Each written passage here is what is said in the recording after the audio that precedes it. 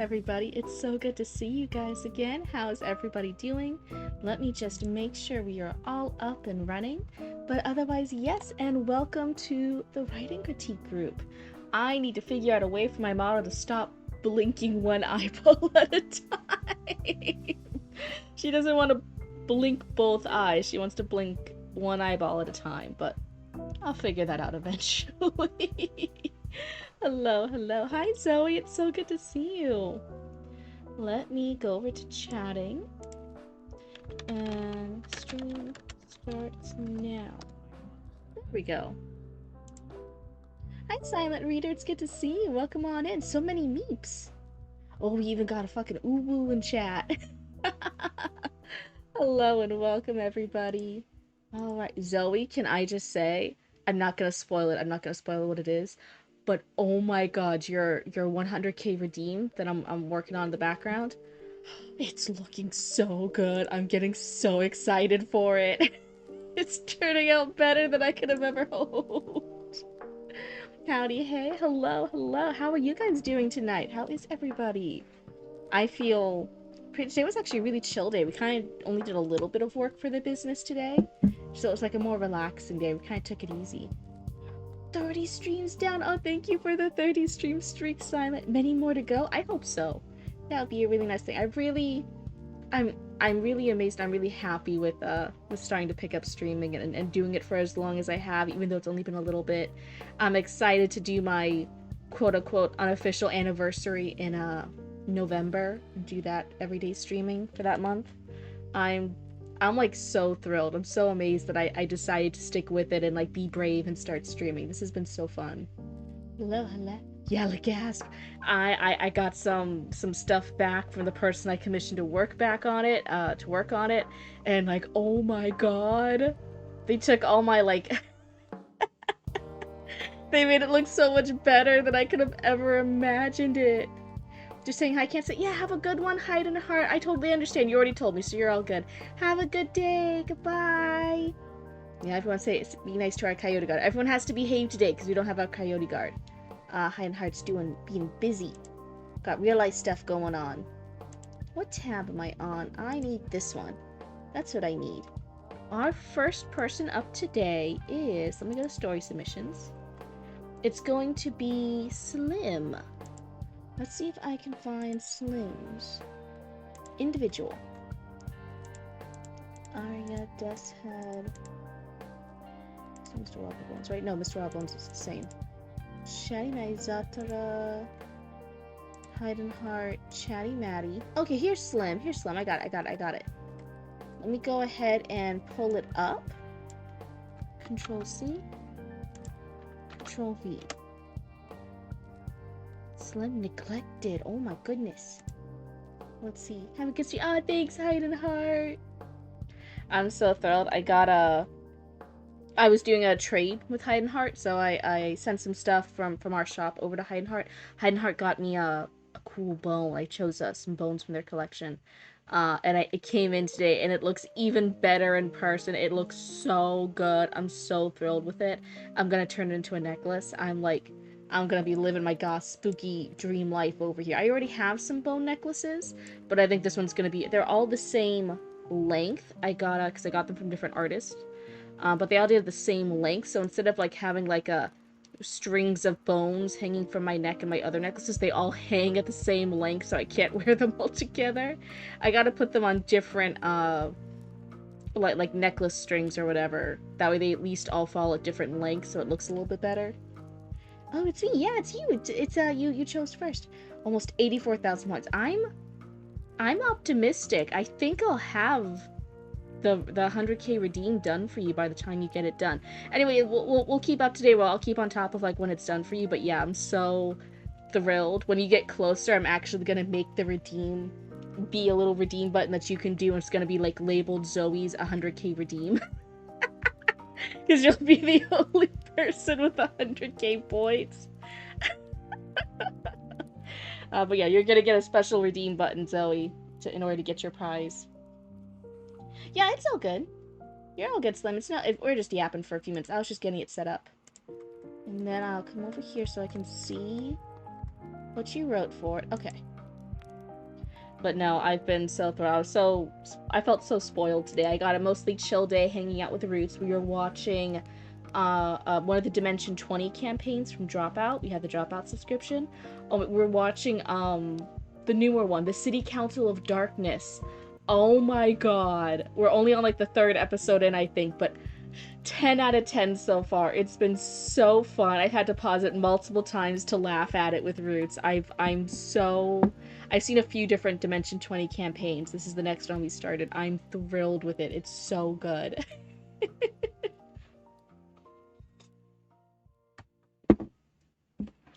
Zoe, I'm like so thrilled. I think it's something you and Arya are gonna both love. I think, well, one, I think all of you raccoons will actually really love it. I think a lot of you guys will love it. But like, at its heart and soul, it's really like a thank you prize for you. I think you're gonna be so thrilled. I think it's gonna be so fun. I'm excited. Now that I had the money after the last roll to do this, I'm like, ooh. I'm so excited. The person I commissioned to who's working on it, they're excited about it too. They've been working really hard on it, and I'm over here and I'm like, ah! I've been Heidenheart knows what it is. They're not gonna tell you, but Heidenheart knows what it is. I've been sharing all the updates and the spoilers with Heidenheart because I needed somebody to fangirl over it with. Because I'm like, if I don't say this to somebody, I'm gonna need to yap about it. I'm gonna need to, and then I would just spoil it to everybody. So Heidenheart's been my my little ear as I just like shriek to the heavens about all the stuff for this commission. It's been so fun. But others, we're just giving Slim a few minutes, but I can go ahead and read what they have. Let's see, what kind of piece is it? It is a novella. Okay, a little bit of shorter novel. Got it. It is a psychological drama / coming of age. Interesting. We have a lot of psychological horror, psychological thriller, that kind of thing, but a psychological coming of age story. I can say there's probably been others like that, but I'm not too familiar with that. So to me personally, that sounds really unique and interesting. I do like that. Summary of the piece. 1 to 3 sentences. Neglected. Okay, that's the name of the piece. I'm like, is that a character name? The piece follows Alex, a 17-year-old boy blamed for his mother's death and emotionally abused by his wealthy family for his entire life. As his only supportive sister prepares to leave home, Alex realizes he must escape on his own before the house completely destroys him. Okay. You just want general feedback. Got it. Okay. So general feedback, so just whatever comes to mind for me, whatever's the biggest things I notice. Does everyone have their water and their drinks nearby? I am being good. I was having mostly sodas today, I'll fully admit it. But now I'm back to my water. I'm having water during stream again, so that is good. I am a good DB again. I actually, I plan to do another of my exercise videos that I did before, where I started it right before stream, and then I remembered what I had told you guys, where like, then I went to take a shower because I was sweaty right before stream, and then I like slipped on the tile and I like shoulder checked the door and I lost the door totally. The door frame totally beat me at the shoulder check. I should not be shoulder checking anybody. And I was like, no, let's not repeat that mistake again right before stream. Let's not do that. Oh my goodness. Oh my god, you know what else happened? So let's go back to Dimension 20, the campaign. In the campaign, the DM is Brennan Lee Mulligan, and he's describing a new NPC the characters are seeing. And he's emphasizing, he starts out with describing like what this character is, and he's like, she is so short. She is tiny. She is so short. She is 4'11", and I just paused it, and I was like flicking off. I was raising the middle finger at Brennan Lee Mulligan on my screen. Roots is just laughing at me because I'm watching the campaign with Roots. Roots is like, Cryptid, how short are you again? And I'm like, shut the absolute fuck up. For anyone who doesn't remember, I'm a hair. Uh, I'm just under 5 feet. So that character being 4'11" is barely shorter than me. And Brennan Lee just constantly describes, she is so short. She is so tiny. She's like 4'11". And I'm over here and I'm like 4'11" and 7/8 of an inch, please. I am basically 5 feet. Come on. It should count. It should absolutely count. Let's see, I'm in the right category and everything. Everything's looking good. Let's see. Hi, what? It's good to see you. Welcome on in. I was just getting... Oh, wait. Where is my... Should I copy paste it on over? Yes. Okay, here we go. Here is our lovely writer in the upper right-hand side. There we go. That way everyone can tell. Everyone who joins in our stream can tell who the writer is. Sometimes I was actually feeling bad that I yap a lot, even just to fill up silence. People have said before in streams and some others, they poked fun at the fact that I like repeat myself or I can't shut up and that kind of stuff. And I was like, oh, okay, maybe I yap too much. And then I saw a short today by Clover. Clover's another very, very popular, amazing VTuber who has the cow model, the really cutesy cow models that they draw. And they were clarifying, like, oh no, like if you're a new streamer, one of the ways that you had to be like a good streamer is that you have to always be yapping. Here's tips and tricks on how to yap to fill up the silence, because people are watching you for yapping. They're not always watching the screen; they're just listening to you yap. And I'm like, oh, okay, good. I'm not, I'm not a complete girl failure. That I'm doing something right occasionally. That's how it be. How is this format? Oh, there's a copyright and everything. Wow. That's so fancy. Oh, something about Reedsy here. Oh, wow. Market fiction. It was professionally typeset on Reedsy. Hi, Raymond. It's good to see you. Do you know what's still so funny, Raymond? My thing. You were one of the first people that people were like, oh, I had to put the name of the writer in the upper right hand corner. I didn't know how to do that. So when I put in a new source on OBS, and I was figuring out how to add in like a text little text category here to put in your name at that time, I thought like whatever I named it would be what it would appear as. So I named it the Raymond one, right? I named it Raymond. But then it asked me, okay, here's your text little thing, what do you want to say? And then I put, I'm like, oh, story by Raymond or whatever, right? So my story by category up here, the name of it is still Raymond. That's just what it is. It's not like the story by or anything, that the actual name of it in my OBS sources. I have like chat, I have the color source, I have Baby Raccoon, I have Baby Raccoon's sweet tea thing, you know, I have all these different things, and then I just have Raymond. And that's what I click on to put it, whoever the story is by. Yes, you are the category. Oh, that's so funny, and I always remember because it's just the one random. Everything else is like image, alerts, window text to speech, V2. Everything else is like the normal named thing. We even have like the missing poster here for Baby Raccoon, but it's just the actual one to do the story by. It's Raymond. Oh my god! And whenever I see it, I always remember that. I'm like, oh yeah, that's you're my category.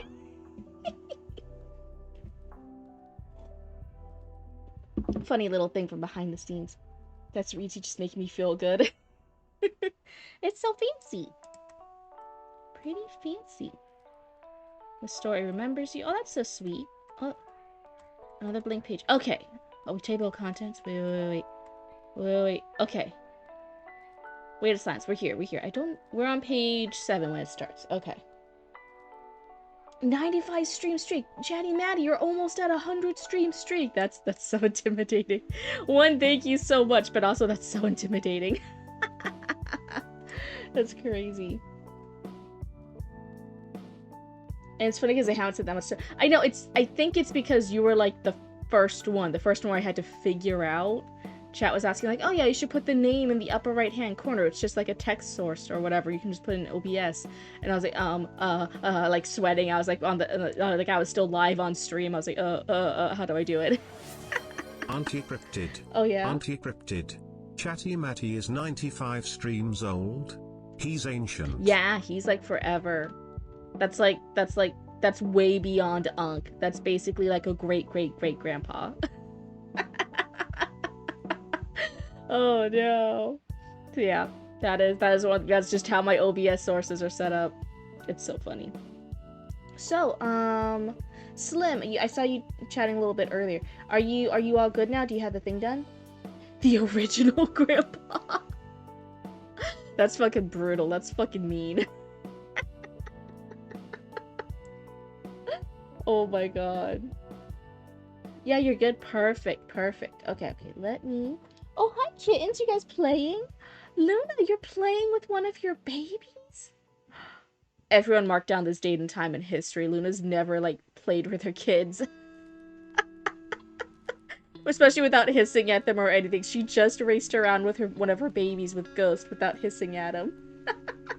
This is the first time. Oh, wait, is it going sour? Luna, you're okay. It's just a baby. Oh, thank you so much for the 80 stream streak. Oh my god, you guys have been watching me for so long. What is this? You're how many greats do we give Chatty Natty? You're like 2 less greats for that. What? You're also an old man. You're Unk plus.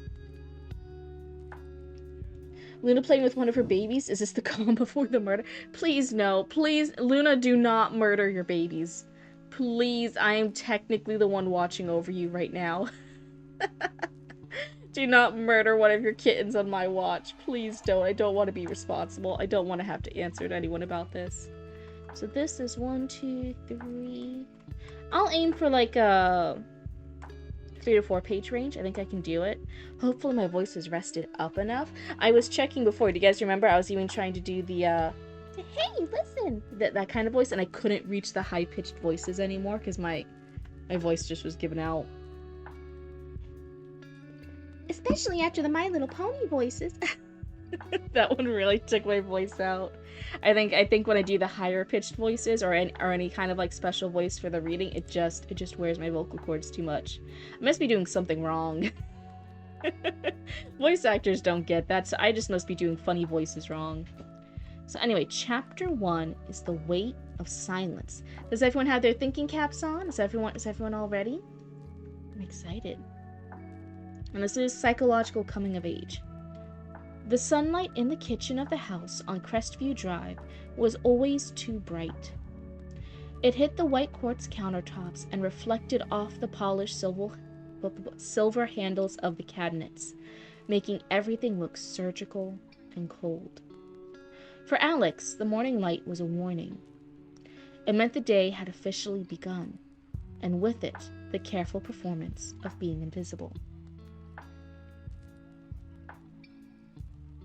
He sat at the far end of the long breakfast bar, perched on a stool that felt like a pedestal of shame. He was wearing an old gray sweatshirt that had belonged to his father years ago.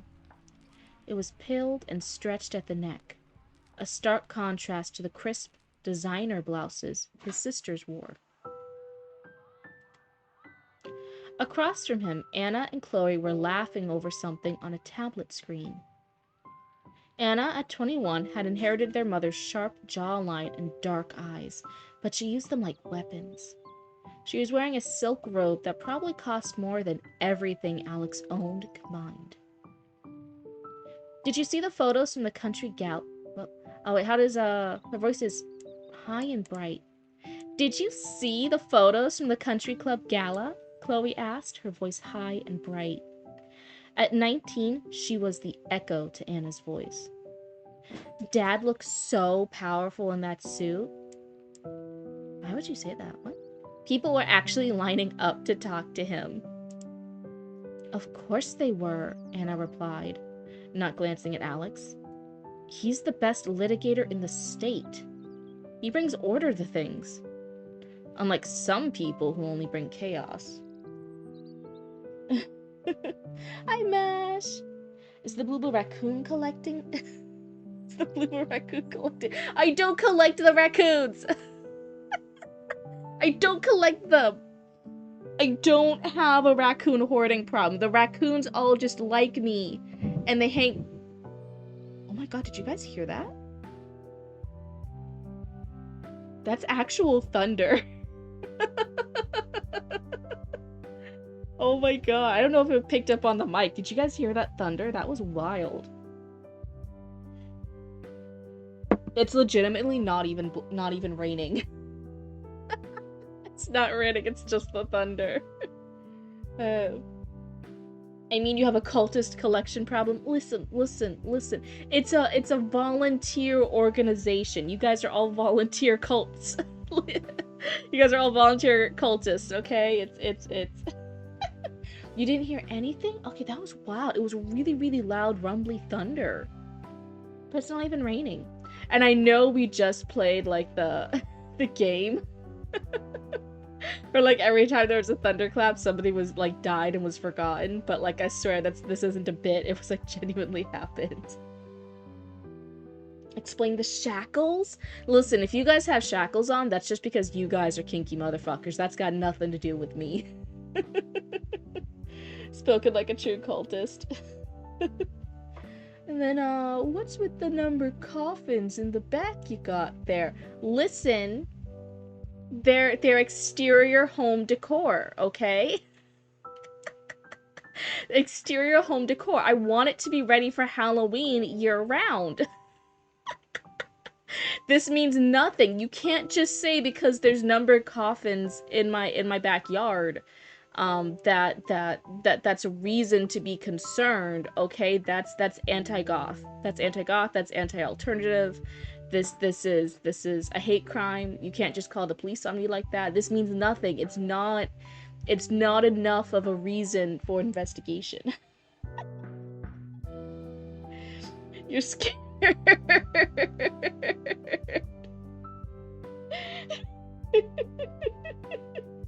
I haven't done anything. I haven't done nothing. What's with this?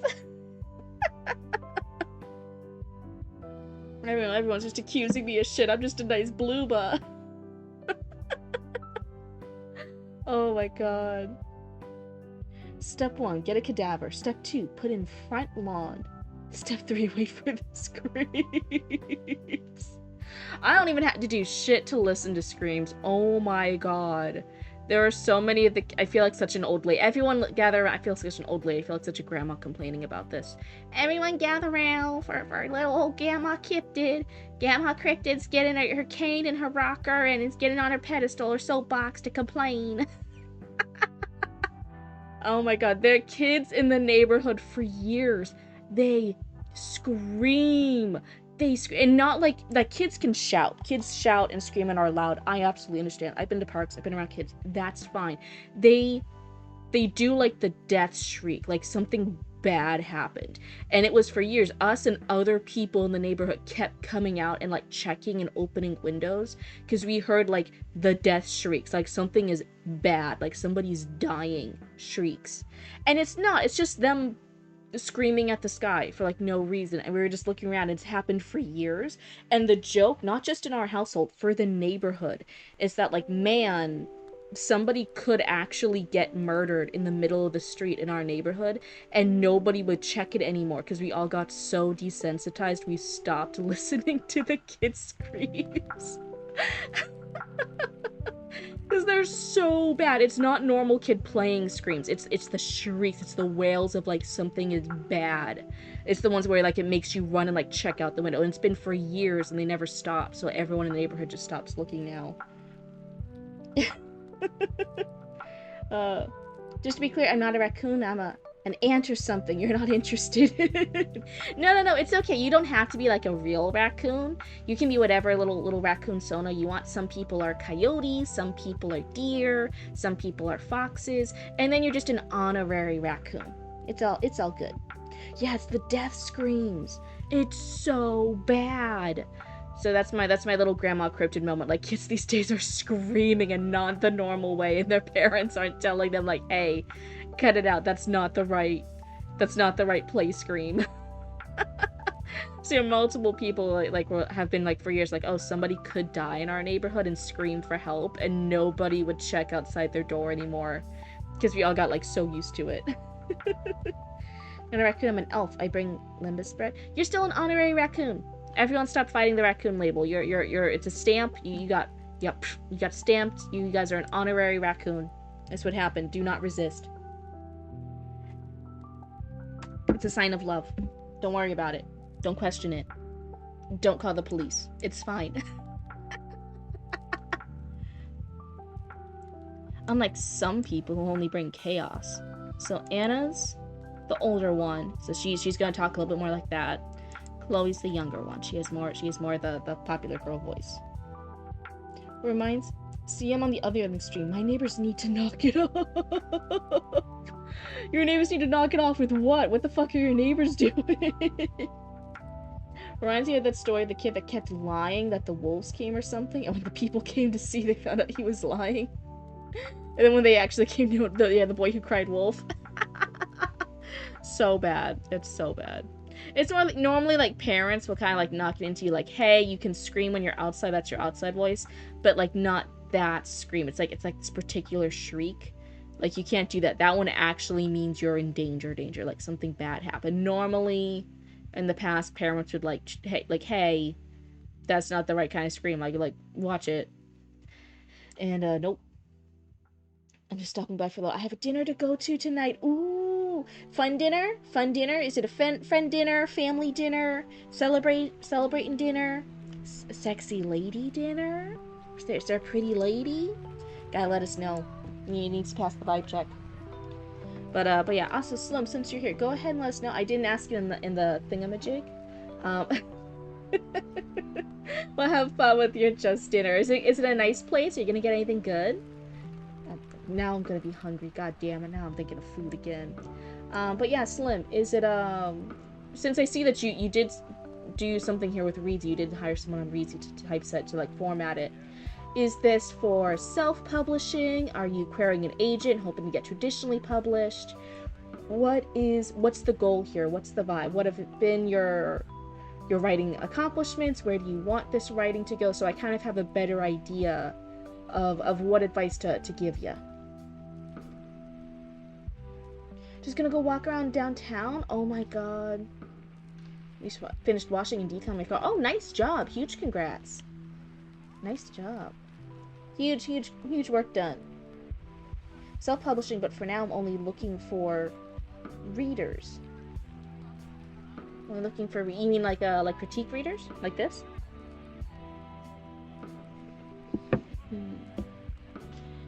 No. Yeah, okay.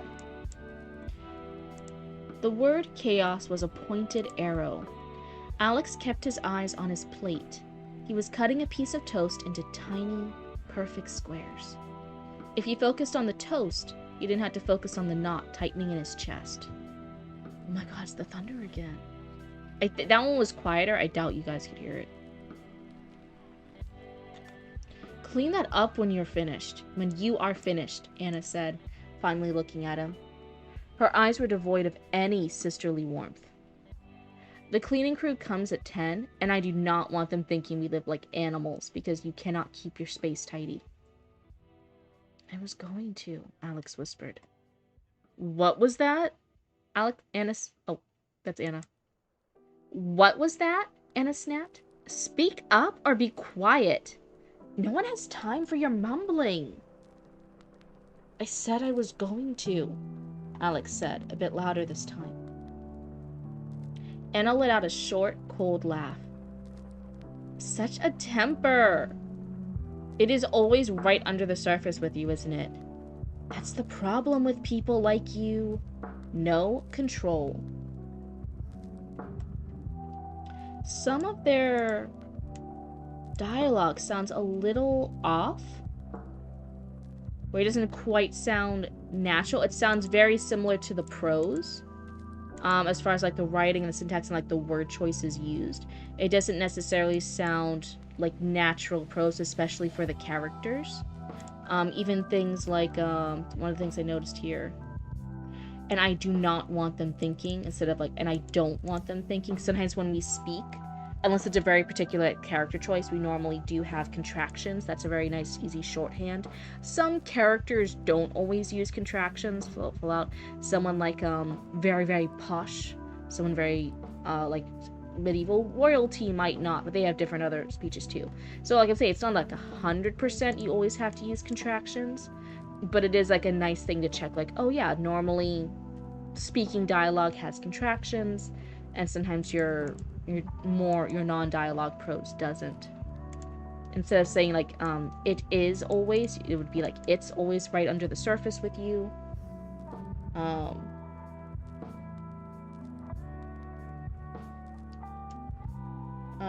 Yeah. Hi Ari, it's good to see you. With the world, y'all ain't. That would it be one word? It's normally y'all ain't. It's y'all space ain't. Not y'all ain't. Y'all ain't. You like say it like it's one word, but like written it all out, it's normally two. Oh hey, thank you so much for the 50 streak, Aria. You thought about that, but because the family is like rich, you made them speak in like a bosh way. I'm gonna guess posh way. Even with that, even stuff saying like he is the best litigator in the state, he brings order to things. I'm like, that's a weird way of talking about your dad. Even saying like, oh, he looks so powerful in that suit. I'm like, is that normal ways to speak about a family member from the night before?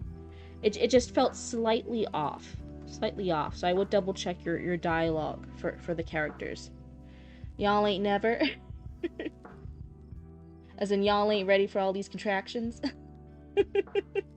Yeah, no, I mean, it's y'all is you all, y'all are not, but it's contracted to ain't. Y'all ain't ready for all these contractions. Y'all ain't ready. It's spoken fast, but it is technically multiple words. At least that's the way I've always seen it and always spoken it. There's even like if you think y'all ain't is something crazy, there's y'all'd you all would've if I would've. Y'all'd You guys aren't ready for y'all'd that one's a messy contraction right there. Y'all ain't never.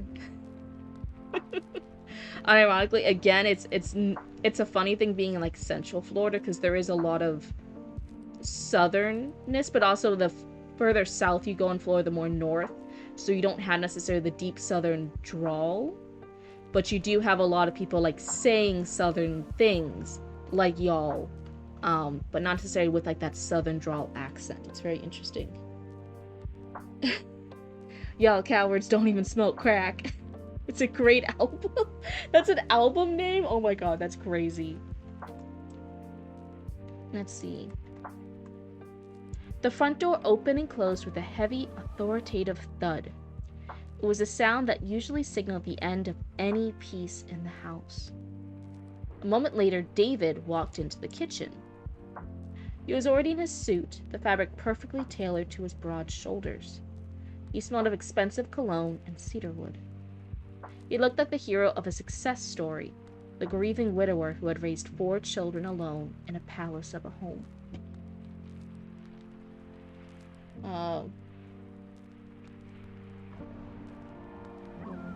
By the one and only Viper. Oh. Yalda, the other reindeers. You all would've the other reindeers? Wait, what? I don't think you're using the right chars. Do you mean all, like you're trying to use it as a contraction for all of the other reindeers? Because that's not how you do it. That's Yaldiv is you all would've if I would've kind of thing. You all would've. But wait. That one threw me for a loop, chars. Oh my god. See, a lot of this too, I feel like it's telling it to me. This doesn't quite feel like natural organic. It just feels like it's telling me how to... As you can tell, I speak American. America, fuck yeah. He didn't look at Alex. He never did first thing in the morning. It was as if his eyes were programmed to skip over the seat where Alex sat, like a glitch in a video game. That one I do like. That one's really good. I like that bit. Sarah is late with the mail, David said, checking his watch.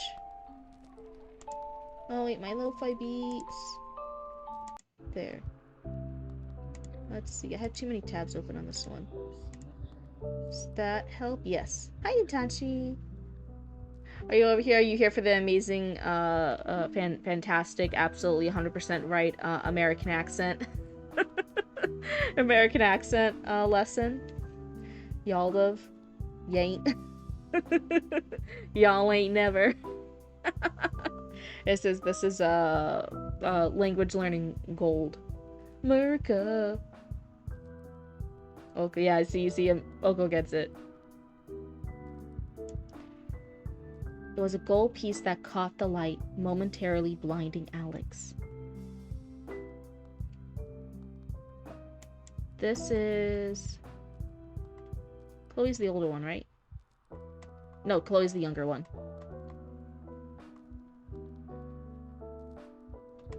Anna's older. Chloe's younger. She's in the garage, Dad, Chloe said, her voice turning sweet and performative. I think she was looking for those files you mentioned last night. David nodded, taking a seat at the head of the table. Good. At least someone in this house understands the value of a schedule. Finally, his gaze shifted. It moved past Anna, past Chloe, and landed on Alex's gray sweatshirt. His lip curled just a fraction of an inch, and it was enough to make Alex feel like he was shrinking. That rag belongs in the bin, boy, David said, his voice a low rumble. You are a blemish on this kitchen. Go upstairs and find something that doesn't make you look like a vagrant. I have clients coming by the home office today. And again, even with the dad too, yeah, very... The dialogue, I think, is the number one thing where I'm like, that keeps pulling me out of it. The dialogue doesn't sound natural. It's the only clean one I have, Alex said, his heart hammering against his ribs. The silence that followed was heavy. Anna and Chloe stopped scrolling. They watched, their faces masked of cold anticipation. David leaned forward, his hands flat on the marble. Then stay in your room, David said. If you cannot respect the image of this family, you will stay out of sight. It is a simple trade. I provide the roof, you provide the silence. Do not make me ask you again. Oh man, that's so many words. You hope you can write that many? Yeah, everyone. As long as you keep showing up whenever you're able to, and you keep working on words little chunks at a time, you too can write 1 bajillion words. And I know, because dear God, do I write 1 bajillion words of bullshit. Over the years, I've written so many words of bullshit. Don't. I have this lovely, amazing intro right here. This is the prime example. Now, granted, does it take effort to actually write good words like are on here? Absolutely. That takes a little bit more work. But that can also be through editing. You're doing revisions, doing edits, all the different stuff, and then... But as far as just amount of words, that's just showing up. That's just putting the work in over time. And anybody, everywhere, we can all write our own stories. Alex pushed back from the marble counter. The screech of the stool legs against the tiles sounded like a scream in the quiet room. He didn't look back at his father. He didn't look at Anna or Chloe. He knew that if he caught even a glimpse of the satisfaction on their faces, he might say something he would regret. And regrets in this house usually ended with a closed door and a heavy hand. Just to make sure. 1, 2, 3. On the 4th page. Okay. He moved toward the mudroom, his head down, but the door swung open before he could reach it. Sarah walked in, clutching a stack of envelopes in a thick leather briefcase. Her hair was pulled back in a neat bun, but a few loose strands framed a face that looked 5 years older than she actually was. She was 23, but the responsibility of being the only bridge between a grieving tyrant and a forgotten son had carved lines of exhaustion around her eyes. See, saying here, it's just telling me stuff. It's rather than letting me naturally, organically learn about this relationship between Sarah and Alex versus the others. It's just flat out telling it to me, and I'm like, oh, okay. Well, now I don't get to discover it. It's just telling me like, hey, she's the nice one. She's gonna be the bridge between those two. When she saw Alex, she stopped. Her eyes moved from his slumped shoulders to the tense posture of their father at the table. This is right at the door? This is at the mudroom? And this is, the other thing too, is this in any particular place? Because you said this is, they're supposed to be super, the reason why they speak a little clunky might be because they're so wealthy. And that he's this tyrant in this huge house. Even though his wife's gone now.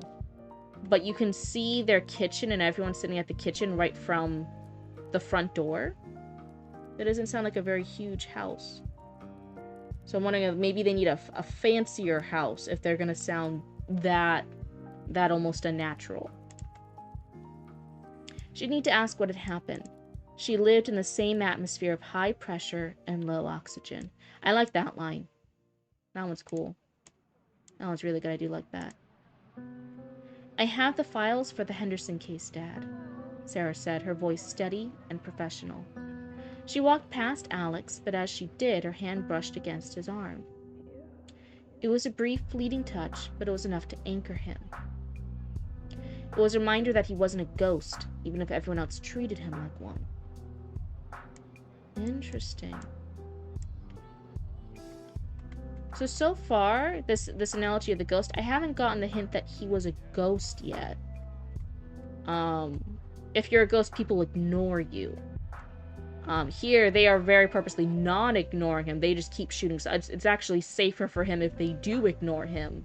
When you're in those very high abusive situations, it's better if they do ignore you, because then they're not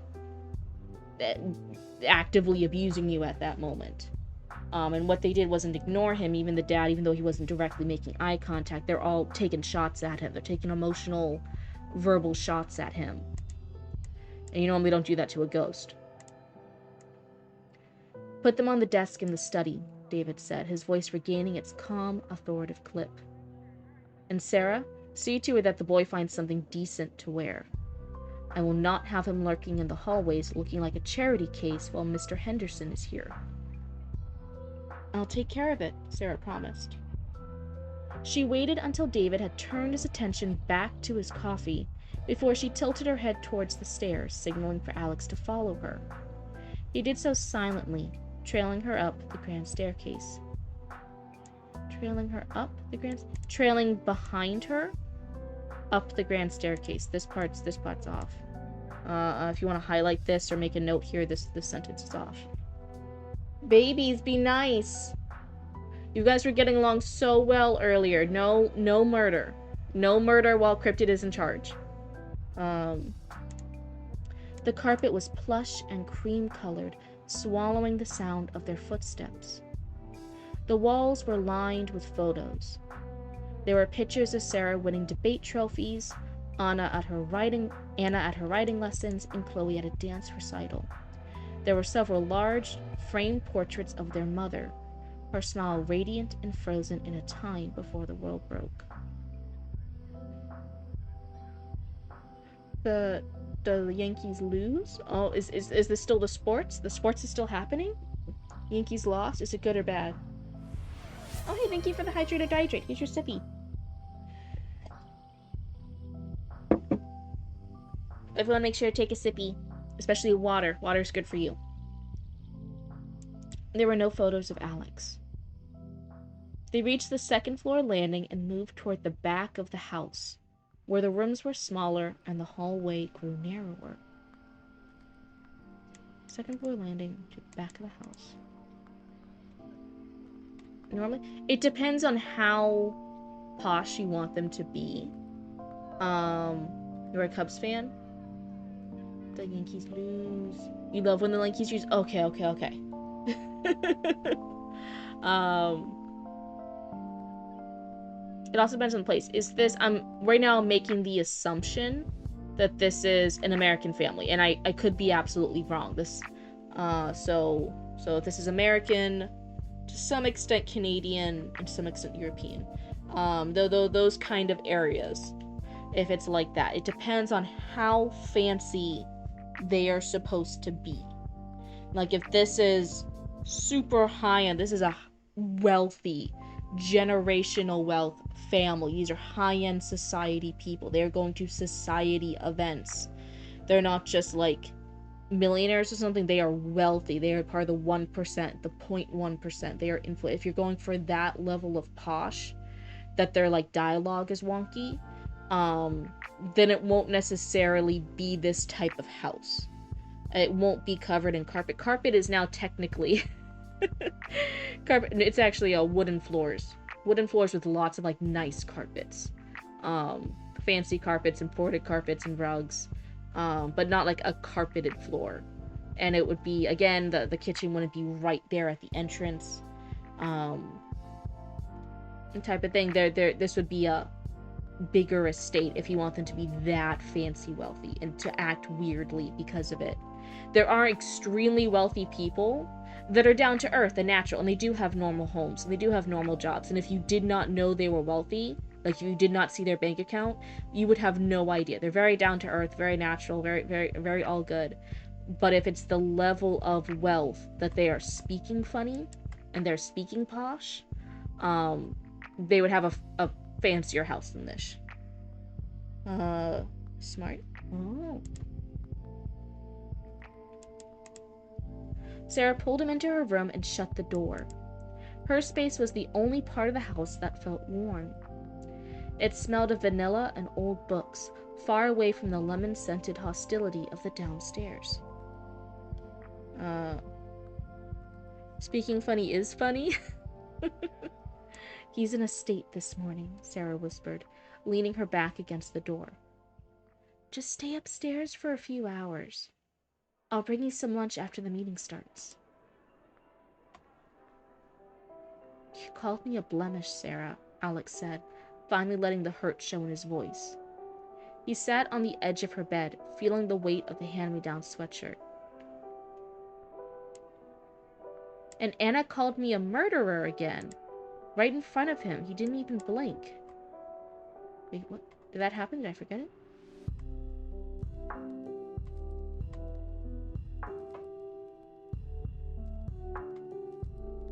Oh, I'm looking.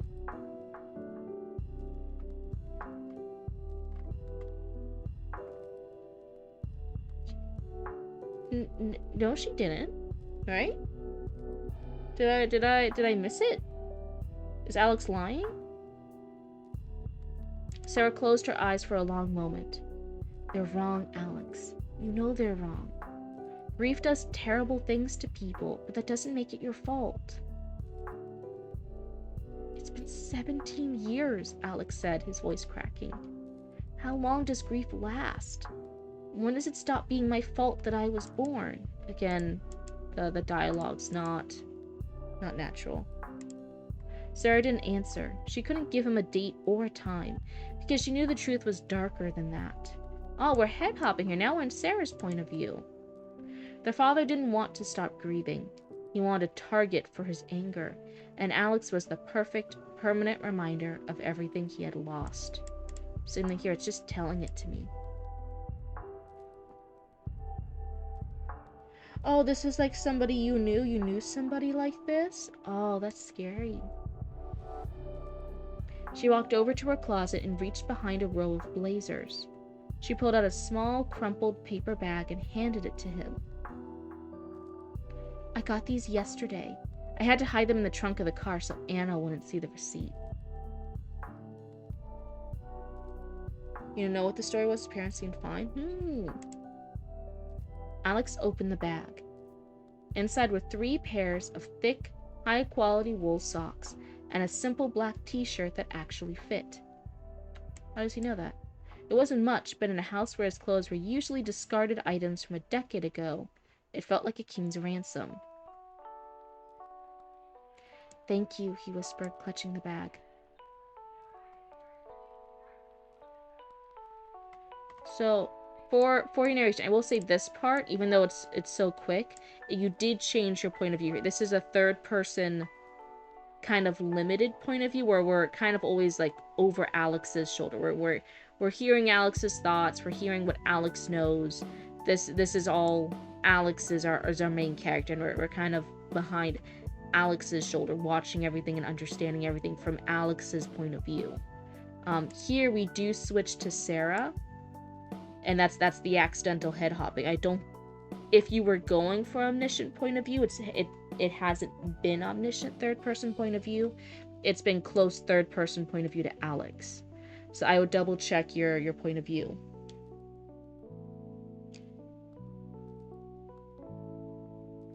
I do something wrong because I write by myself and edit by myself.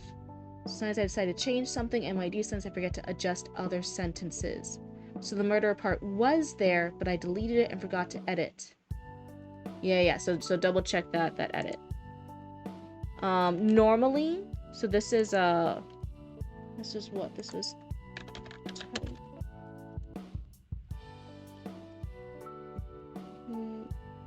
Is there... Since your goal was to self-publish, I think... Let me scroll back up. Let me scroll back up here. Oh, I can't see. I went on a different tab. I'm not making shit up, right? You did say that it was to self-publish. Right? I believe it was self-published. You did? Yeah, okay, perfect. I was trying to find to make sure that I wasn't just talking shit because of my ADHD, but I wanted to make sure. Was there a reason, since you're going for self-publishing, hi Ink and Play, that you to invest the money in the typesetting first, in the formatting of how the page, everything looks on the page, before maybe getting like an edit, even just one of the types of editing, whether that be developmental or line or copy editing, whichever one you thought would be best for you or you could afford. What, because you're saying that you just said that you normally edit by yourself, and since the goal is self-publishing, is to sell this as like a business thing, to make money from it, to pursue that route and be in charge of your own business, I was just like, normally you don't want to do typesetting until after all of your edits and all your rearranging and everything is kind of set in stone, because now any edits could throw it off a little bit. That's what I'm worried about. So that's one of the things I do want to just let you be aware of, like, oh, normally like any changes like this, any critiques, any edits, they probably should have been done before the typesetting, because I don't want to throw anything off. Listen to me, Sarah said, her tone shifting. It was no longer soft and comforting, it was urgent. She sat down next to him and took his hands in hers. Her palms were cold.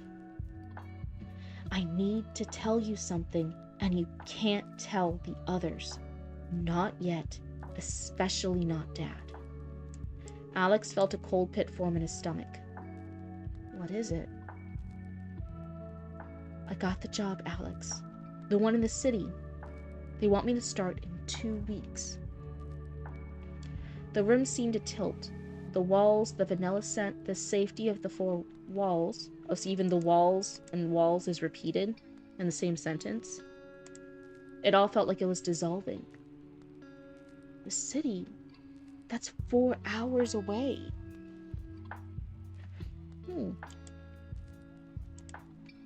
So they're that far away from the main city? But...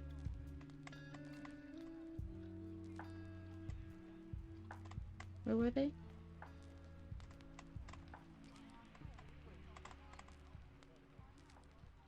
But they're apparently part of this really posh country club gala that they were at last night. And they go to all these high society events, but they're 4 hours from the city. That's interesting.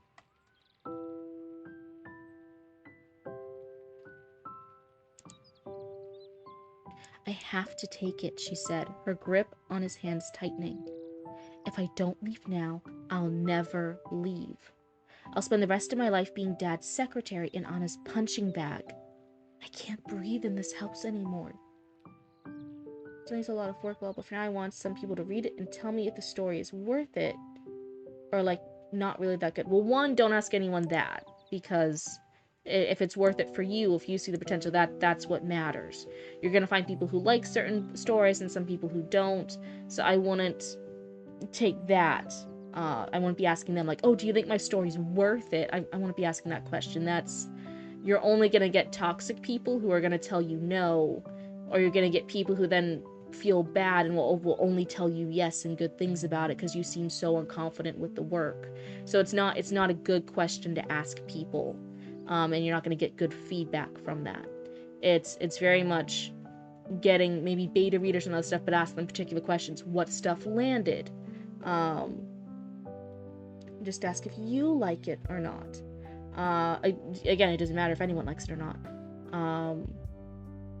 But asking readers, if you're looking for beta readers, these early access readers type of thing, ask what for the genre, since they like that genre, do they feel like the book is good with that genre? Do they feel, as people who enjoy that genre, that this fits well in there? Ask if they felt compelled to keep reading, or if there were any points that they wanted to stop reading. What points were that and why? Did the characters land? You want to ask very targeted questions that gives you actionable feedback, that kind of thing.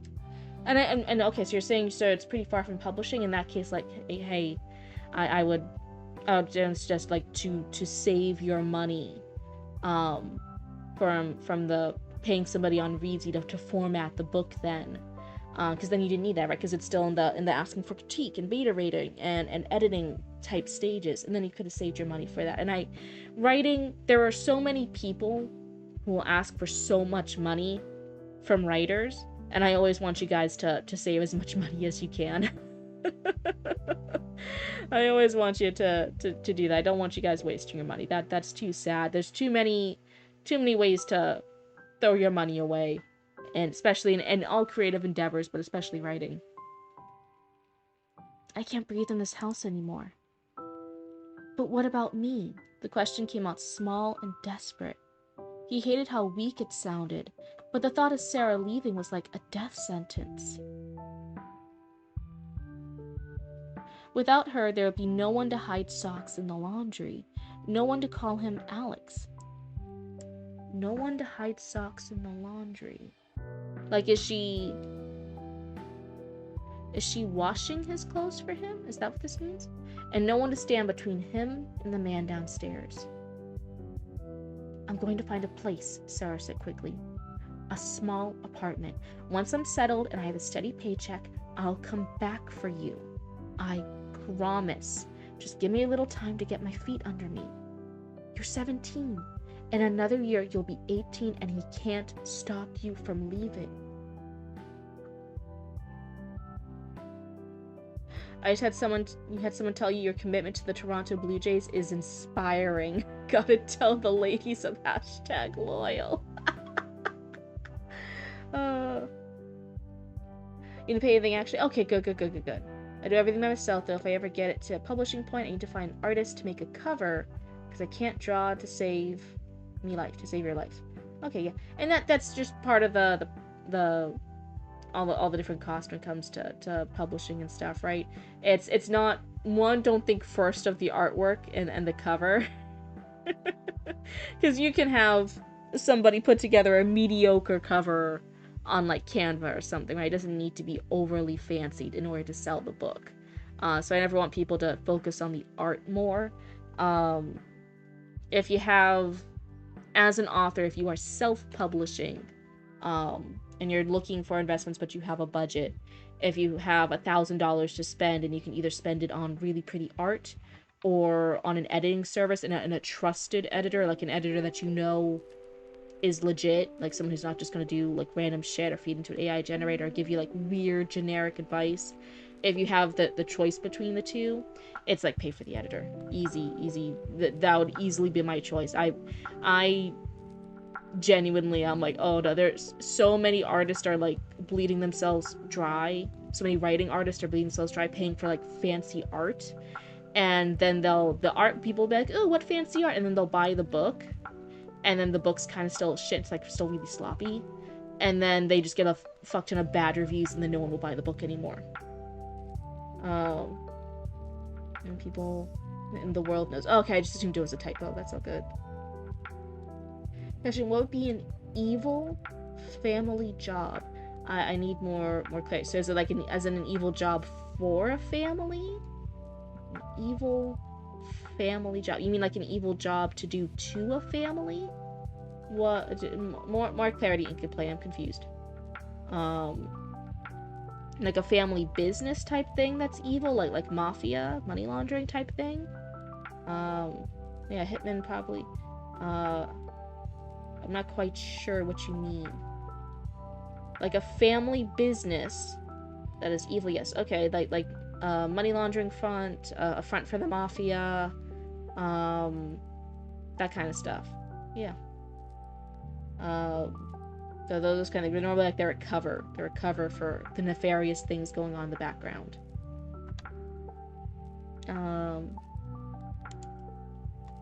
Wait, what page am I on now? Hold on, huh? 1, 2, 3, 4, 5, 6, and then we're starting 7. Okay, I think that's a pretty good couple of pages to read. So of it, I actually don't think I think it was a pretty good like intro. Like the intro is like, hey, it's this breakfast scene. It's really tense. I do like how right away there is tense. There is stakes here. This is the everyday life, but it also showing is that the everyday life has tension in it. And then it's the dad coming back, and then the good sister, and then she's revealing the news. Hey, she's gonna be leaving. That kind of stuff. I do think you chose a pretty good point to start, as in it's pretty instantly engaging. But as far as the main things, I will say the dialogue. The dialogue, I think, is the weakest part of the prose. I really want the dialogue to sound natural. Page numbers, there you don't have to keep going. Well, your page starts... Oh, wait, we're here. I was looking on this. Hold on, you can't see it. I was looking over here. Do you see then how it's like starts on page 7? And I didn't want to do the math.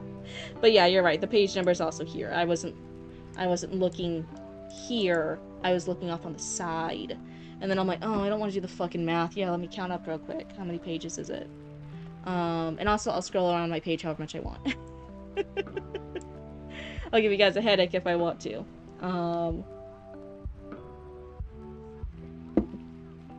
What was I saying? But yeah, I think the dialogue, and that can help a lot. One of the big things is saying it out loud. Does it sound natural? Does it sound organic when you say it out loud?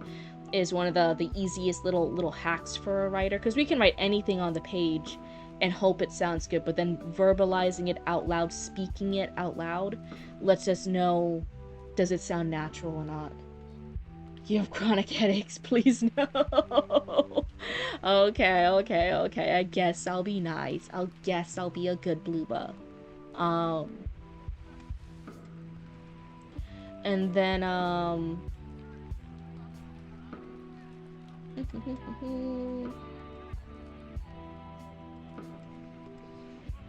dialogue. And then, I only noticed it once, but the point of view shifting. Double check your point of views throughout. Make sure you're not accidentally doing head hopping. There was that one like little mistake again of like the mentioning the murderer bit, but you said like, oh yeah, I just forgot to do that in the latest round of edits. So yeah, double check your edits. Make sure everything. Give it a read from start to end. Make sure that during your edits, other little things like that haven't been left behind and were forgotten to clean up. And then like double check after each page, are you in the same point of view? You want to have a consistent point of view throughout the chapter, unless there's like a different chapter. Like you can switch point of views to a different character, but normally that's done like in a different chapter. So like all the chapters can be Alex, and then there could be like one chapter that's from Sarah's point of view, and then like bounce back. But it's like a separate chapter. It's not like midway in the paragraphs. So we'll check point of view and then double check your dialogue. Those would be, I think, the biggest things to oomph it up a little bit. So other than that, though, do you have any particular questions for me? I feel like those are the two biggest critiques I have. Unless there's something else you want me to comment on. I'll take a sippy while I give you a second to type in the chat. So I think it's good to, your first novella sounds more natural. Dialogue and all, but I still have the too many explanations. Yeah, telling people what their relationships are, what they're supposed to infer, rather than just, like, letting it show up naturally over time. I can see, and that is like a minor critique. It's also, you know, it's a pretty common issue, and it's not. I normally try when I give my one or two critiques. I'm like, what are the two biggest, the most noticeable things that would have the biggest impact when they get fixed? And for me, I'm like, oh, it's the dialogue for me. That's the biggest one. But yeah, to but your first novella sounds more natural, dialogue and all. Ooh, if you want to like maybe submit that one in the future, we could do a little comparison with that one. So if you want to submit the first novella for your next critique, we could read a couple pages of that, and then I can give you feedback on. Sorry, excuse me, hiccups. On the dialogue for that one. That'll be maybe some really good data to have the back and forth with. It's so nice to have multiple pieces of work to refer to. Like, I can look at multiple pieces of my old work, and I can noticeably see what things did I get better at, what things did I suddenly get worse at because I was trying to do something else. And then when I stopped trying to do that other random thing, I'm like, oh, now it sounds better again. You can kind of see from your own work what you're hitting and what you're not. So it's really, really helpful that you do have multiple pieces to infer from. Let me go ahead and do that. But otherwise, thank you so much, Slim. Were there any other questions? I normally try to, since I just like do a general critique, I know sometimes writers have like specific questions they want me to answer. The point of viewpoint. I don't know why I did that or what I did that. It's just that I thought about maybe I don't want a lot of chapters for this part. At first, this part of the story wasn't supposed to be this long, I think. It's like 3 or 4 chapters. I'm supposed to do 1 or 2 only because I want to explain a lot. Yeah, don't worry about explaining too much. It's totally okay. But that was just like one random paragraph from her. And it didn't really, and then it over explained things. It didn't need, it can just be cut entirely and it would be fine. Yeah, overwriting is definitely a part of the process. Yeah, there's overwriting for some, and then the other writers struggle with underwriting. It's just part of the bit. You're not a teacher, I shouldn't explain a lot. Yeah, let people just be immersed in your story, and yeah, don't feel the need to overly explain stuff. It's totally fine just to have the reader be there, be in the moment, and just experience life with your character and what they're going through. Yourself, you keep rewriting the same few chapters, and I get annoyed at it. Sometimes to keep from like rewriting, it's generally nicer to just read whatever you have, and then just make your notes in the margins. Be like, this part sounds like purple prose. This part does this. This part's unnecessary because I want this part actually later. And then because you're writing every note down, you're writing those little edit notes, you now have a to-do list. You have a plan of action. And then you can just go in there and do all your little edits.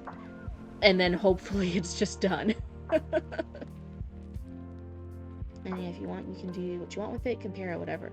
Yeah, that sounds great. I think that'll be really helpful. A lot of people who can see things they have in common and see things that are different between their own works. It's really, really helpful for writers. But otherwise, thank you so much, Slim. Were there any questions? I don't see any other questions from you, so I think we're good, right? But thank you so much, Slim, for trusting us with the first few pages of your novella and hearing what we got to say. Unless, let me see. what else is next on the schedule? Unless there's anything else you wanted to ask, I think that's about it. Thank you so much for being a brave raccoon. Am I still here? I hope so, because you're gonna be the second person today. Let me see with Zoe and Arya first. I did say in between them I had scheduled raccoon news if it's available. How are my two lovely news anchor raccoons? How are you guys feeling? What's up? Is there Raccoon Channel 6 news today or nah? What are we feeling? What's the vibe? Let me do an at Zoe and an at Arya. There we go. And thank you guys for sitting through Gossip Explanations 101. Don't make fun of yourself too hard. I know, like, we all kind of do it as writers. We all kind of poke fun at ourselves and our own work. But listen, genuinely, be really, really proud of what you've done. That was an amazing start. That was really, really good. There's a lot of things that are good with that manuscript, just from those few pages. Me having a critique stuff doesn't mean that your stuff is bad. And I never want anyone to walk away thinking that their stuff is bad. You can find anybody, any famous already published author, and you can take their work off of the bookshelf and you can submit into a critique group and they will still get critiques even though their stuff is already like published and famous and super, super good. Because that's just the nature of what a critique group is. We point out stuff we like and we point out stuff that we don't. Oh, let me do my lo-fi beats. Where's this one? There's my lo-fi. It has so many things up. What was I doing? Why did I have so many tabs open again? You feel like the second part of the story is the better part and you really like it? Well, then if you feel like there's a big difference between the first half and the second half, that just means like, hey, go back in there to your first part. Go back into the first half. Make that one really, really neat too. Oh my god. That was one of the edits I have for Three Little Witches. Sorry, there's not always a lot of updates for Three Little Witches for everybody.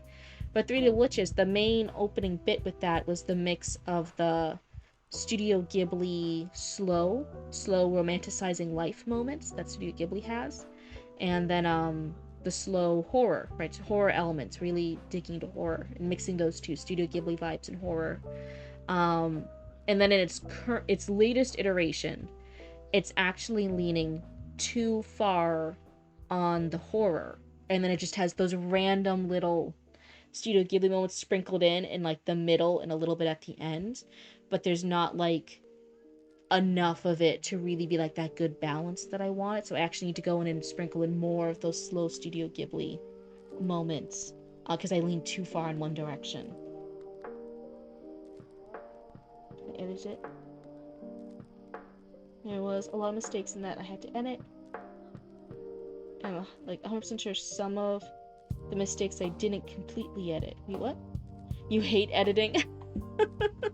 Thankfully, there is a process to editing, and then it's a lot of if you look at the process of it, there's the bigger picture stuff. Just read through your manuscript, figure out the big picture stuff first. That will be your developmental editing. Go on and do all of that. Get all the big picture stuff out of the way before you worry about all the technical stuff, like all the pretty nice words and the fancy prose. Because you never want to like finish a really pretty chapter and then look at the big picture and then realize you had to delete that chapter. You know what I mean? So do all the big picture stuff first. And then it's going in further. Then it's doing the line edits, making each line and sentence shine to the best that it can. And then it's the copy editing and the proofreading. Yes, the slaughtering your darlings phase. Listen, I don't know what you... Sometimes developmental editing isn't always just slaughtering your darlings or killing your darlings. Sometimes a developmental edit might be like, hey, you need another chapter in here. You go from point A to point C, you need a point B in between.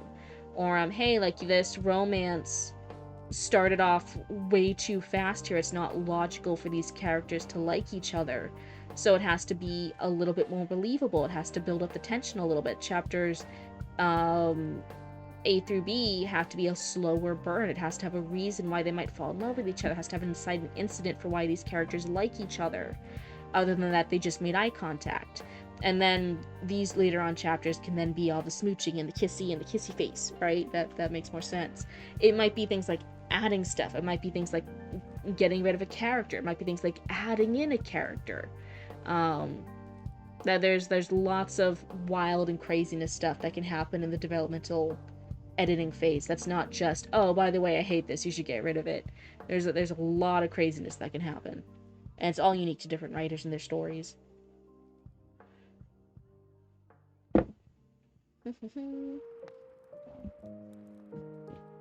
There's even some stuff where it's like, hey, this fantasy story is taking place in a cool magical dragon land. And it goes through, and a lot of the characters keep talking about dragons because they're in a dragon land in a fantasy world. But then, when you get to the end of the book, they never once meet a dragon. And you keep looking for a really cool, epic, big, bad monster. But the worst thing the characters ever interacted with was like a mediocre thief who tried to pickpocket them. You could absolutely, and it might be like, hey, you need a better antagonist. You need a better, like, big thing for the person to rescue her from. Rescuing the princess just from a pickpocket wasn't that awe-inspiring. You're in a fantasy magic dragon land. You should have him save her from a dragon. It might be like big ideas like that, like realizing like, hey, your big climax of the story is kind of weak sauce, but you have all these other cool elements in your world. Use one of them. Yeah, you got rid of Callie completely. Yeah, you've mentioned. And then you've been typing more stuff for Pegasus. Oh, that's interesting. That's interesting. Let me see. More Pegasus stuff. Let's see. I don't think I heard back from Zoe or Arya. I can try messaging them in the Discord. But otherwise, we might go ahead with, an assignment.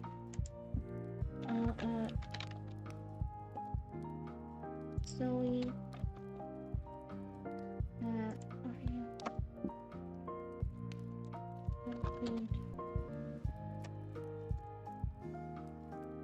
There we go.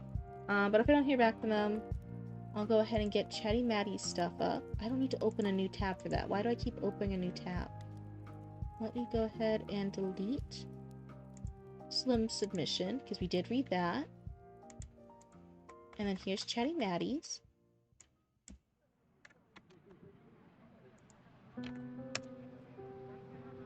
This is chapter 4. Okay. I want way more on what was once the Zodiac Guard 2. So it's not just the Cool Kids Club. Okay. Science, fantasy, romantasy. This is the rewritten chapter 4. Okay, sorry, my model's like acting all up. My model's acting funny. She keeps blinking weirdly. Maybe if I move her over here. So this is the rewritten chapter 4. So Barry, Sunreal, and Barry's mom, Tessie, have arrived in Athena City and are rushing to find a healer for Tessie's wounds. I'm looking to see if this version is better than the previous version, if Cryptid remembers. So, is Barry coming off better? Is Barry moving through the plot? Or is the plot just putting her where she needs? And are there any typos or missing words? Okay, so we're looking for typos and missing words, and also we're checking Barry's character. But I know in comparison that there's probably been changes in the earlier chapters too. So if I have questions, I believe Barry and her family aren't related to the royal family anymore. I think he said something about that edit, that they're no longer related through the aunt. You want to write something similar to A Song of Ice and Fire? Actually, I wrote 60,000 words, and I thought about stopping there for a bit and reading it to see how it is. And boy oh boy, was it the worst thing I've read in my entire life. Too many point of views and too many characters that show up once and never again. And everything was all over the place. Yeah, that's what editing is for. First you do a couple rounds of self-editing, you self-edit to the best of your abilities, and then eventually you, if it depends on, for self-publishing, for traditional publishing you get all the editors, and you sometimes get multiple rounds with the editors. Self-publishing, it is kind of like that budget limitation. So sometimes you then, after you self-edit, it's kind of looking at what can you afford. I know some people just get a developmental editor and then just a line editor. Some people just do a line and copy editor. Some people, if they're really, really good at spelling and punctuation, then they feel like they don't need the copy editor, so they just do the big picture stuff. It's whatever you think would benefit you the most and whatever you can afford. Obviously, if your budget is that you can afford all of them, then hey, why not? Go crazy. Um, I never moored. But you think you understand larger stories take a bit more maturing, yeah. And again, no one's first story is ever perfect, and also your first draft of any story, no matter how many stories you've written, is never perfect. They're all crazy. They're filled with shit. But you can't improve what you haven't started. So you need to get the first version of shit down. That way you can then fix it and edit it and refine it and rework it and remake it. That way it's less shitty. It's just then once you make the shitty product, then you just keep reworking it until it's not shitty. That's the bit. Let's see, Control C. I didn't have the had to go on my Raymond tab. There we go. Search Hattie Maddie. Your thingamajig doesn't fit. Here we go. Here's. Oh my god, the username's so long. Eek. There we go. Now it works. Hi, Nash. Maybe some lobster sandwiches? Oh, that sounds nice and fancy. Ooh. God damn it, now I really want fucking food. I already ate. I ate before stream. I keep doing the thing where I eat before stream, and then I'm like, now I'm fine. I won't be hungry during stream, because I did the smart thing, and I already ate. I'm gonna talk about food with you guys, and I'm like, food sounds pretty good. You know what's sitting here in front of a desk and being in controlling a little VTuber model, you know what would that make that even better? Having food and eating in front of the microphone. Chapter 3 was changed to have one attacker. In various Unreal and tests, he fled on a boat. And you with the theater kid goddess and her demigod boy toy. So is it their own boat that they flee on? Or is it now just a normal captain guy that helps them flee? Just do it. I do it all the time. You're a bad influence. George R.R. Martin was about 42 when he started Game of Thrones. We're still waiting for the next one. You ordered your PC parts? They're arriving this week. Oh my god. Little Gollum voice. Yes, precious. Yeah, you can tell my voice is fucked up because I can't even do a Gollum voice properly. Oh my god. Oh, you removed the pirate captain, not the pirate captain, the boat captain completely then. It's not just normal boat captain. Barry just steals a boat. Boat Barry borrowed and fixed. Okay, so there's been a couple of changes then. A couple of big changes. Hopefully I'll... Yes, now you can fully poke at my brain. What's happened in that big brain of yours? What's up with you? Are you just hunched over, eating a bunch of lobster sandwiches, listening to my terrible Gollum voice? You want to be more active in the plot. Oh, that's a good idea. I like that. Hold on, I'm gonna call Roots real quick. Hold on. Gotta mute the mic.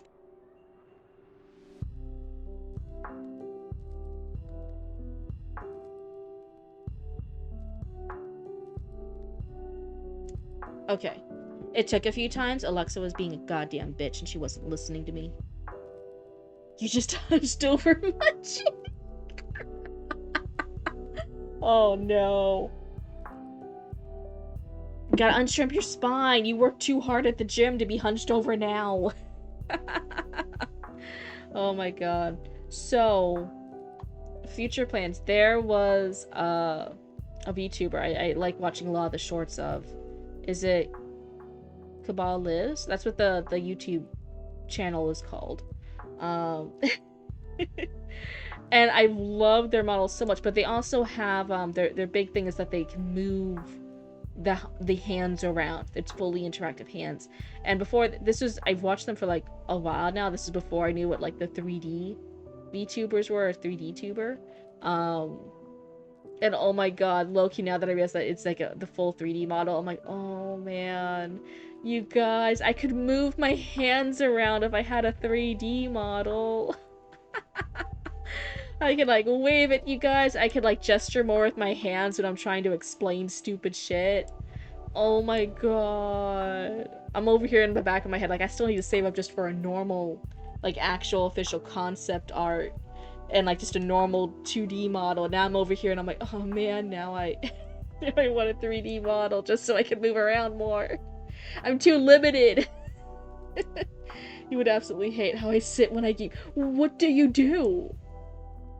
What the fuck do you mean? How bad is your posture? No, honestly, it can't be any worse than Roots. Roots breaks chairs constantly just because they're doing fucking crazy ass shit in their gaming chairs. It's insane. Shake your... Oh my god, I could shake my fist! Oh my god! I can shake my... Instead, I can't shake my fist. I just have to move my model around like this all the time just to express my energy and my rage. It's not the same. I just gotta use her around like a little puppet on the screen and stuff. But no, I can move around! I can move around! Oh, thank you, Armor. Thank you so much for the lurk. You can see it's a bit more lively. Stay 2D. 3D Blue will be too strong. You just want to limit me. You're afraid to see my full potential. You're afraid to see the 3D booba physics. Oh my god. It would be great. It would be great. I would be so powerful. I could like lower the camera down. I could like step on you guys. I could be like step pop pop pop pop. I could like literally like take a 3D baby raccoon and I could just absolutely like fucking throw him to the moon. Roots! Chat was talking about food and now I'm hungry. So now I want pizza. Yeah, thank you, Roots. You are too kind. You're fucking whore of a sister. Who always asked you to make food. Oh, love you. If you're in a dungeon, then I can take it out. You know how you sink into your chair when you shrimp? Yeah, I fully lean into that and then cross my leg onto my desk. And like had the back of my thigh resting on my desk.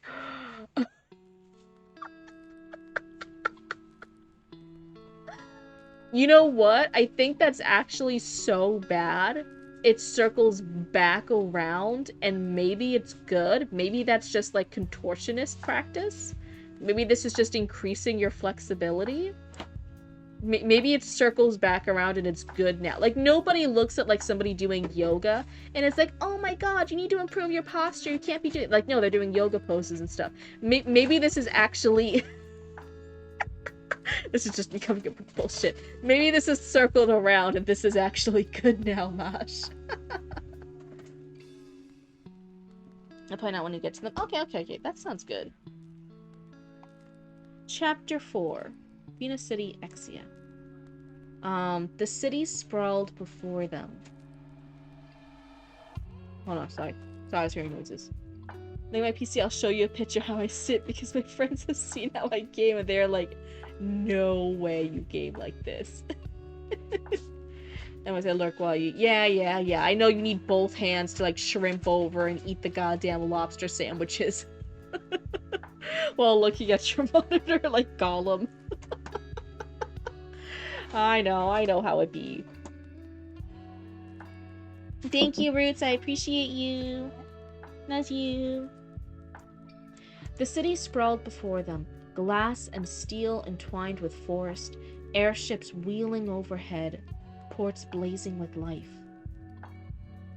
A jagged seven-peak mountain crowned the horizon behind it, atop which rested... Hold on, I can't speak. You need both of them.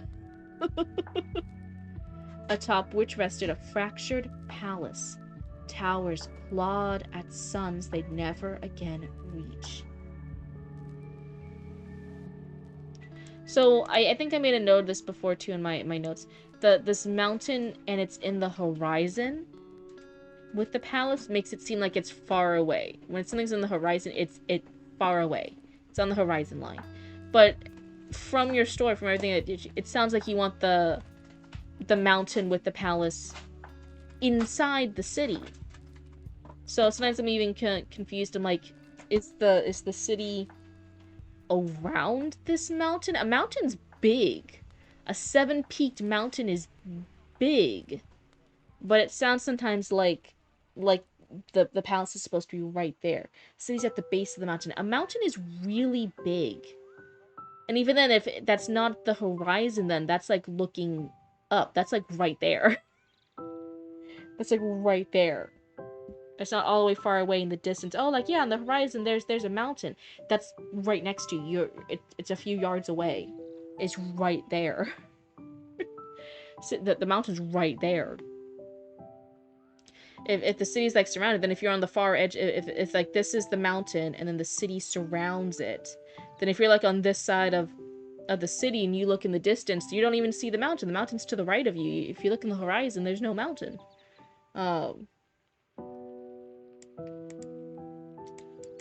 Barry, her mum, and Sunreal stepped onto the weathered wooden dock, the boards creaking beneath their weight. The moment her sandals hit the dock, the world exploded into sensation. Orion City suddenly felt small, almost quaint. Here, even the wind seemed enchanted, tugging at her wavy hair, lifting it like a banner caught in some grand parade. Over her shoulders, Barry carried her mum. Hi, Zatar, it's good to see you. Like, you talking about mountains, like how castles are built around a mountain in Europe? Oh, I cannot say proper English. So okay, let's see. You're European. European mountain castles. Images. It sounded like they were going for, like, tall singular mountain. Even, like, the ones I'm seeing, they're still on, like, a mountain range. Like, they're still towered, and there's still, like, mountains and stuff in the distance and around it. It's not like a singular mountain. That's from my current understanding, it's like all flat land, and then there's just this 7-peak mountain here. And then the city's built around it. But, like, a mountain is not a hill. Mountain tall. And then if there's stuff in the horizon, I'm like, well, then it's only in the horizon on, like, it's on the horizon far away. Mountain right here.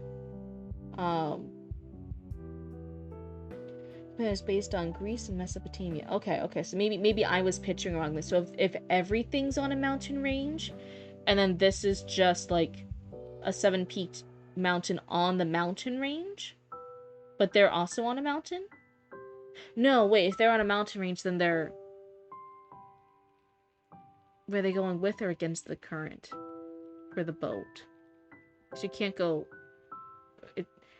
If they're on a mountain, then the water would be going away. They'd be going uphill on a river. That would be hard. I think because of the river thing, they're going in the boat on the river. I thought everything was flat-ish, and then there's randomly this mountain. Maybe I was a mountain beak.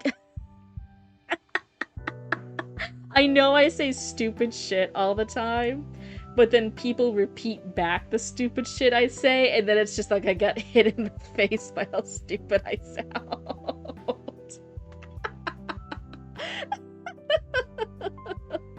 Oh my god. Okay, so there is something with the description there. So maybe, but I will clarify, I might have been imagining this wrong. So take some of my critique with a grain of salt. Maybe I wasn't picturing this right. So Barry carried her mum. Athena's city rose like a dream around them. Almost too much to take in. Carriages rattled over distant stone streets. Aircars sliced clean arcs through the eternal twilight sky. Far above them, star sailors drifted like leviathans. sails catching the brilliance of the seven suns.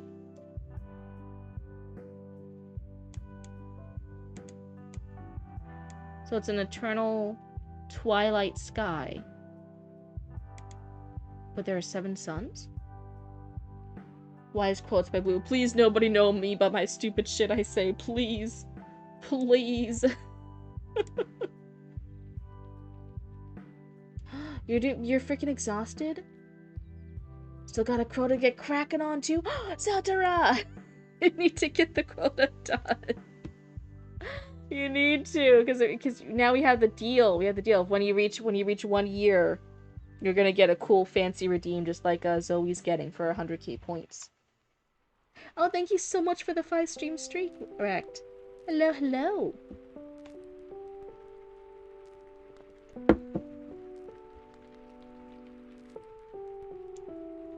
Scents of all kinds wafted through the air. The yeasty perfume of fresh bread, the tang of river salt on the breeze, the smell of cooking meat. Barry's senses could barely take it in all at once, as usual.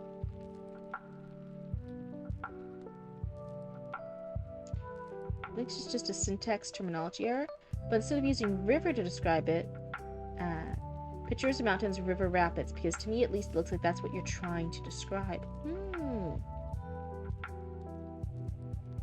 Maybe, but even then they would be going like up the rapids, right? They'd be going backwards. They'd be going up. But also now, because the previous chapters have changed, maybe that is what happened. I'm remembering it as in the previous chapters, in the previous editions, they had just been sailing. They were just cruising a river, and then they docked inside the city, because there's a river going through the city. But then there's also the mountain here. That's why I think I kind of picture everything flat, because they didn't mention like going uphill, which is what the rapids would be. So it is like a river. Is that flat? Okay. Unless this also is like sci-fi steampunk a little bit. Maybe there's something with the boats where they can go like up. A river delta can be formed going uphill. Ooh, let's take a look. I'm learning so much. The river delta.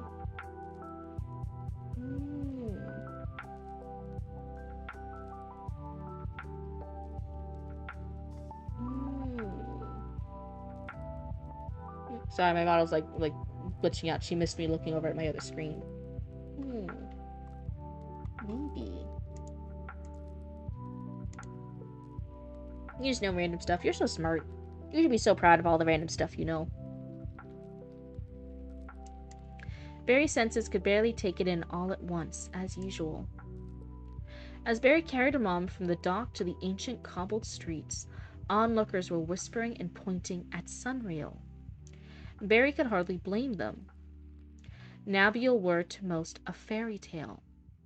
The ancient cobblestones pressed cool against the soles of her sandals, as a small crowd surged around them. Exians with pale skin, Satyrixi,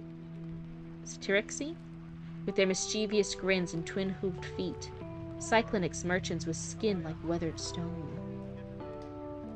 One, because it's close third person, I don't know if Barry can tell that the cobblestones are cold against her footwear. If she was barefoot, she could tell. Did she even get set down a bit, though? Oh. Let's see. Say Trixie? Okay.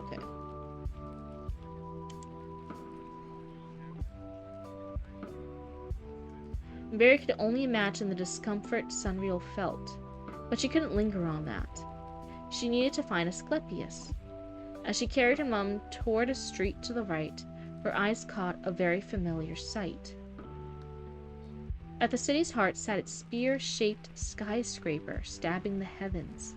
Its spire gleamed like a celestial needle, ringed by star sailors docking and departing, sails shimmering like captured auroras. Ships rested in their berths, sleek hulls of metal catching the sun's light. Maybe it should be sun's space light? The sun's light? I don't know. Just to make it more clear, there's multiple suns, and it's their light. Because otherwise it does... I still even catch myself, even though I know it, it's sun's light, instead of sun's light. Barry's eyes drooped back to the street, back to Sunreal. Several small sylvan children had approached her and began pointing at her wings. Sunreal tried and failed to disperse the children. Aren't your parents nearby? Barry's mom asked them. Despite the weakening voice, she still managed to make Barry's ears ring. Oh wait, is she shouting? The kids gave a collective groan and sauntered off down the street to the left. Sunreal looked like the kids had forced her to walk through a minefield. You okay, Sunny? Barry asked as Sunreal strode cautiously closer. Just clarifying question. Do they know where they're going in this version? I've known in some versions they were randomly walking around, and others, like the captains knew and were guiding them, but Barry ran ahead. There's been some different versions of how much they knew where they were going.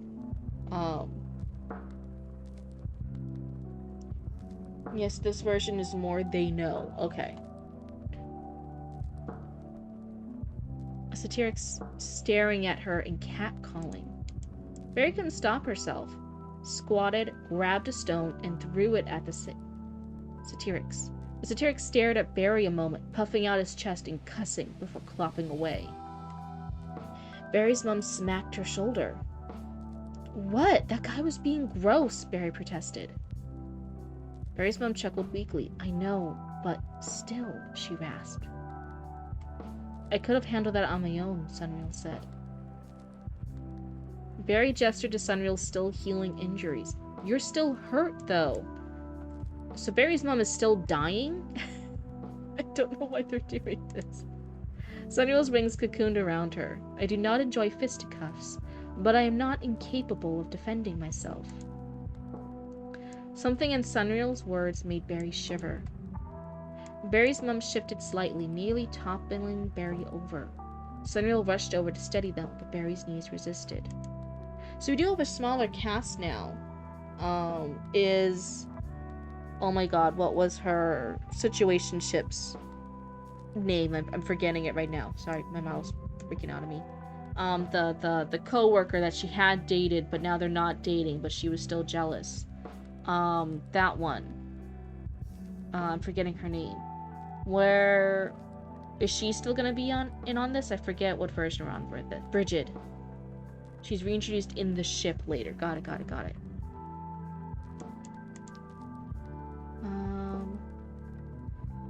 Barry's knees resisted. Mom, I love you, but... Barry strained. You're a lot heavier than you look. Barry's mom gasped. You're lucky you're my daughter. I know, but we need to get to Asclepius's, Barry said. It's down this way, right? Okay, now they're focused again. Barry's mom gave a breathy uh-huh. They were surrounded by the ocean of bodies moments later. She pushed deeper into the street, felt eyes on them as she passed shops and passerby. As they passed a meat vendor, Barry's stomach growled. She wanted to stop and buy some, but she had no money on her, and her legs refused to stop until they reached the clinic. Yeah, that's the important part. Don't be thinking, like, what, about the no money on her and all this. Again, it's kind of like the author, you're getting sidetracked by stuff. Of this other random thing with Sunreal, of people stopping and gawking, this other scene, and being worried about Sunreal's healing injuries, even though she's fine and walking. And then the food, and then this little insult about, like, the mum being heavy, and I'm like, wait, we are... This isn't just... I mean, unless it's changed, I'm like, this mom's about to die soon. In this version, she's so injured, in like, the next chapter or two, she's dead. She's dying. Actively dying. I'm like, why? Everything's kind of going around that. They're worried. They're trying to get there. But it sometimes doesn't always feel that way. Even as she passed and was several feet away, her stomach felt like it had gone on strike. The cat's focused on the food still. Barry hastened her pace, much to her mum's vocal protest. She hoped she could get to Asclepius faster by power walking, which was all the more difficult while carrying her mum. She was following the street by memory all the time she'd been this way with Aunt or Nana. She pushed past a merchant and barely avoided a cluster of laughing children. She rushed across a busy road, barely dodging a rattling tram and several unicorns, veered sharply to dodge a pair of griffins landing. I don't want it to be sorrow, I want it to be intense. They are racing against the clock. This is the momentum. It is like, oh shit, my mom is seriously injured. We need to rush here and get her help while these people, now one person instead of people. Yeah, we want urgency. So it's not sorrow, but you do want urgency here. This is this thing. Because spoiler alert, her mom does fucking die. She's racing against the clock here to save her mom. Barry, my darling daughter, Barry's mom whispered as they skidded to a stop on the safety of the pavement. I love you, but are you trying to kill us? See, again, it's that humor bit. No, Barry looked back. Several carriages had crashed into a tram, and several griffins were anxiously reared up. Her mum chuckled weakly. A little bit too much, like your aunt and father, her mum teased. Somehow that didn't comfort Barry. In fact, all it did was make her picture Auntie Riri burning down trams and carriages. This is why I added the power walking. But even the power walking sidelined by everything else. And then we do have this moment here where I'm like, okay, there's all this crazy stuff happening here, trying to show like how fast she's going, that she's dodging and weaving, she's going through stuff. But then it's just a humor scene. And this, it's technically just one paragraph compared to the multiple paragraphs describing how the city looks, what the sights and smells are, the children, the skyscrapers, the this, the that. In comparison, the power walking sequence is actually just the setup for a joke, and it's one paragraph, rather than building up the urgency of multiple things. If she's dodging, she's weaving, she's going through this, she almost trips and stumbles, maybe she does like bust her shoulder against a wall when she's trying to take a turn too heavily. Like, put us in the moment. Don't, if this is an urgent scene, make it urgent. Lean in on that. Don't be trying to lean away from it. Unless I'm misreading what you're trying to do. If you are trying to keep it light and silly and then punch them in the gut later when the mom is actually going to die, that's one thing. But I feel like you're trying to make it urgent and just focusing on other things that actually interest you, the writer, and then just putting in a little paragraph saying she power walked, and then it's a little joke. Urgent, but do it funny, I guess. Why? So I'm asking you. This isn't for. I'm not saying you're doing it wrong or not. I'm asking you, why do you want to make it funny? Why is this the funny scene? Is most of the book, are you going for a comedic bit of the book? Like, most of this book is funny? Like, is this supposed to be kind of like a comedy, romantic-y coming-of-age story? Is that the vibe you want to lean into? Is that the tone? Is that the humor? Because we can't have funny scenes even in very serious stuff. It's just because I'm in my head picturing this is an urgent scene. They're gonna be rushing to Asclepius to try and save her mom, and then it's the setup of like, hey, even though she tried really hard, the mom's gonna die, and that's gonna be the inciting incident for her to go on this journey with Sunrio. That's how I'm interpreting what that's supposed to be. You wish you knew. I think it was me trying to be funny, but also being iffy. Yeah, humor. Sometimes we want to be sometimes a little intentional with where we put humor.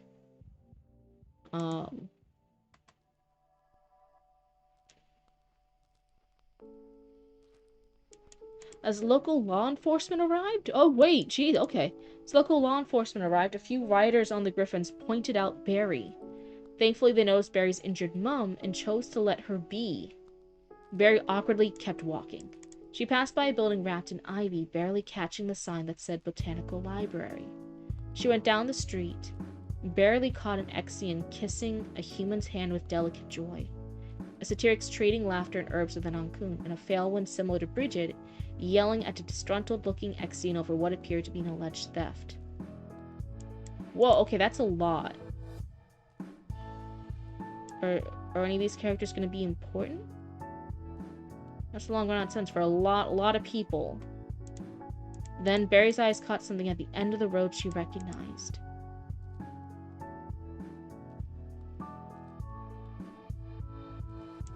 Is it important that says Botanical Library? Is this the building?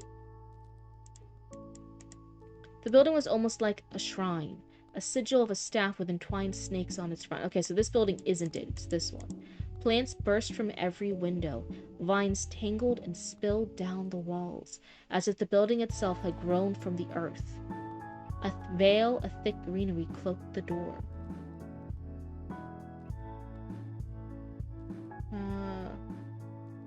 Did you put that there? Mom is dying. Oh, look, a robbery. Without waiting to see if her mum was ready, Barry bolted toward the building. Okay, so then this other building that was mentioned here is not it. And all these other characters aren't important. Okay. She stepped through the vine-wreathed doorway, ears twitching at the sudden burst of sounds. Familiar chirps and rustles wove together. I will also notice, again, we want to always keep track of our characters. I see Sunreal being mentioned here, but actually through... after Sunreal saying, like, oh yeah, like, she's capable of defending herself. After that, Sunreal actually just disappears, and then she's reappeared here. Like, she's been following them, but it never mentioned that. So there was this whole entire scene of trying to do the funny bit of them dodging, weaving, and just causing a bunch of, like, car crashes and griffin crashes, and the police are called and stuff, and then awkwardly walking away. But Sunreal's not there. We have no idea what's happening with Sunreal here. Don't forget about which characters are in which scene. Familiar chirps and rustles wove together. Roses bloomed on emerald walls while branches curled and twisted like living star rails, beckoning downward. I must ask, is this a shrine to Florana? Sunreal asked. The chirping momentarily stopped. Barry knew the creatures had heard Sunreal. Kind of. It's a clinic, actually. Asclepius is a bit of... Barry said her words carefully. You'll see. He's... weird. That's not choosing your words carefully at all.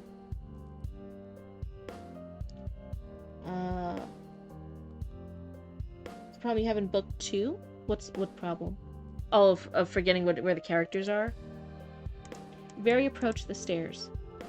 Asclepius, get your ass out here. I need help. Ooh, okay. There was no reply outside of an awkward chirp from one of the creature. I think it should be one of the creatures. Barry quickened her steps as she descended the wooden stairs. The stairs creaked as her sandals kissed them. Kissed is an interesting phrase here. Again, we want urgency. So having a lot of the flowery descriptions of like, oh, her sandals kissed the floor. The chirping, it just momentarily stopped. A lot of these like more passive ones, like Barry can be scared. Barry can be urgent. Barry can be rushed. Barry can be fucking scared because her mom's dying. And she's tired and she's weak. So having like, she is fully carrying another woman that she has said earlier is heavy. But then like, her feet are just kissing the floor, the steps. I'm like, how is that possible? She is like grunting out. She's literally the weight of 2 grown adults. The air grew warmer and richer as they descended, thick with moss and flower scent. They stepped into a vast chamber that stole Barry's breath. Botanical wonderland. But it sounds like Barry already knows this place, so should it be stealing her breath? Soft green light filtered through thick leaves. Vines cascaded from the ceiling like living curtains. Branches braided into cages holding strange exotic creatures. Pixies fluttered like living jewels. Thunderbirds watched like feathered sentinels, and jackalopes nibbled and stared. Again, very nice, flowy, cute, nice setting and scenery. And we focus literally more on describing the scenery in nice poetic terms than on the actual plot. For House Knight's characters describe and notice things, it's based on emotional reactions. Like a character who is tense and paranoid, and they go into an empty room, the room's gonna seem uncanny. There'll be no decorations, everything will set them on edge more, and it might feel like a trap or like something's unnatural. Versus a character who is very artsy and relaxed and cool and confident and has no worry or paranoia at all, might go into an empty room and be like, oh, everything's nice and clean and fresh, this will be a great art gallery, we can bring in all our art supplies here, and they'll describe the same room differently because of their emotions and stuff. And I think, again, we're looking very much at you, the writer voice, thinking all this stuff is cool, and wanting to describe how cool and neat and poetic and nice and naturey this all looks. But remember, this is technically from Barry's point of view, and Barry should be fucking scared and tired and worn out and anxious and urgent. Maybe there's even just a cacophony of noise. Maybe all the animals are shrieking over each other. Things that she normally wouldn't care. Maybe she's anxious and listening for the sound of Asclepius because she doesn't know where Asclepius is. Even something trying to be like funny here, like, Asclepius, get your ass out here. I need help. Very, like, if you are scared, you don't have time for that humor. It would be like, hey, help, Asclepius, where are you? It's mom really needs you, something happened, Asclepius. There can be panic, and some characters do describe panic and urgency and fear differently. Some do use humor to hide fear. There's variation in it, but again, there's just that misconnection here. The way that we're describing the environment, the things Barry's focused on, but then still saying that she's walking urgently, but then she's getting distracted. It's all kind of like a mishmash. It's not all consistent. She could be screaming. She can also just be out of breath. She could be tired. My big old booty boy. That username gets me every time. Yeah, but how we get described things from a close third-person point of view is very reliant on the point of view character. Yeah. For a more unsettling view than botanicals. And then as she's relaxing, maybe as she's like calmed down a bit, and then she could be describing things to Sunreal. Because right now here they just stop and she's like explaining things to Sunreal. As her mom's apparently silent, maybe passed out on her back. Rather than answering these questions, that could be after, like, while Asclepius is maybe treating the mom, they take a breather, Barry's trying to calm down. Now the narration will focus more on describing, like, a lot of the cool things, the animals settling down, what the sunlight looks like through the vines, and then Sunreal might ask her some questions. You picture Tessie passing out just before they reach the clinic. In that case, then that should be mentioned. Maybe even she's talking with the mom, and then the mom stops responding just as they get there, and she's like, Mom, as she's like opening the door. Sunreal's helping her open the door. And then she's like, yeah, she's not answering anymore. And then she's calling for Asclepius. But I want that urgency. If this is an urgent scene and you want this to be an urgent scene, I want you to commit to making an urgent scene. Don't be, because a lot of this now, it's not Barry anymore, it's you, the writer, and I as a reader can tell you're being distracted by all the cool things you're excited about in the world, but it doesn't make sense for this to be happening to the story and to Barry. Barry, I think you want her to be scared. I think you want this to be urgent. Go ahead and let her be scared and urgent. That will make her compelling to your readers. Don't let you be getting sidetracked over here.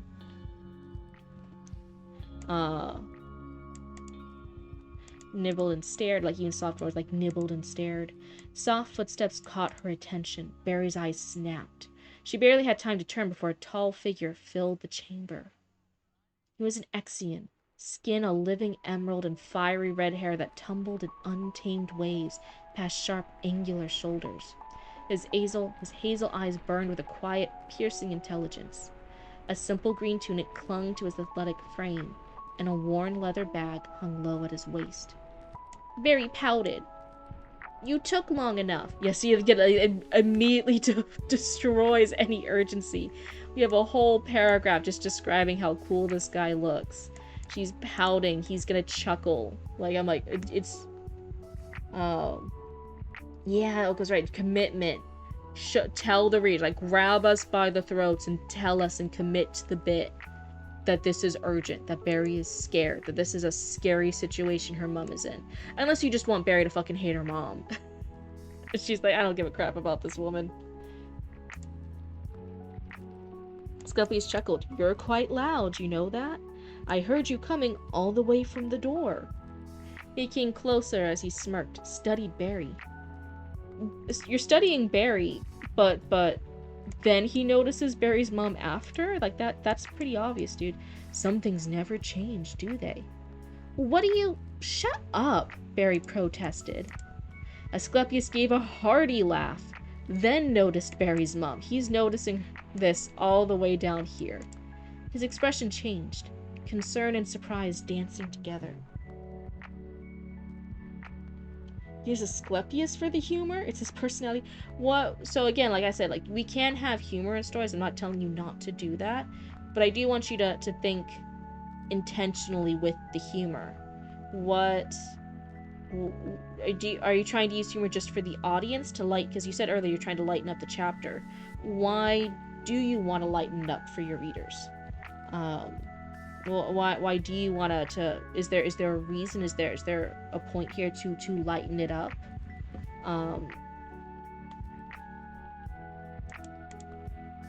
My, this is an interesting day. A Serapesan bringing her dying Ankun mother, and shouting at the top of her lungs like I owe her crystal. Asclepius said, oh, Asclepius, you're kind of an asshole. I don't remember you being an asshole in the last draft. Okay. Wait, okay, we've changed Asclepius. Okay, I didn't realize he's now an asshole. Got it. Then he clearly took notice of Sunreal and added, she also brings a Nabule. I presume Nabule, at least. He looked back at Barry. Barry Mintaka, you are nothing if not an interesting young woman. Oh wait, Barry's mom is awake again. Interesting is putting it lightly, Asclepius, Barry's mom said. Asclepius swiftly guided and laid Barry's mom on a medical bed beside a cage of pixies with practiced ease. He didn't really swiftly do anything. That was a lot of stuff before he helped. Despite even saying out loud that she's dying. The pixies seemed to protest slightly when Barry passed by the cage, only to immediately go quiet when Sunreal reached out to pet them. Asclepius found her mum's injury and hovered a hand gently over it. A tattoo shaped like a U with a wavy line began to glow on his hand, and a warm golden light pulsed from his palm, bathing the wound in a soft, comforting glow. I keep forgetting you're my lake, Barry said. Asclepius gets worst doctor of the century. Yeah, well, because her mom's gonna die. You know, I'm not actually surprised about that. Unlike Phrixia, I don't actually flaunt it. It normally takes folks around an hour to figure out. I don't actually flaunt it. It normally takes folks around an hour to figure that out because I don't flaunt it.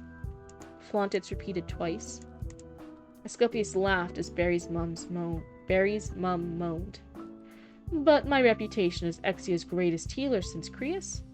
Somehow that's more well known than my Phylex status. He smirked. I'm still surprised many don't know I'm a full-time retainer for Delphi. Again, this sounds like you're trying to reveal lore for Asclepius without a lore dump, so you're just trying to make it awkwardly in the dialogue. And if you need this info to be said, it can actually be said to Sunreal later when Sunreal has questions to Barry. Hold on, there's pizza. The model totally isn't staring at you guys. Don't worry, she's not going to steal your soul. I'm going to go check on the pizza, though. Un momento, don't worry. Don't worry, trust. The model's not going to steal your soul. Don't worry about it. If you feel your soul going, don't worry about it.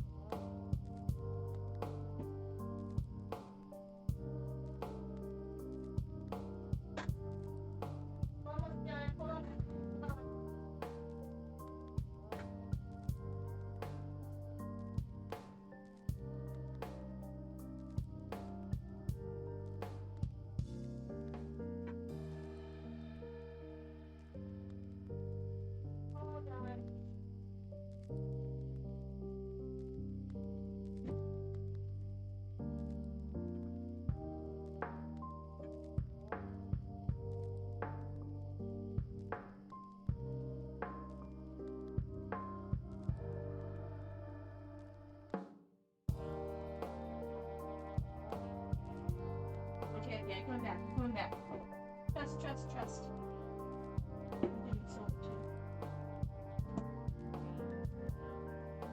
Okay. The model did not steal your souls, right? Everyone is fine. Everyone's alive. Souls are more like cheese? Ooh, wait, now I kind of do want souls then. Cheese is pretty yummy.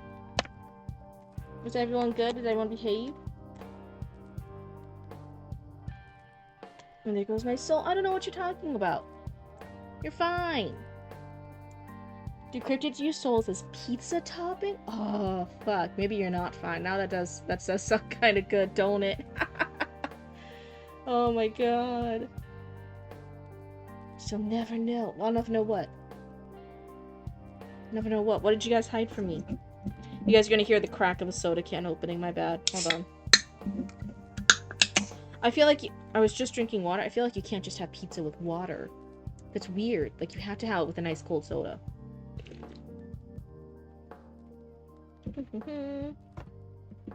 That's just like the law. Nothing? That wasn't a soda can. That was the sound of our souls. Nom nom. Everyone eat up. It was a beer? No, this is a, it's an off-brand cola can. This is the Summit Cola. 0 sugar. It's looking at Aldi. Ernst is here? That's really nice. Host Cryptid doesn't know the slight change. This is where your thing is.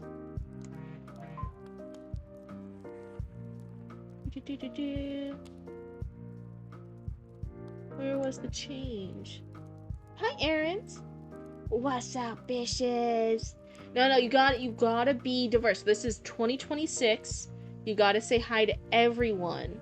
You have to say what's up, bitches and hoes. Okay, bitches and hoes. This is an inclusive chat. So to get rid of one flaunt? Let's go piece this last line. I'll actually flaunt it.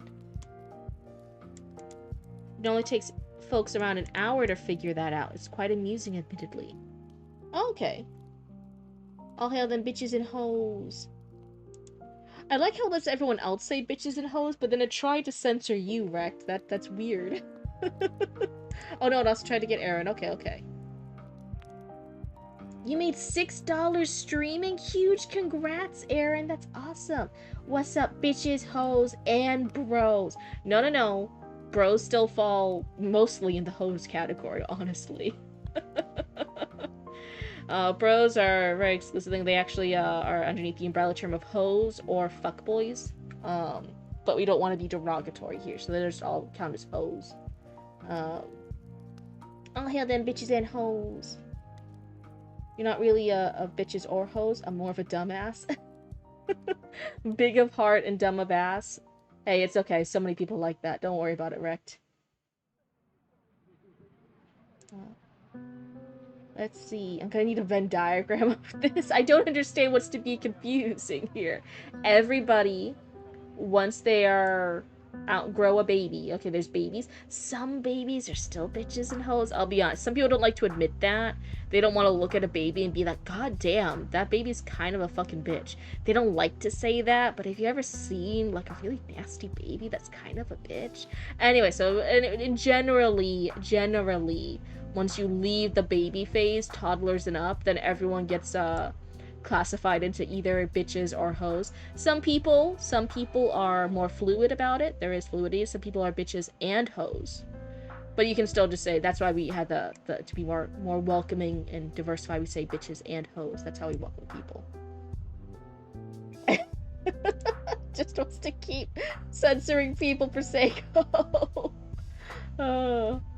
I got a bro who isn't a hoe though. Okay, then he's a bitch. I don't know what you're confused about.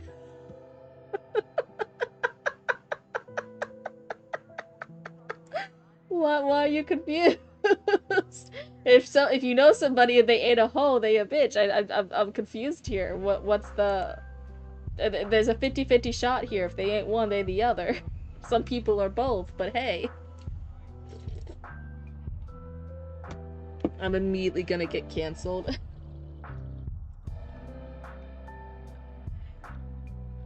How do you diagnose bitch? Hi, brothers. The brothers, don't look at me. Don't look at me right now.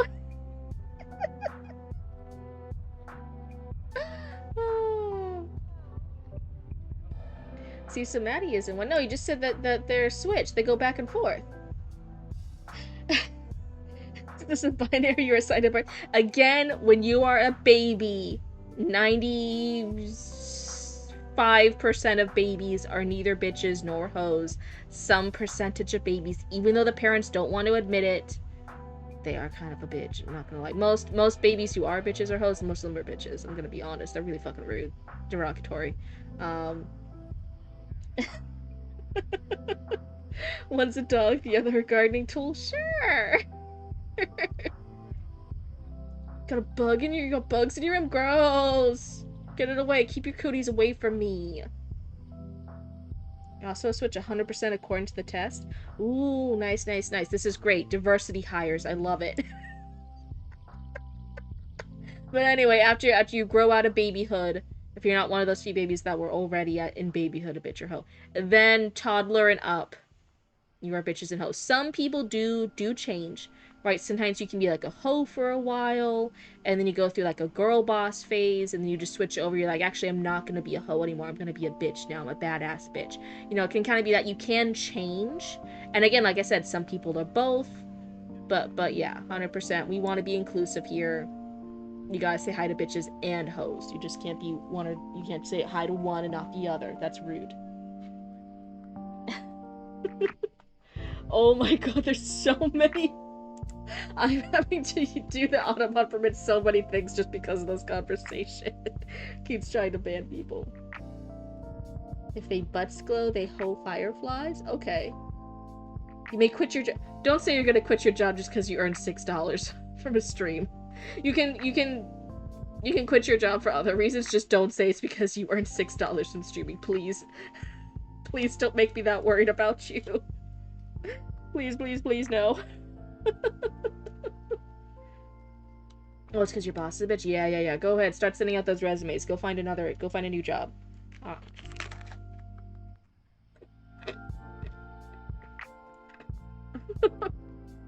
the $6 from streaming was actually a pay raise.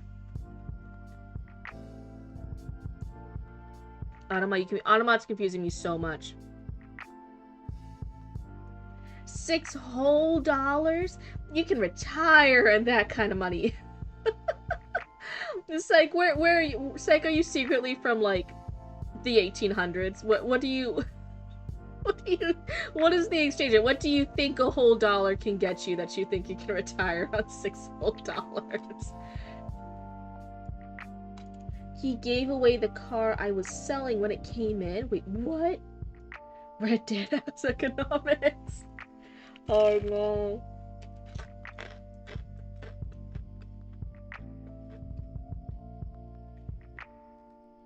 He gave it to another salesman, then yelled at me because I didn't listen. Oh my god, Aaron, that's fucking bullshit. I'm so sorry.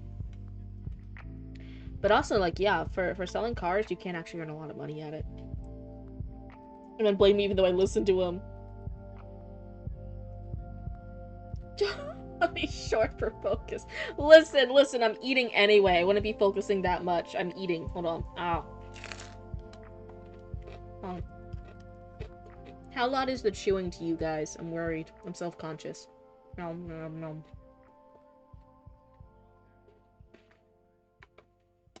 Nobody give Chatty Matty any points. I want him to not be able to do a focus.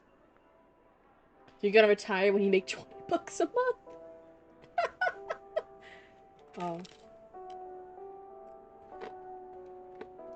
I love that for you, Aaron. That's great.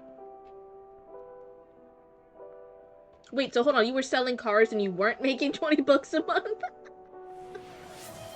Oh, fuck you guys. I was having fun. Okay.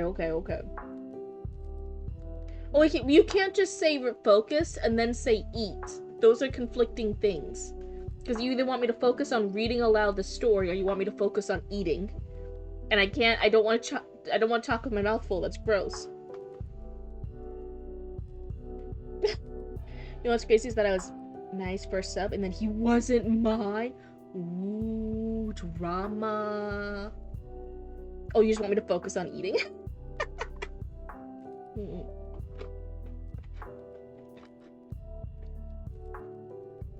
The bitches and hoes be fighting in chat. Oh my goodness. Yes, you're offended. Ooh.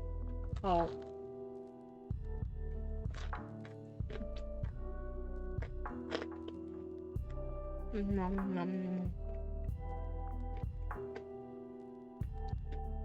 Mom, Dad, the girls are fighting.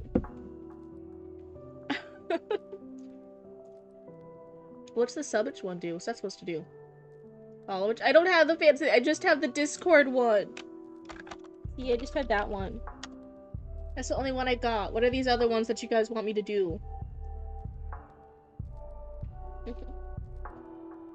Snack 3 Hannibal. Oh my god, having someone just like clipping me just eating for the sound effects, that would be horrifying. To put me on any random like eating type streams. I do have stream elements. What's the streamer bot? Maybe I have that. Become as part of it and are free. I has that.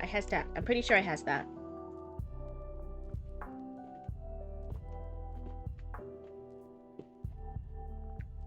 My model looks so fucking funny when I'm just like sipping from the soda can. You say we should ignore Maddie's book? No. In the chat tools section?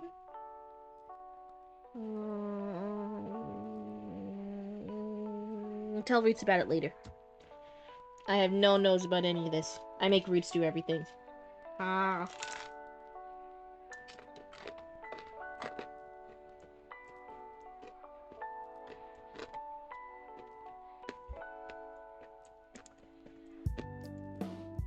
Also, after this whole conversation about the Phylache, I still don't actually know what a Phylache is.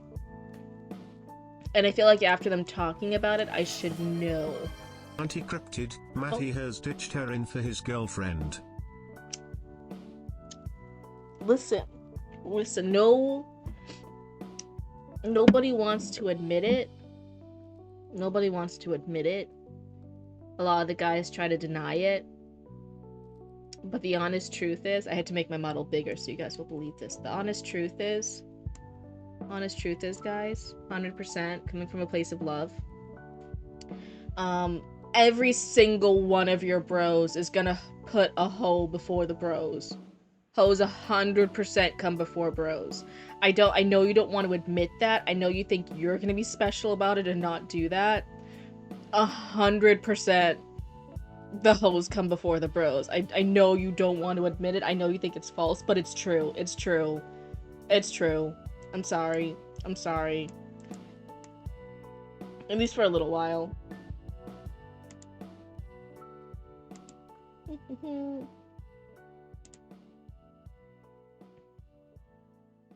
Let's see. We have red alert in baseball world. I have no idea what happens in baseball world. You've lost your bro. Yeah, he got he got by a hoe. My players met the depressed emo siren boy. Ooh, yeah. See, that's a hoe right there. That's a hoe right there. You're gonna lose all your bros to that. Yeah, see, your girlfriend comes first. You did everything for her. Exactly. Hoes come first. He's into gardening. Does that mean your bros has upgraded to fuckboy?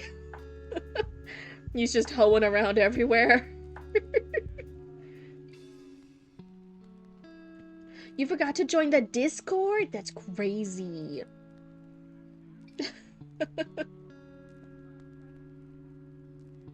Oh, wait, lots of stuff. World Series are on a path for third.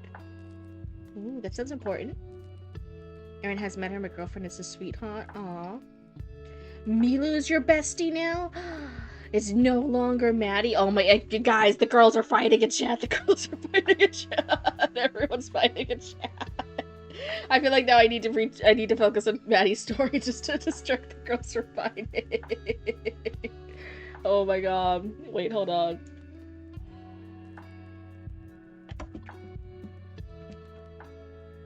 A pause as Barry grabbed for her mom's hand. Her mom gripped her hand harder than she expected, remarkably strong for someone Asclepius just declared dying. Honestly, dealing with Delphi is far easier than most of the patients I get. Do you know how many people come in just for the dumbest things? I've had to fix more broken toes and fingers than I care to admit just this week alone, Asclepius said. Barry just let him continue. There was no point stopping Asclepius once he got on one of his rants. Did I hear fight? Yeah, the girls are fighting. Telling you, I've been ditched for weeks. Mike sweating and got a headache when I heard the news. Oh my god. Maybe we do need a salary cap in the MLB. Probably.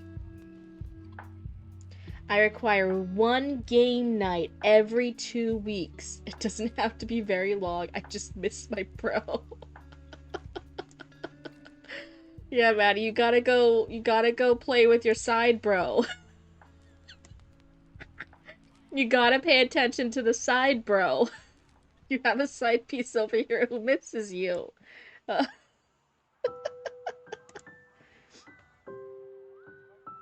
you an LED fan? I don't know.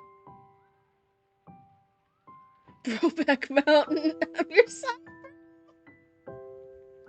Did you only realize this now, Aaron?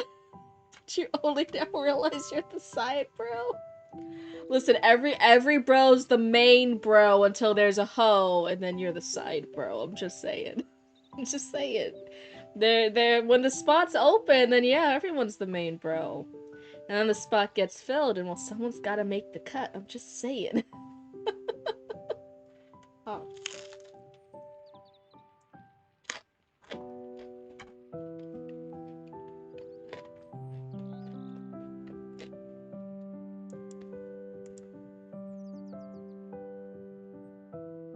No point stopping Sculpius once he got one of his rants. No, like Barry could be getting frustrated. She could be getting irritated. She could be worried. She could be snapping at him. Your Nana, Demeter, always told me medicine wasn't an easy job. I feel she misled me a great deal inside. Barry's eyes shot to Sunreal briefly as the Napio petting a pixie nearby. despite its very audible protest. It should be at. Mary's eyes shot to sun real briefly. Something about this sentence is funny. Double check this one. The bros are fighting. Nabio, can you please not terrorize my pets? Asclepius said, barely looking up as he continued to mend Barry's mum's wound. Also, Barry, indicated the cauterized wound. Why is your mother's wound cauterized? Yeah, cauterized wound and wound cauterized are used in the same paragraph.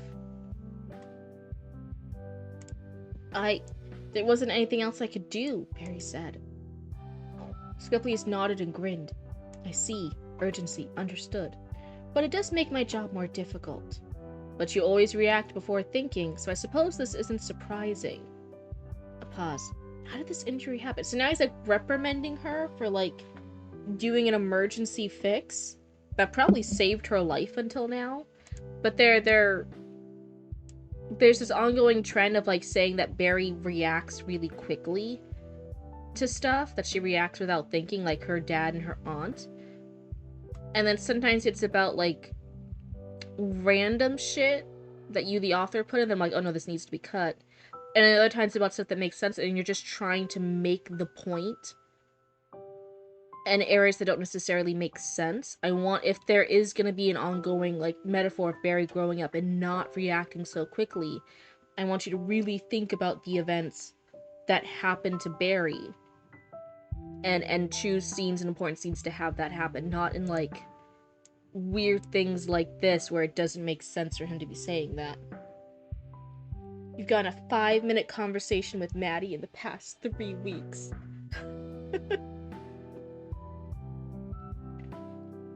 Oh my god. Listen. When you're a side bro, listen, sometimes all you get is a quickie every now and again. Sometimes all you got is 5 minutes. Sometimes you only get quickie games, okay? That's all I'm saying.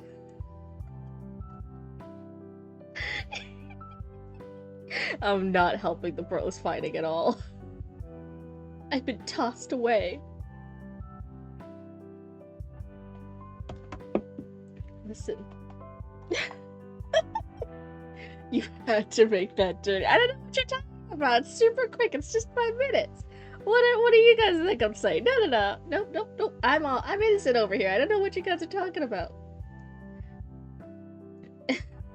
I've been abandoned like when my dad would go on his 3-year-long deployment and didn't say goodbye.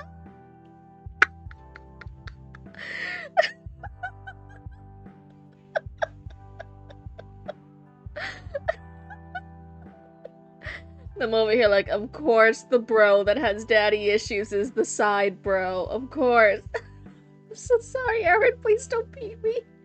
I'm sorry. I just love making daddy issues jokes. It's in my DNA. I'm so sorry. If it makes you feel any better about the joke, please remember my biological father almost let me die. So if anyone can have daddy issues jokes, it's me. I take shots because I normally win whatever shots people try to fire back. Issues a new daddy. A new daddy, you say? Oko, you're just handing them out? Where you got all these daddies stored? In a second, Lay said my sister and I both had dad issues. Oh.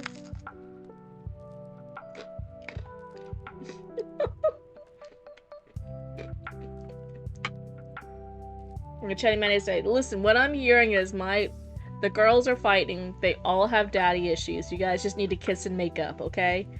Okay? Kiss, make up. Have a little side sesh with your side bro. Little, maybe even a 10-minute quickie, little gaming session. And then you guys are good. Then it's all repaired. Everything's fine. They're pretty easy to find. You just gotta find the right caves. Is this the I've heard about this. It's in my human notes. It's in my human notes. Hold on, let me look. I've heard about this. There's something called man caves. Man caves. Is that where you go and find all these stats that you're giving out left, right, and center? They're in the man caves? Oh wow, I didn't think that was like real. This is incredible. Never helping my bro Jack of the horse again. Oh my god. And one game at least every 2 weeks. Fine. Hey, we fixed it.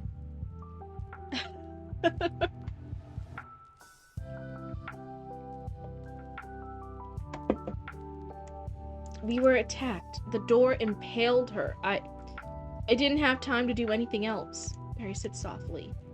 Is Mom gonna be okay? Asclepius didn't answer right away. Yeah, he's not doing anything right away. Barry felt tears form in her eyes. There were no guarantees in medicine, Asclepius finally said, a hint of sorrow in his tone. I learned that long after Demeter died. Barry nodded, but the thought also sent chills through her. Long after Demeter died. Okay, so Demeter died, and then he learned it long after that. So, did it have anything to do with Demeter? If not, why mention Demeter? Could it just be I learned that a long time ago? Or did he learn it because of something with Demeter's death?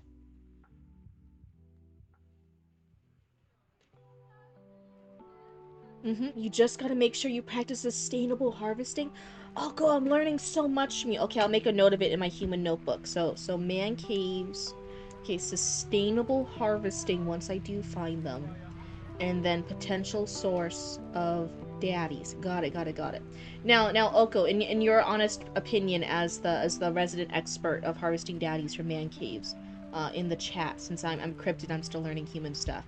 Is it an amount of time for the man caves? Like, do they just come out as like a man in the like are they growing as a man? You gotta wait until like a certain harvest time lapse until they develop into a daddy? Can you accidentally like harvest them too early and they're not a dad yet? And they don't have like the dad bod and everything? Can you accidentally harvest it too early? If you let them go too long, do you only harvest like a grandpa? Like, what's kind of the vibe here with the harvesting system? What's the time range? Demeter is the reason. I learned that the day Demeter died. Okay, yeah, that makes more sense then. Hold on, I'm still eating. Nom nom.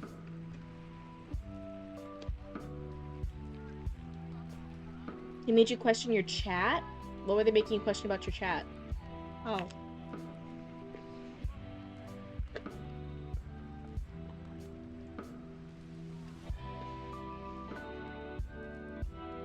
Very sniffled. How'd Nana die? Wait, how does she not know how her Nana died?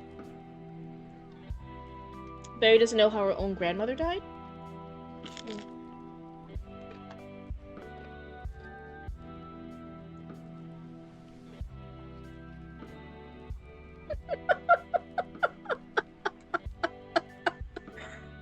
Chatty Matty, what?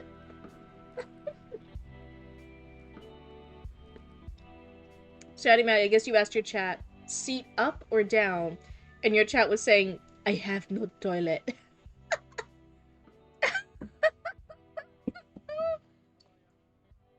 Okay, now I have to ask everyone in my chat, seat up or seat down? And tell me why. We take around 30 to grow a full one. 30 what? But if it's the right conditions, some can be harvested at 20 to 25. After 40, you run the chance of mistaking a pulled daddy for an uncle. 30 years? 30 weeks? 30 days? 30 hours? Hold on, you're not clarifying. Oh my god, wait, I have to write down the notes, but I don't know what I'm writing down. Okay, 30. Okay, right conditions. 20 to 25 possible. Okay, 40. Mistaking it for a pulled daddy for an unk. Okay, uncle is at 40. Oh my god, but wait, I don't know what the times mean. I don't know what the numbers mean. Oh, cool. Year. Oh, okay, fine. Okay, I'm gonna write down years, 20, 25 years, 40 years. Got it. Okay. Oh. This is commitment then to sustainably harvesting daddies from man caves. Oh my god, it feels like you had to have already like a whole operation. It feels like much like there's the people who store the cheese, the cheese in the caves. There's cheese caves, and they gotta wait a long time, so it's really, really old cheese. Kind of feels like that. There's dedication here. Humans are so dedicated to the things they're passionate about. I've learned they put cheese and daddies in caves. So interesting. So the human culture is truly inspiring. Can you use the toilet? Is that called a royal flush? Charles, you're banned. When do we get to read your human book notes? Oh my god, I was yapping with Hyde and Heart earlier, and they actually in the package they sent me when we were doing the trade, and I got the cool bone pieces from them. They made a hand done notebook that's super neat and artsy. And it's purple, and they were messaging me like, oh yeah, I wish it could have been blue and it could have been the human's notebook. And I was like, oh, having a real life human's notebook for Cryptid would be great. That sounds fantastic. So in the future, that might be a really fun craft idea if I actually make the human's notebook and I share it in little tits and bits with you guys. So interest sellers claiming they have 18s. Those are not ripe.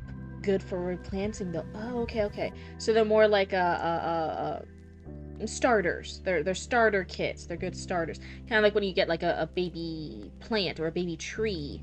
The baby like pomegranate tree obviously isn't going to be able to harvest for a few years, but it's good to like plant in the ground and have it grow up in the conditions. Okay. Got it. Oh, cool. You're so smart. Such a smart raccoon. Thank you so much for sharing the ways of sustainable harvests in man caves. This is really useful info. I'm really excited.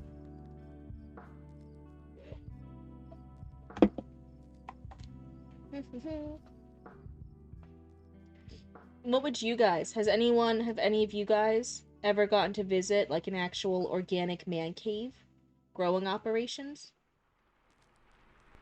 Was there anything neat about it that you guys saw? There's no clue how her Nana died because it happened when she was a kid. And Auntie Riri and Tessie never told her, other than Nana is dead. What? Why? Why do they do things like this to Barry? Oh.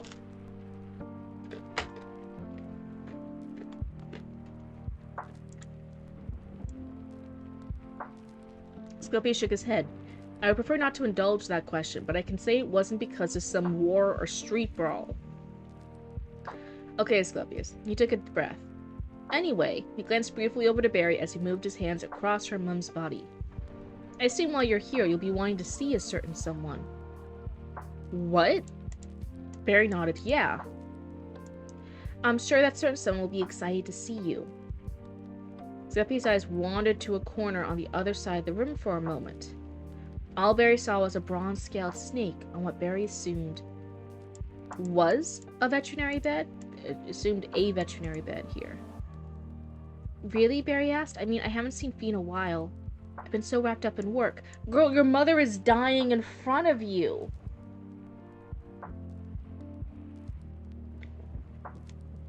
Bad parenting. Oh, okay. Professional cave farm I visited had good watering system, kept almost all his product healthy. I've heard a lot of them have, and again, this is from like Pinterest and online sources and like aesthetic blogs, so I don't know how reliable it is. Some people have very aesthetic setups, but then the practicality of them and how sustainable they are is always caught into question. So I'm asking. I see a lot of the watering systems are like you have to have like a mini fridge full of like beer. Is that a requirement? Do you think that's like a usable method for watering the future daddies in the man caves? Do they all need beer? Is there different types of breeds? Is that like an age thing, like you start them off with water until they reach the 20 to 5 range and then you switch over to beer? You thought this was about growing weed for a second. No. It's we're talking about sustainable harvest practices from man caves. I've heard in the humans study books that there's something that a lot of guys have in there. They have man caves where you harvest men, where the men grow and then you harvest them and then you can get them and you can have like Different ages, you can get unks, you can get daddies, you can get all these different things from the man caves. Very, very interesting practices that humans have. I don't know. Do the women? I don't know if it's the men who are harvesting other men from the man cave. It's just like a continuation practice. Do the women not have their own cave systems, and it's really the women who are the man cave farmers slash harvesters? I'd recommend testing mixtures. Ooh, but water is an all-around safe option for first-timers. Oh my god, this is fascinating. When I get an operation, when I get a good cave system here in Florida. The problem with Florida is that, again, a lot of the caves can flood, and then you're having a lot of other variables being introduced into whatever could be a potential man cave. You're getting swamp water, you're getting gators, you're getting the mafia ducks in there being territorial about shit. You're just getting all sorts of other things. You're getting raccoons taking over the cave, and then they want to be a raccoon cave rave party place instead of like a man cave where you can harvest people. Why did your pupils dilate when you said the man? Whenever I open my eyes wider, the pupils are bigger, and then whenever I'm more normal, the pupils are smaller. Auntie Cryptid. Yeah? Someone said weed. Oh? I wanna try it. No. Do I go outside and pick some? Those weeds are annoying. Or is it that funny leaf in Chatty Matty's neighbors' yards? None of them. You are a little critter. You are small and fun-sized. If you accidentally eat a poisonous plant while you're out there trying to eat weeds, I'm gonna have to answer to Mama and Papa Raccoon for you, and I don't want to do that. So you're gonna eat trash and garbage like a good raccoon, and then I'm gonna return you alive to Mama and Papa Raccoon. And then everything is fine, and I don't get in trouble. Now with the woman's side, I think that's a different region. Slightly less reliable farming. Wow, but even that's just such interesting info. Okay. I'm gonna put down my notes. Woman farming is in a different, it's regional based. Got it. You don't make me more hungry, but I'm prepping some ice cream dessert right now. I just got a new container of ice cream a few days ago, and I haven't even cracked into it yet. Oh my god, thank you for reminding me. As soon as the stream is over, I'm gonna fucking go crazy on it. It's gonna be basically an attack. Oh my god. Like, Mash, you inspire me to be my better self sometimes, but then we talk, and then it's like you inspire me to be my worst self. It's a very interesting dichotomy. Sneaks the ice cream, nom nom nom, yes yes.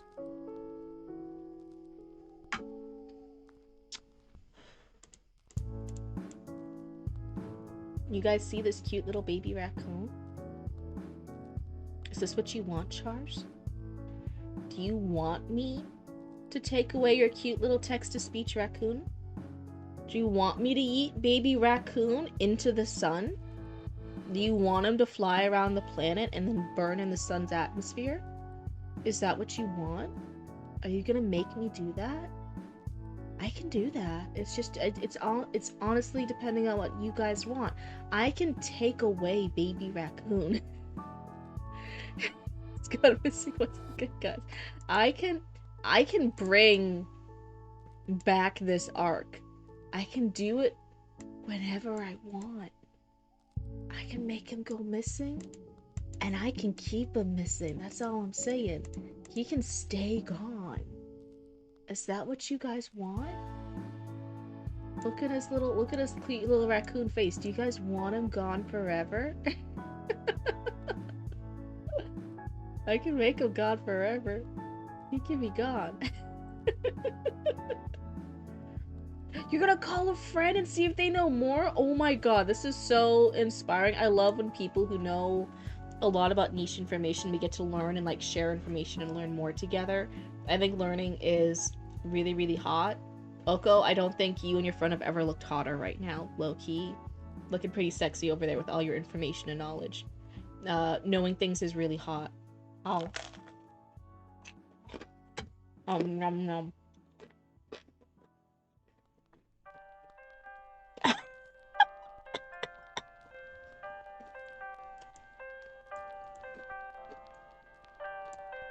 You saying Baby Raccoon would come back jacked as fuck? It's their training arc? No, no, no, no, no. You gotta be smaller again, Baby Raccoon. I don't like it when you're like the similar size to me on the screen. Anyway.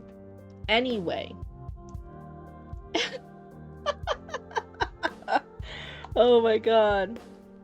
Oh, is this the phone a friend? Just be careful. I don't want Twitch to like send you a warning for like potentially like going between accounts. How big can the raccoon get? Baby raccoon? Let's see. Raccoon?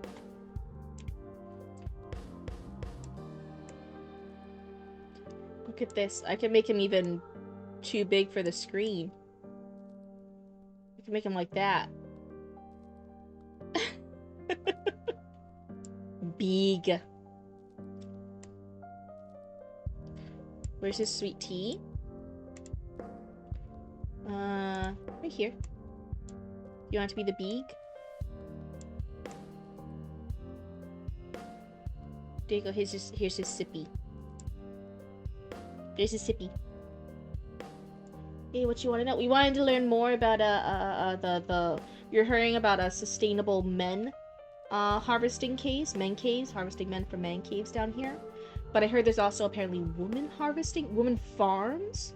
They're on farms instead of caves. Okay, yeah, we want to hear about women harvesting practices. In your region. What region is that, and what's the similar practice? He's menacingly staring at you guys. I was telling you guys, he is surprisingly fucking vicious for how cute and sweet he is. Heidenheart, welcome home. I've been learning all about harvesting men from man caves from Oko.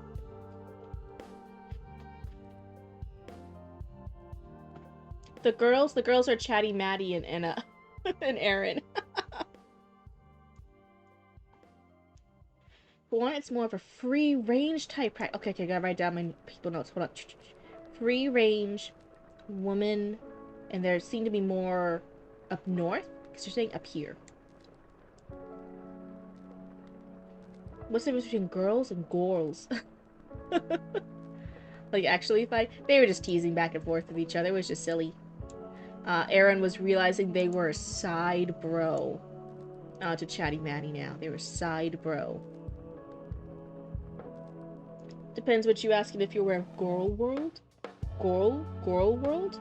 Oh my god, there's so many things I'm not aware of. It's just a silly cryptid. Okay, Sweet Tea's gone. Baby Raccoon's gonna go to a more reasonable size. There you go. He looks so tiny now in comparison. Oh. What type of woman am I? Eyes flutter. One of the most beautiful raccoon ladies there could ever be.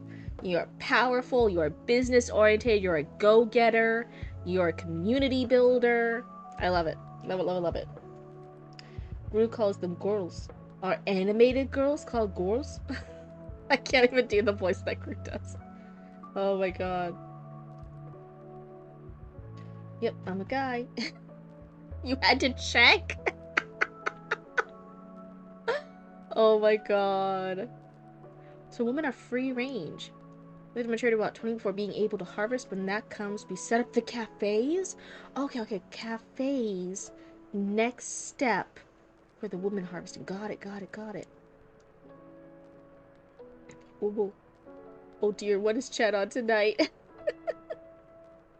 In terms of money, we have no money. I can't do the group voice. Okay, listen. Oh, I was pinging you guys earlier because it was between stories, and I wanted to see if you guys wanted to do Raccoon Channel 6 news, but neither you or Ari over here. Everyone was crying.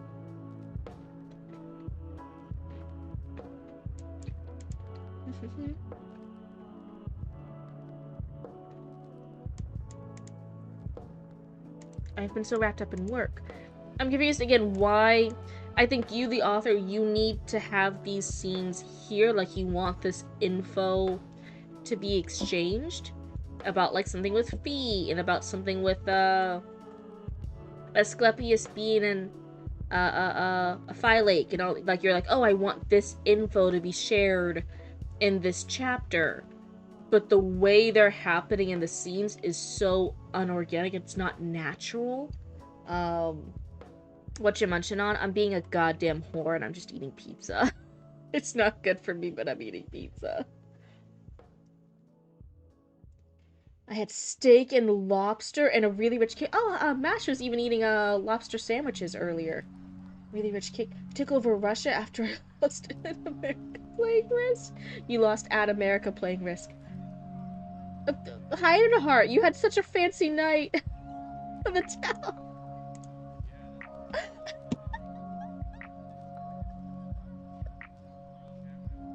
I sometimes forget it was this big thing with the friend group I had for all. It's actually the friend group I had with my ex-fiance at the time, my ex-fiance now, fiance at the time, and our roommate slash his like adopted brother and like all this friend circle. It became this bit while we were in college where whatever you did, whatever it was, whenever somebody asked question why or does anything, the main bit was, oh, because you're a whore, right? You would say it really flatly and like whatever. This is gonna be so bad. So one of the things is like, I'm hungry. I don't know what to eat. They'd be like, oh yeah, because you're a whore. And or if one of the guys was over there, he's like, oh, I can't find where my socks went in the dryer. You would go like, oh yeah, because you're a whore. It made no sense. There was no logical reasoning to it. It would just be like the next thing you say, whenever they were dealing with anything. It was because they were a whore. Oh my god, guys, I lost my keys. Oh my god, yeah, because you're a whore. That's why you lost your keys. I think we're checking over here for you. Bye for now. Thank you, Oko. Thank you, Oko the Trickster. You were so informative. You were so big brain. You were so smart. Thank you so much. Yeah. Thank you, Oko the Thief of Crowns, for calling in your friend over here. That was great info. You guys are so smart. So anyway, again, we had that as a joke for years. We brought in other people who then also picked up the joke. Because again, it was college. People do dumb shit like that all the time, right? Like, why did I choose this 8 a.m. class on a Saturday? Oh, because you're a whore, right? That was always the response. Oh my god, I'm eating pizza. Yeah, like a whore, right? It was anything. Anything was because you were a whore. We said it constantly, multiple times a day, every day, multiple people back and forth. That was the bit. Now, the reason why I said this is bad is one day, Mama Cryptid, this was when I was in college still, so I was a couple hours away from home. Mama Cryptid came up, couple hours of drive, to visit me, and we were gonna have a mother-daughter day up in my college town and hang out for the day. And like just vibe and stuff. I forget what we were doing. I think we were doing like maybe clothes shopping or something. I know we had some stuff to do. So so we were there. Our apartment was a gated one, and you need to like press the little clicker in order to open it up. But if you were leaving, you could just get close enough to the gates and they would sense you, and then you could just leave. You had to enter with the clicker, but you could just leave by getting close to the gate. So Mom figured to pick me up. We were leaving the apartment complex. I've seen her for a total of, 4 minutes into her visit, now that she drove multiple hours up to see me in my college town and stuff to have this mother-daughter day. For 4 minutes, we're still in the parking lot of the apartment complex. And she stopped, but she stopped too early. She's not close enough to the gate. And she's like, oh, why isn't the gate opening? And instantly, I'm like looking at my phone at directions. I'm not even thinking of it. She's like, oh, why isn't the gate opening? And I instantly say, oh, because you're a whore.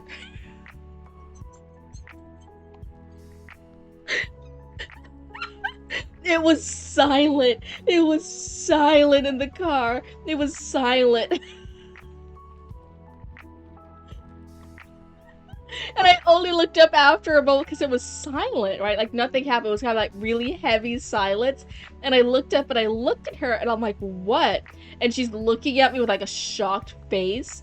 And then I like kind of process. So it's taken me multiple minutes now. I process and I'm like, oh my god, Mama Cryptid, no, I'm so sorry. I didn't mean that.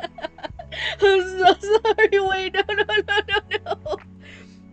I instantly broke out into a sweat. I was almost crying. I'm like, no. I had to explain to her the bit.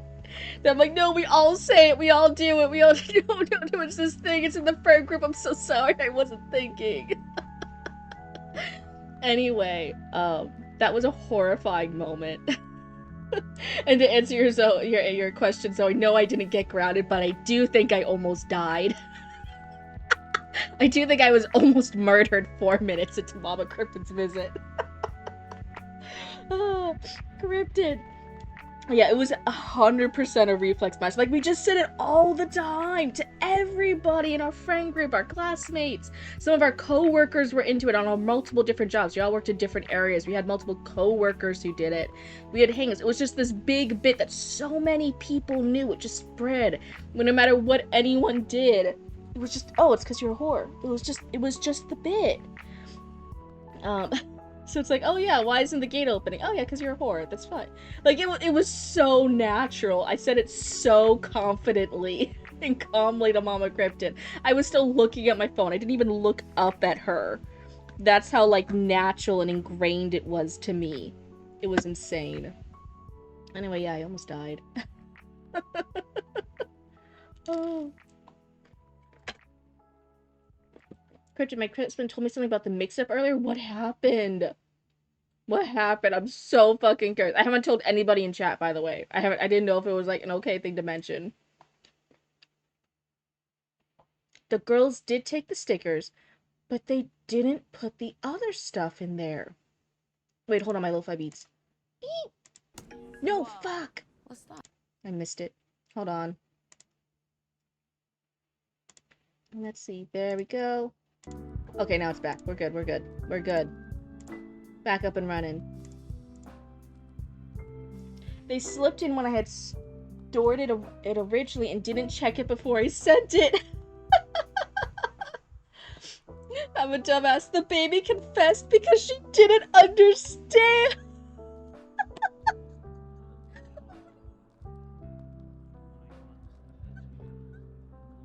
That's seriously fucking hilarious, though. That's so funny.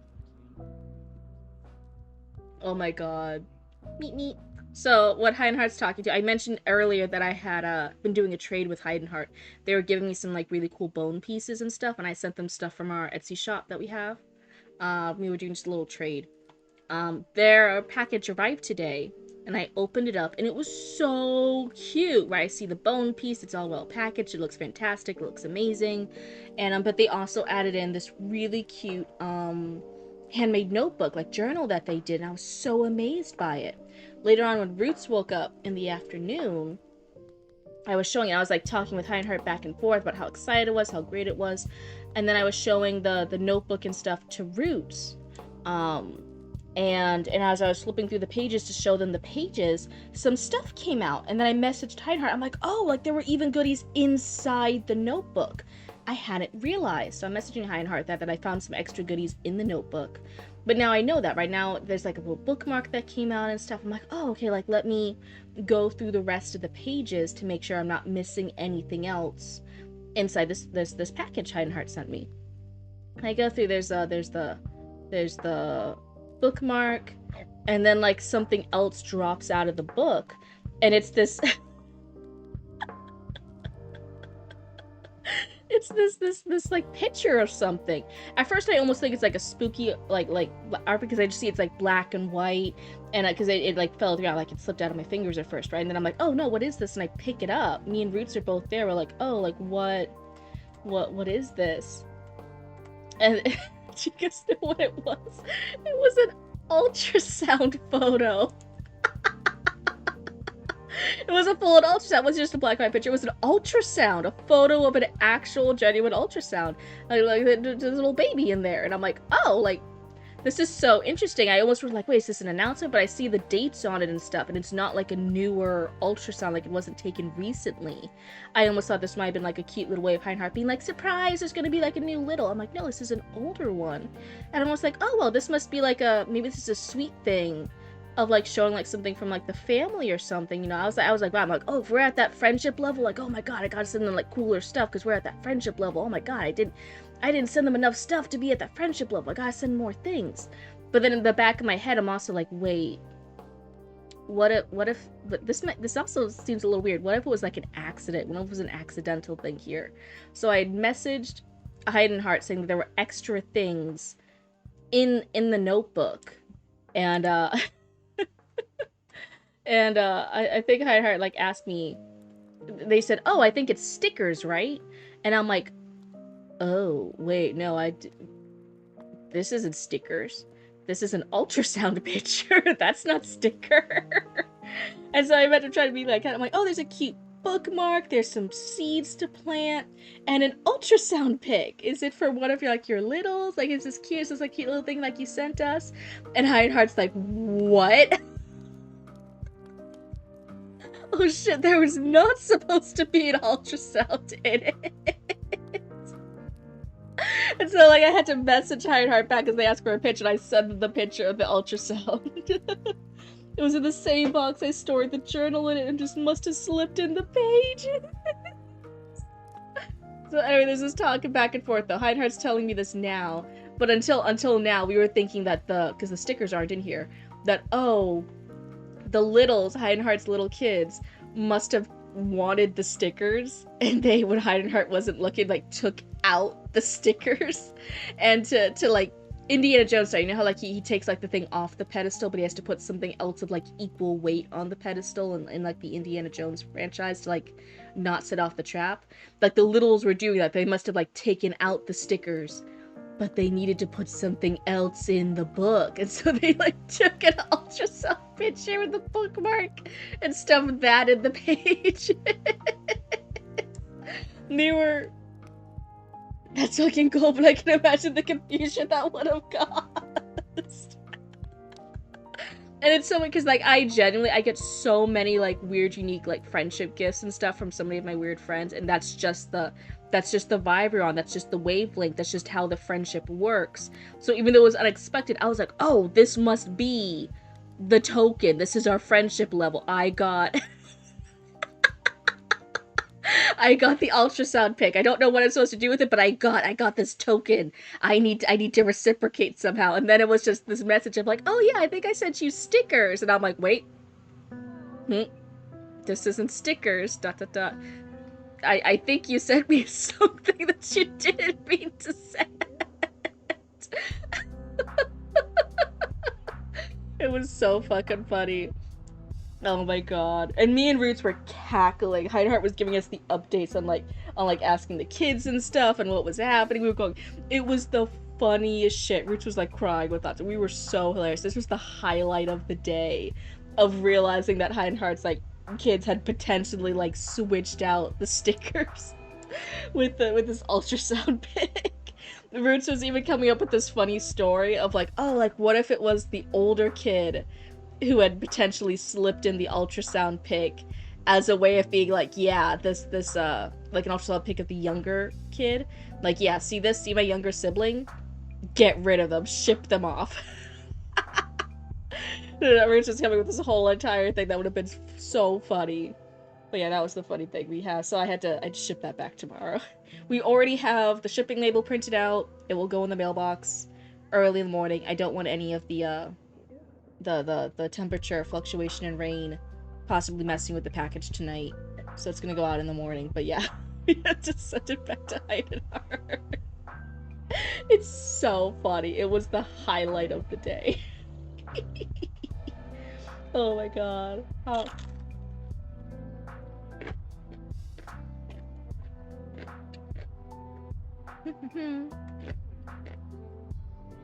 Sorry, I'm still chewing.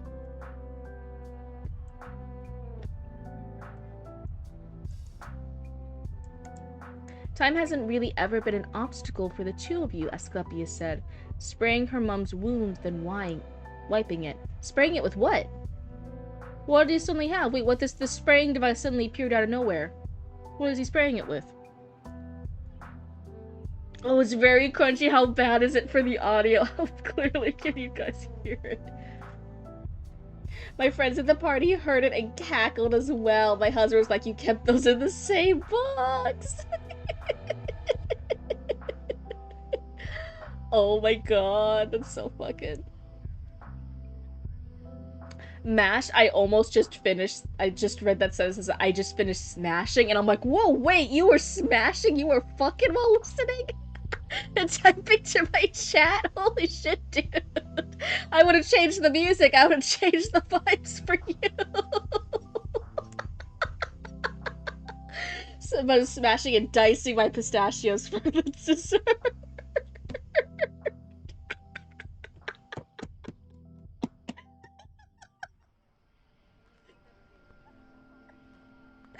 Yeah, Mash. If you have a hottie over and you're like, oh man, I cannot miss this cryptid stream, but like low-key I gotta smash, you can just hit me up and be like, Cryptid, set the music. Here's my smash playlist.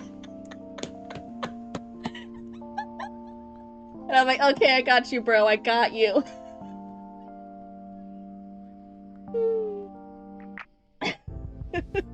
Smashing in an air-conditioned room, call it ice cream. Man. I have many words, Cryptid. I know none of them are probably good. Listen, I support my bros getting to smash.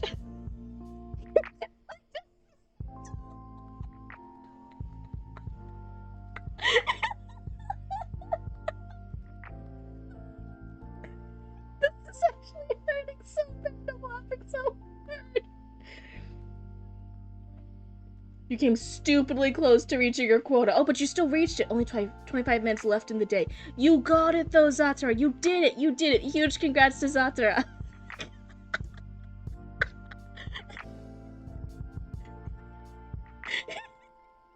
I know you're thirsty by choice. I'm not telling you not. I literally thought, like, oh, okay, Mash is thirsty by choice, and for whatever reason this night they decided they had the choice to not be thirsty. I was like, okay, yeah, I'll play Despacito for you. We got this.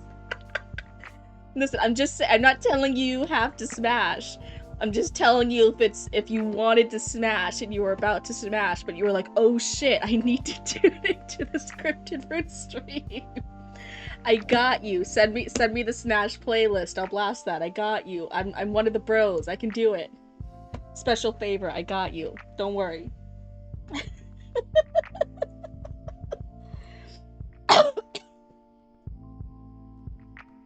You see the random Sunny Lord coming up soon? Okay, nice.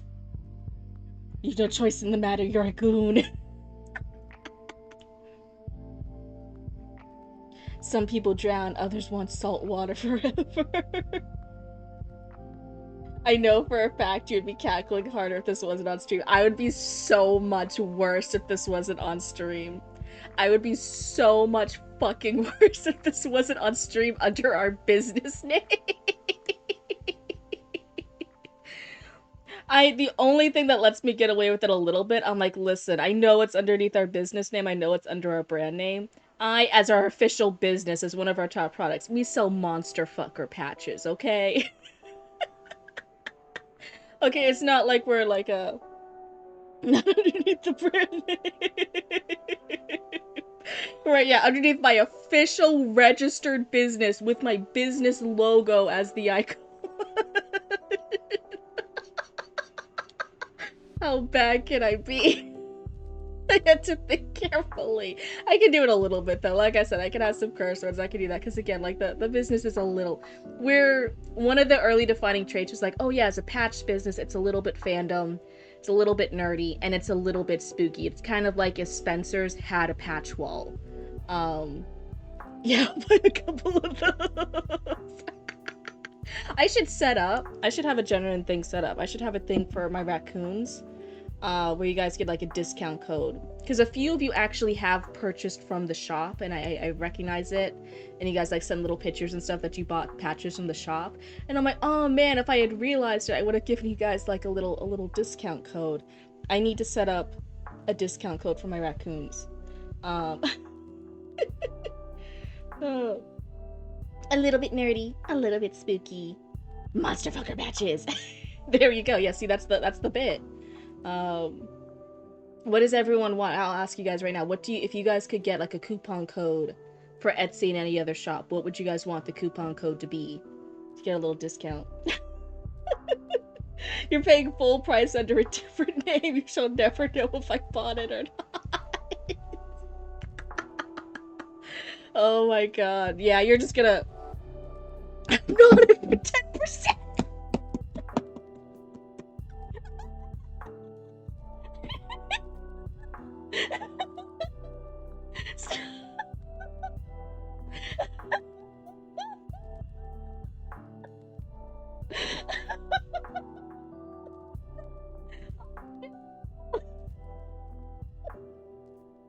Oh no!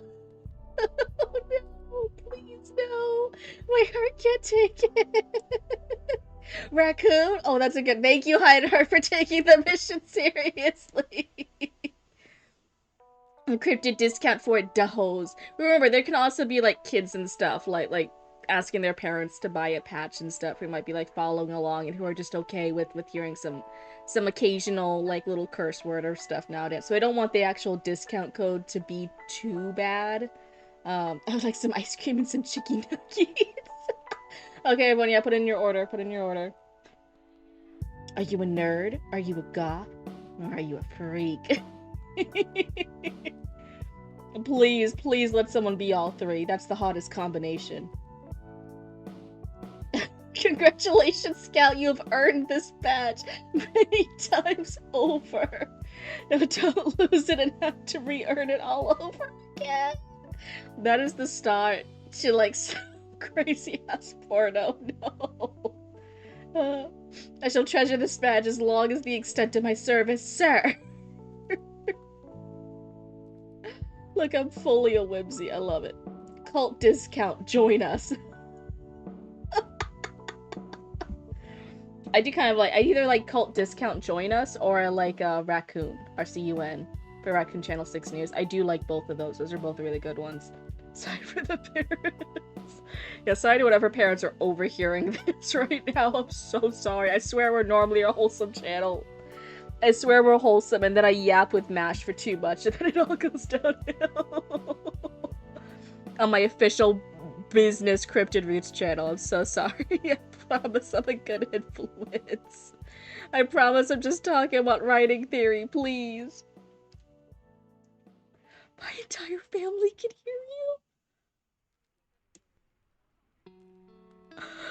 No. Please tell me you're lying. Please tell me you're lying. Oh my god. I'm so sorry. I'm so sorry. Guys, stream is over. Oh no. I need to go hide in a hole in the ground. I need to go die. I need to go decompose immediately. I need to become compost right now. How is it my fault? It's you. I didn't, to be fair, I didn't technically say the words, it's your fault. I'm just deciding to blame you. I say this bit to Roots all the time growing up. Like, I would blame shit on Roots sometimes, just joking, like, obviously, like, it wasn't, like, a genuine thing, it was just a joking thing, like, oh no, like, I blame you for this, right? Like, like, it would be raining outside, I would look at Roots, and I'd be like, I blame you for the rain right now. And Roots would be like, how is it my fault? And I'm like, no, you misunderstand. You misunderstand. I'm not saying it's your fault. I'm just saying I'm gonna blame you for it. I'm just assigning you the blame. That doesn't mean it's actually your fault. I'm just giving you the blame.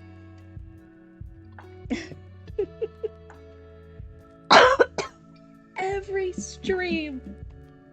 By the way, my family can hear you. Oh no.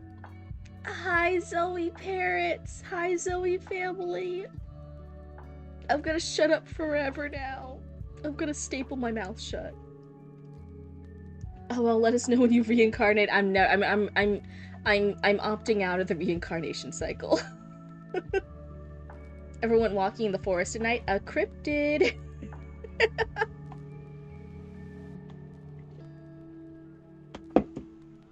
I would love walking at night so... Oh, new lip piercings. Wait, sorry, does that mean your family heard me too? Oh. See, you guys are all joining me in the circle of hell. We can all make friendship bracelets together in hell. Uh-huh. Mm-hmm. Oh my god, your family's been listening to me chewing pizza. I'm so fucking sorry. That's like the worst part of this.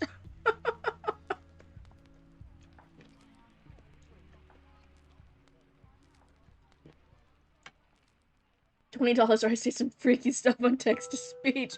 No, no, no. If you do that, I'm permanently banning text-to-speech. Nuh-uh.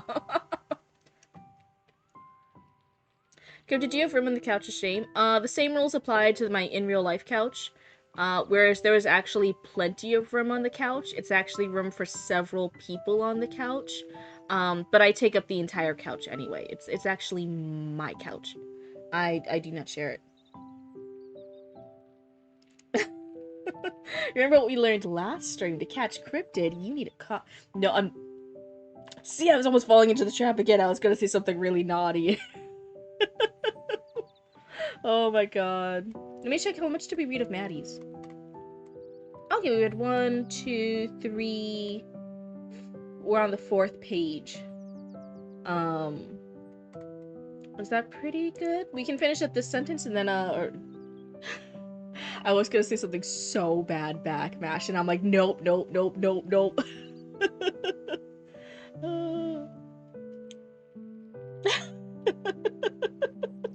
Love you so much, Mash. I swear we had so much fun. You have a friend who might be becoming one of our raccoons here? That's so exciting. Oh. I'll be a better behaved raccoon, I swear. I mean, a cryptid, I swear. So flustered, I almost said I was a raccoon. Oh my god. What's up, Heidenheart?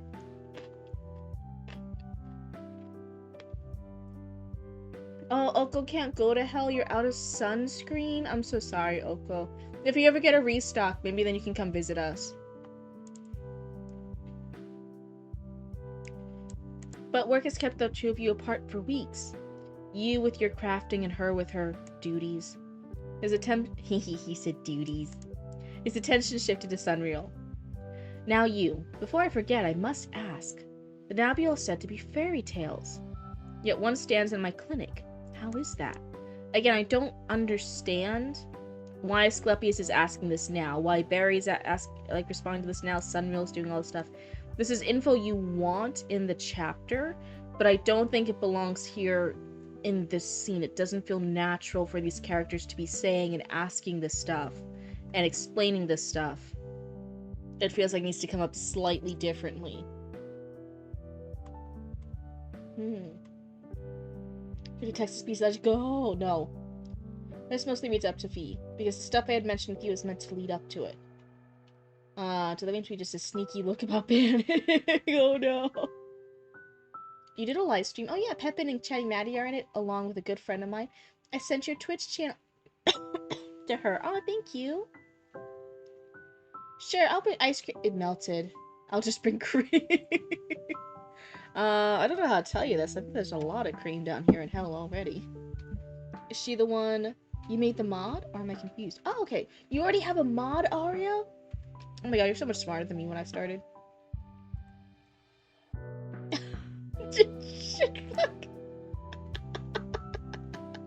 No, no, no, it was a subtle joke. It was a subtle joke. It was a subtle joke. It was a subtle joke. Mash, shut up. Mash, shut up. Nobody going on. It was fine. It was fine until you said that in chat. I passed it off so well. Anyway, no, I haven't made anyone my mod. Anyone mod soon on my channel yet. Oh, okay, okay. Yeah, I just figured Asclepius would ask. I do think he could ask, but I'm wondering if it could be later, like maybe after he deals with Barry's mom, or there's a part that seems more organic, because I feel like right now, again, we don't want to... This is a scene where you could have so much urgency, so much panic, and then the crash after, the emotional crash of, okay, now she's brought it to Asclepius. Asclepius is taking over now, and now what the fuck does Barry do? She can't really help, and she just been all that, because they're... Seems to be a theme today. I don't know what you're talking about. Nope, everything's fine. This is a wholesome channel. You feel like Fee and Sunreal stuff can be put later in the chapter after Asclepius tries to heal Tessie? Okay, okay. So there is a more organic place to put it a little bit later. Nice, nice, nice. Yeah, but again, I really don't want you to... If you have a cool bit that has tension, lean into the tension.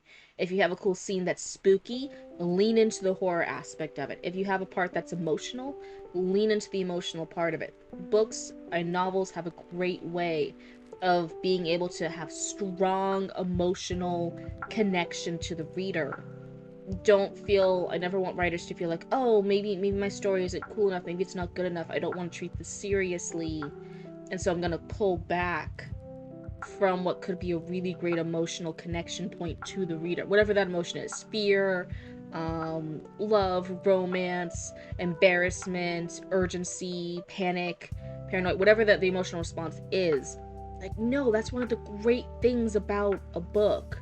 You can really like kind of lose yourself in the emotions of the characters, but you've got to commit to the emotions of the characters so that way you can connect with them.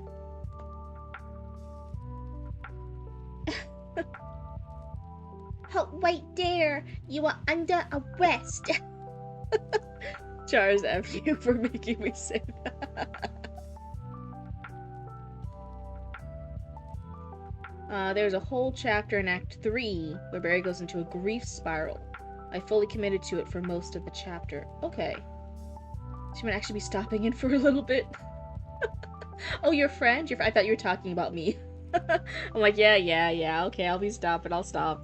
We can do Raccoon Channel 6 news. But also, hello, welcome. Is it Akuma? Akuma Mortal? Hello, welcome on in. Oh, is this your friend Arya? Hello. We have actually just finished up with doing this critique, unless Chatty Matty wants me to talk about anything specific. But I think I mostly talked about, like, lean into the urgency. Barry's not so much getting sidetracked, but you, the writer, you, the author, are still getting sidetracked. And finding organic points for these questions and for these conversations that you want to be explored in this chapter. Best cryptid ever? Oh, wait. That's embarrassing. Thank you. Oh, yeah, welcome to the cult. Oh, wait, what? What happened? Oh, hey, thank you so much for the follow. I hope you like hanging out with the cryptid cult. How long it's been than the original I showed you? I think so. I think Barry does seem a bit, like, less random scatterbrained. I think you pulled away from Barry being the scatterbrained. But I can still tell, as the writer, you're being distracted by a lot of the cool things that's catching your eye in the moment that you want to share with the readers, and really genuinely focus on Barry. Focus on whatever is happening with Barry, focus on Barry's thoughts, reactions, whatever cool thing is happening with Barry. You're dedicating an entire series to Barry. You obviously think Barry has potential to be worth that. Commit to Barry. Commit to Barry being cool and the main character. What happened? Oh my god. Shield mode was activated because I tried to click a button. Cryptid, I think I need a timeout. No. There's no need to punish you for doing a mistake. Dear God. Lord knows if I was behind the buttons, I'd be doing a lot more mistakes. Oh my goodness. Oh. You're Loki half asleep? Oh no, Akuma. I don't sing lullabies on this channel, but emotionally I'm singing you a lullaby. Go to sleep.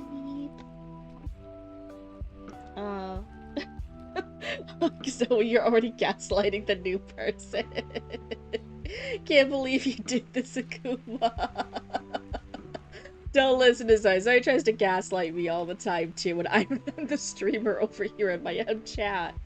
Oh my god, it's so funny. Let me get everything with the Raccoon Channel 6 news set up. Let's see, I had to switch over our stuff. I had to go to my human tab and do...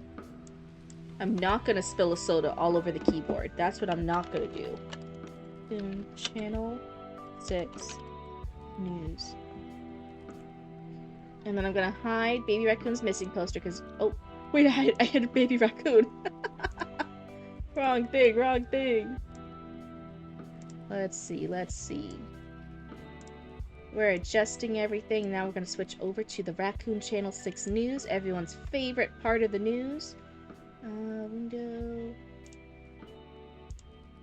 Discord. And again, I know it's a little hard for you guys to see, but hey, I'm gonna be reading it aloud anyway.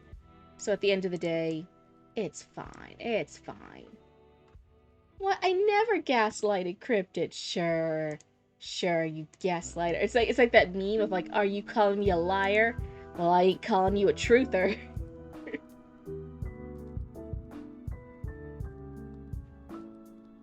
Yeah, I think making it more serious, like commit to the serious of the urgency. And then again, you have that, if that's supposed to be serious, well then the serious panic paranoia of rushing to save her mom is only one paragraph.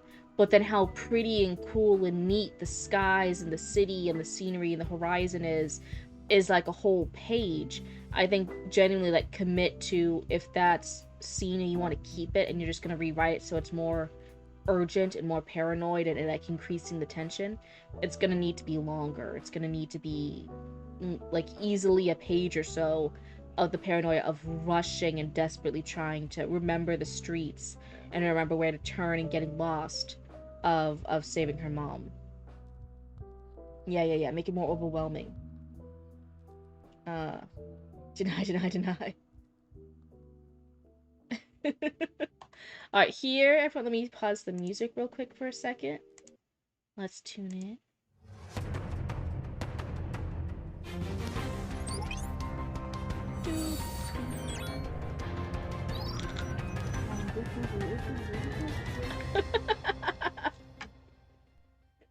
I think there's an instant serotonin boost every time I hear this. I'm so genuine. Alrighty. This is at the very beginning. Okay. News stuff. Continuation back to Raccoon News. This is Archie. Now, onto the scoop. We have wonderful news for you all, trash lovers and dumpster divers. Archie excitedly says as they twirl a pin in their paw. I did not say that excitedly. It's too catchy. It's so catchy. Now, onto the scoop. We have wonderful news for you all, trash lovers and dumpster divers. Archie excitedly says as they swirl a pen in their paw. If you have been following the news board, you might already know what I'm talking about. But to those who don't know, listen closely. Archie stage whispers to the audience while they get a bit closer to the camera for the performance. And they get back to where they are as she spins her pen once more and points it to a board, which is being brought by Bandit, an all-time favorite member of the crew, and Archie thanks them. Thank you, Bandit. Bandit just waves shyly as they go back, so Archie continues and points to a specific photo of a completed rocket. That's right, trash lovers. While the war was happening, the critters who are working on the rocket completed it. And it's all thanks to your support that they have reached and completed it all. Thanks to you all. And they will be launching it in a couple of days by now. And Raccoon News will be recording it live for all of you trash lovers and critters. And also, is this supposed to be the Raccoon Moon? It's Ramoon board as well. Ramoon.board as well. Archie says, having a beaming smile on their face. As they did a fake tear act, we will show how proud they are with every critter's support. But for now, that's the announcement for that, because they'll be having a Q&A in their board at ramoon.board, which I hope you all visit and ask your curious questions. Archie says as they begin to start the next scoop of the day. Wait, this one's supposed to be clicking? I click this?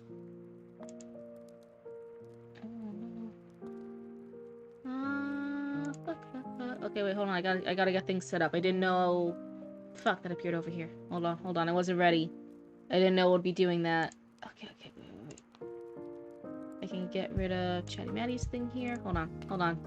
Processing. I gotta switch over my windows. Okay. There we go. What is this? Who's this? American sporting a bathrobe burped while carrying a half-full can of trash. Which raccoon is this one? What voice am I doing? What kind of voice do you guys want for this raccoon? Is this one I've done before? Is this a new one?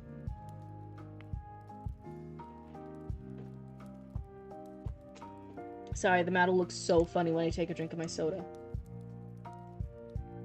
OMG, former scavenger scientists are joining RASA, Raccoon Aeronautics and Space Administration, to avoid punishment for the war.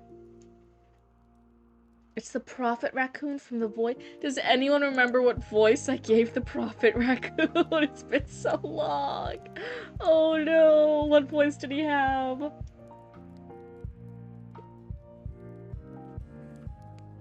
It's been too long. Look at the score this time, bud. He's burping. Does he have like a more bit crazy and skeptic?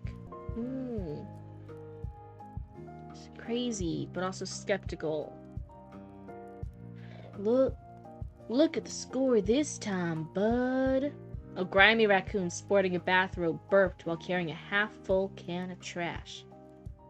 Took a while for me to collect this much, dudette. Still not clear on that, bud. Slightly drunk uncle, I guess. He just finished up a Civil War storyline. That's true. It was so fantastic. There was no audible answer to his gripe, yet he laughed as if someone had shot back with just as much snark. Got me there, bud, he said with a toothy grin. He dragged his can further under his bridge, grunting in effort. Oh my god, what a fancy raccoon. He has a whole bridge. Bit of a shame that absence is gonna be. I was just getting used to that newscaster's voice. Another bout of silence followed, yet the raccoon shrugged. Just getting used to the newscaster's voice. What's gonna happen to the newscaster? Yeah, they did gaslight me, but I didn't believe them. I called it. Raccoon shrugged.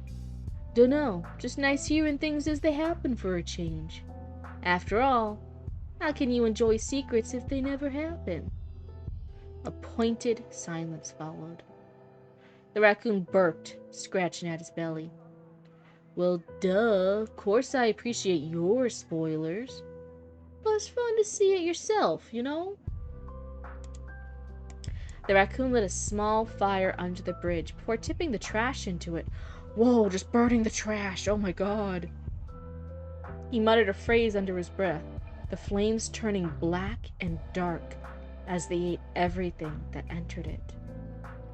There, as I promised, bud. Now care to tell me why we had to skip town? He scratched his belly with a disappointed sigh. I was really starting to fit in my street magician gig.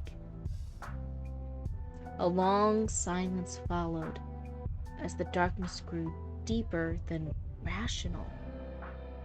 What? The raccoon fell onto his tail with a hiss. You said you all couldn't. Another bout of silence interrupted. I like that idea of like the silence being able to interrupt as all visible light vanished from under the bridge. How did your co-worker get up? The raccoon paused. No. You mean she got to her first before the... The raccoon started pacing in his fuzzy slippers, his face a mask of calm. A new silence filled the air under the bridge, tired and slightly sympathetic. What? I like this. This is neat. This is interesting. Fine, the raccoon said at last. We'll stay here. Can't risk things with the vessel, much less your white co-worker. Is that about the white lady? So is this isn't the white, this is somebody else. He settled into his sleeping sack and tiredly spoke. How long will our newscaster be gone? Another silence answered softly. Weird number, the raccoon grumbled. His eyes drooped as a small line of drool formed running onto his makeshift pillow. Good night, best bud, he murmured. If one was quiet enough, they may have heard a voice return the blessing. But there was nothing except a void. What? What? What? This is cool. Oh my god. You're gonna lurk? You gotta wash the dishes again? Oh my god. That means I could just say whatever stuff I wanted and he wouldn't be able to type back on the keyboard right away. This is a golden opportunity. But I'm gonna be nice. I'm gonna be a good cryptid. I'm just a girl. This character scavenger got shot and died. Yeah, by baby raccoon. Look at this fearsome murderer. He was the only one to kill anybody in an entire war. He's truly a monster, despite being a baby. There you go. And Gaslight cryptid so hard about her death, but I was like, no, Arya the Scavenger's too cool to just die. Made a fake leak where she came back but was actually secretly Obama. Obama? Bro's just a silly guy. I wake up in the morning, I got murder on my mind. AK-47s, Mac 11, Glocks, and 9s. God damn, baby raccoon, you're so vicious. You're so gangsta. How's it feel to be one of the highest kill counts on this channel? Even higher than Arya the Scavenger herself. How's it feel? Do you feel pretty badass? Oh. Oh, my pizza's cold now. I don't like it. This is so interesting. I really like the details of how the silence is reacting and responding back. It's so neat. It's such a fun mechanic. I really like that.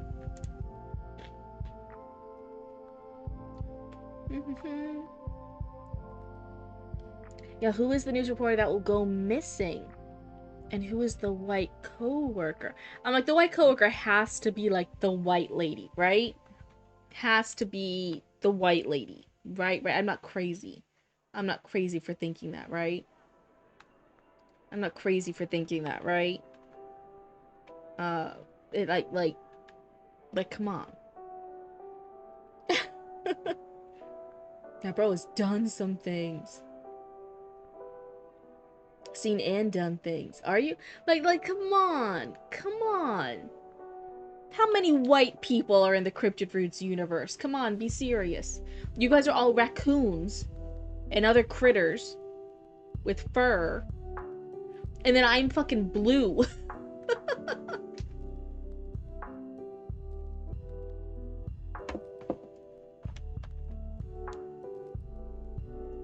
Or is it a different white creature? Fur can be white. Yeah, it's true, but I'm just saying, like, come on, come on. Come on. It has to be like the white lady character you guys are always telling me about, even though I never see them. Right? That's kind of low-key gotta be that, right? Right? Even though I've never seen this crazy white lady you guys are always telling me about. It's just gotta be her. So who's their co-workers? It's somebody else. That's the void. So interesting. What? The white lady? What? Where? Where? I don't see her. I don't see her. What are you talking about, Chatty Matty? What about her? You got some plans for the white lady's character in the future? Oh, this is exciting. This is exciting. Maybe one day I'll actually get to see her. You saw her? Where did you see her, Chatty Matty? Chatty Matty, where did you see her? I don't see her at all. Was she on the screen? Was she on the screen? Was she behind me? Was she by Baby Raccoon? I kind of keep a good eye on Baby Raccoon. I didn't notice anything. You saw her 2 seconds ago? Well, why didn't you say anything in time? I don't see her. It's Shredder. Where? Yeah, see, I don't know what you're talking about, Chatty Man. I did. But like, Chatty Matty, where is she then? I didn't see her leave. Where was she 2 seconds ago? What happened? You feel local now? I can't control how you feel, Chatty Matty, so listen. You had to use all 13 eyes? Oh my god, wait, I haven't grown that many yet. Oh no, do you think I could just buy a couple extras? Will that count? Do I have to grow them myself, or can I buy a couple extra? Chatty Matty, you didn't tell me you had 13 eyes. That's crazy. What a specific number in order to see the white lady.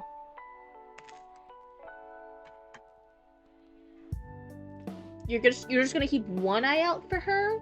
Oko says you need 13.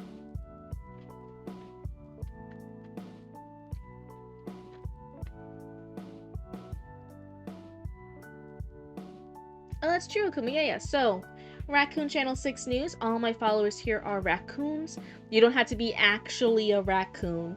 Anyone's just an honorary raccoon. So if you can be like a little fox, you can be a squirrel, you can be a badger, you can be a deer, you can be whatever little critter you want to be.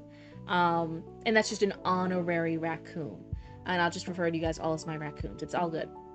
But yeah, Raccoon Channel 6 News is by raccoons for raccoons, and otherwise it's by the fans for the fans. So it's this big collaborative story that takes place in the Cryptid Roots universe that you guys are making, that you guys are deciding what happens, what your characters are doing, what's the little news story, what's the little events that's happening.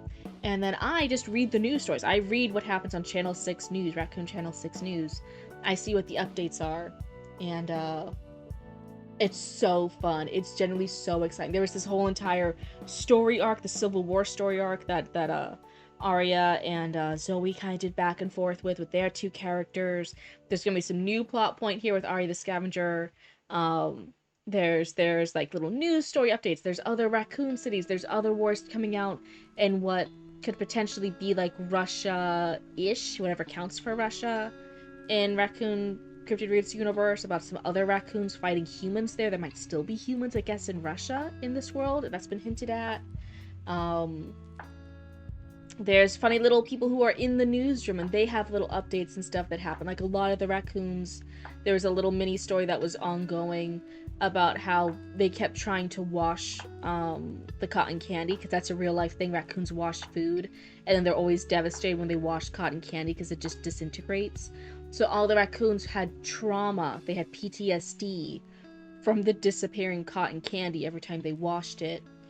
So they had to have like raccoon therapist sessions in order to like recover. They need raccoon therapy for the trauma. And then one raccoon fell into a cotton candy machine and got magic powers and became like a cotton candy raccoon, but that would not disintegrate in cotton candy in water. Don't remind me. No, baby raccoon, you're fine. You're fine. It's all good. Firstly, done with your dishes. Good job. Firstly, rude. I had my speech to text ready in case you did say something you thought you could get away with. The comment about growing eyes made me laugh. I almost broke one of my glass cups. But Tish, I'm funny like that. Actually, that wasn't me. That was Oko. I can't even take credit for that. People are funnier than me in my old stream all the time. Oh no, ads. No, no. But also love you, Mash. Sorry you almost broke one of your dishes. That's so funny. What was gonna be your text-to-speech thing if I had said something naughty while you were gone? Were you just gonna yell at me? Were you just gonna yell at me, tell me to behave? Oh no. Oh no, it's gonna get in trouble. Between you and Hyde and Heart, I had to actually behave on my own account. Fucking crazy. Why did I think it was a good idea? Be a good little cryptid and behave?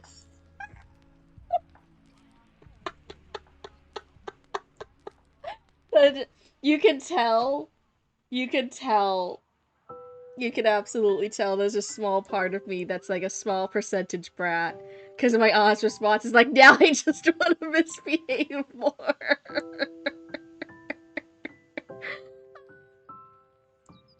Oh no, hold on, I had to cough real quick. Let me mute the mic.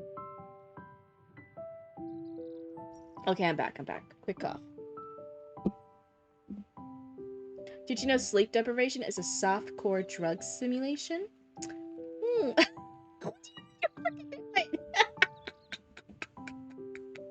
You didn't know shit. I'm cool and mysterious and nobody knows anything about me because I'm so mysterious and cool and badass. Right, raccoons? Right? Right, everyone agrees with me. I'm super cool and mysterious and edgy and just didn't want to clock me. No, it's okay. Everyone else makes fun of me in chat. Hi, Hugo. It's good to see you. Welcome on in. Otherwise, let me see. We did Raccoon Channel 6 news today. Let's see. Oh my god. Sorry. I'm seeing what Chatty Matty posted in the Discord when it was the poll about about the toilet seats. But the internal radar was like, I'm pretty sure. Am I just in time to be late? Anyone can come over whatever time they want. We're all just hanging out. We're vibing. And there were no signs. Yes, officer, we had no idea she brat the commissioner. You guys are all horrible people. You guys are all bad forever. Cryptid, they've multiplied? What's multiplied? What happened? What happened? The raccoons? My problems? My social anxieties?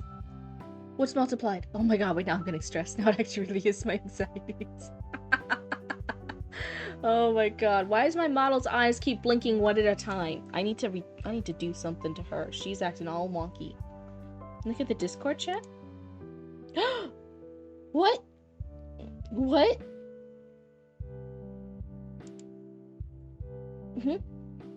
Oh my god, wait, why does me with the hair down actually look fucking cool? Hold on, I'm gonna show everyone what this looks like in the Discord. Hold on, I'm moving the windows over. Everyone, we're moving, hold on. Boop.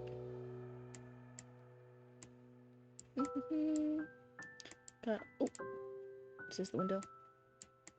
Did you guys see this? It's like different screenshots of me at different moments. Look at all the me's.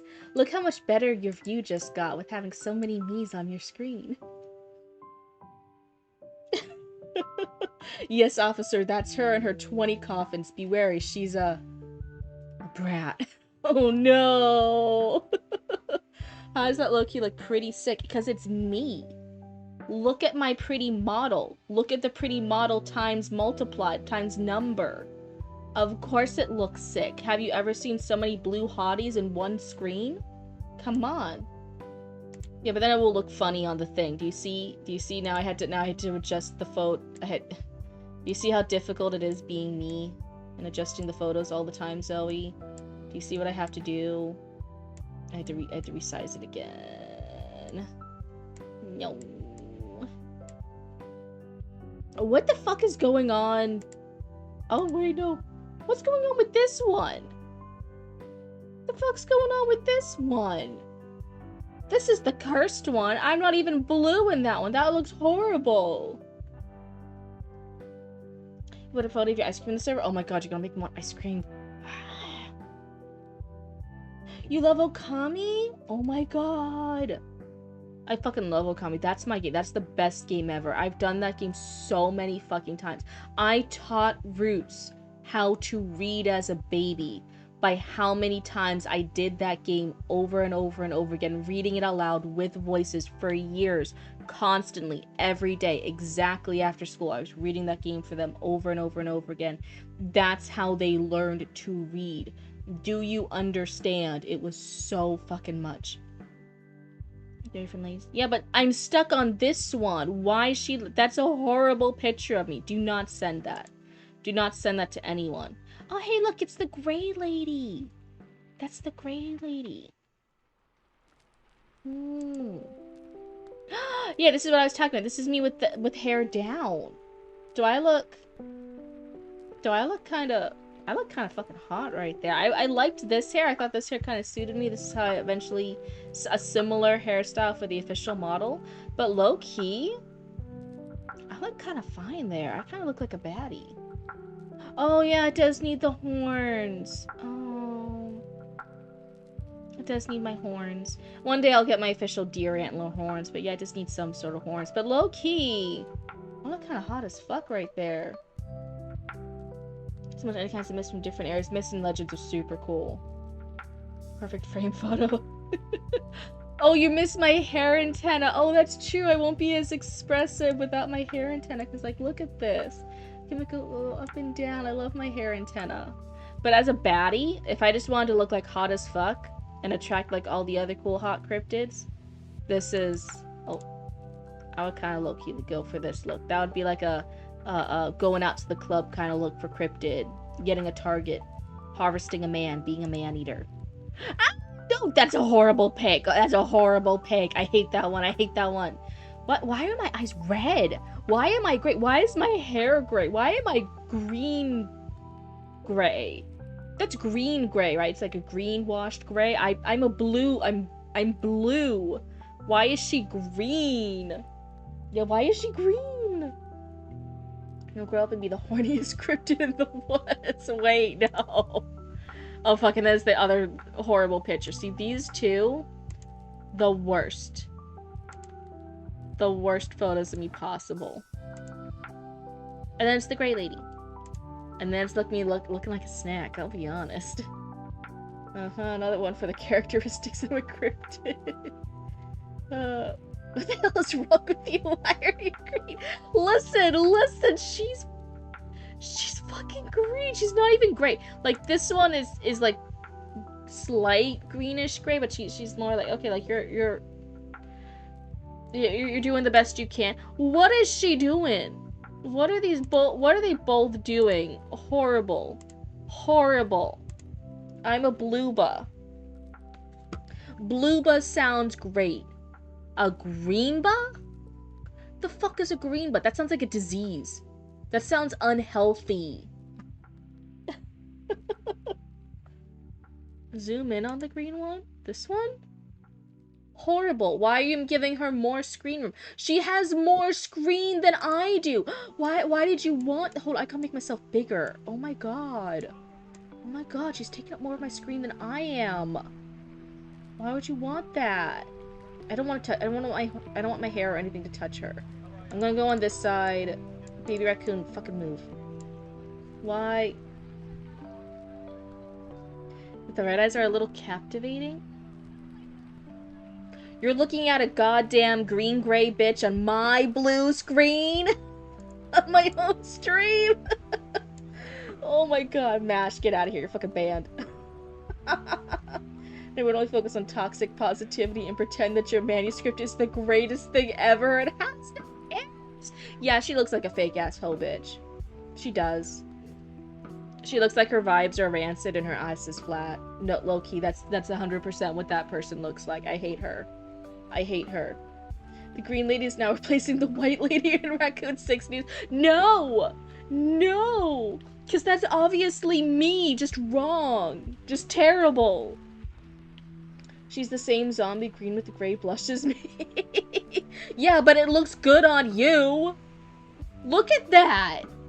Look at that. That's like when you pull off like a dress perfectly in the store, and then your friend who is a completely different body type than you, and you're like, oh yeah, you go wear the dress now. You look at, and then you put it on, it looks horrible. You look like a fucking sausage. It's hugging you in all the wrong places. It just makes everything displaced. And they're like, no, but it looks good on you too. Like, it looks good on me. Why wouldn't it look good on you? It's like, well, yeah, because you and me are fucking different. It looks good on you. It looks terrible on me. Oh my god. The incredible green button is nothing incredible about that. The only thing incredible about it is how incredibly bad it looks. Look, I might suck at holding eye contact, but I can appreciate them. Why are you appreciating other cryptids on my stream? You can appreciate other cryptids on your streams, and I won't give you shit for that. That's fine. Do whatever the fuck you want. This is my stream. You're hyping up other cryptids' eyes. What if she has 13 eyes and I don't? What if I'm self-conscious? What if she has 13 eyes and can see the white lady and now I'm self-conscious about it? This is just the undead cryptid. I'd look like a much better corpse than her. Avatar the false cryptid. That's right. I bet those are costume horns. I'm not gonna lie. Normally I don't throw other girls under the bus for like doing like cosmetic things that make them feel better. I think those are fake horns though. Everyone can tell, right? Her horns are fake. Look at the way the hair is lying around them. Those are obviously fake horns. Right? Okay, what if the green lady is an imposter pretending to be pretending? Who's falling for the ruse? What pretending is there? Who's seeing that and thinking she's me? Who doesn't have eyeballs? Who can't see colors? Who can't tell their left from their right? Who can't tell up from down? Who is she pretending to be? That doesn't look like me. That looks nothing like me. These 4 versions of Cryptid is the physical manifestation of the voices in Cryptid's head. Fuck you. I thought you appreciated people having eyes. Eye or eyeless, fine by me. It's how the words. It's how the words cut. Cryptid over her body shaming an alternate cryptid she never even met. Well, listen. Maybe if she wasn't such a hoe, I wouldn't be talking shit. Maybe she's cool. Maybe she'd take you out to brunch or something. I don't want to have brunch with her. She's over here. Her vibes are rancid. She's being toxic and fake, and she's trying to steal my look, and it's not even working for her. Why is she trying to steal shit? Red flags are green, right? I mean, it depends on how quickly you get to get laid. So we can't see colors. Zoe, you would never look at Greenba and think she was me, right? Zoe, you wouldn't confuse us, right? Cryptid raccoons are considered mostly colorblind, possessing limited vision that restricts them seeing mostly shades of green, blue, or gray rather than full human color spectrum. You wouldn't confuse her with me? Right? Right? You wouldn't do that. You guys know me.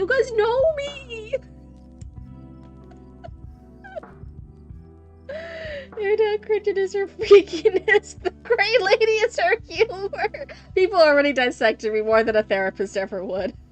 The white lady is her mystique, and the green lady is her wrath.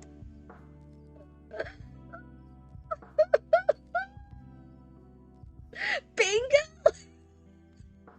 And all combined to brat. Listen.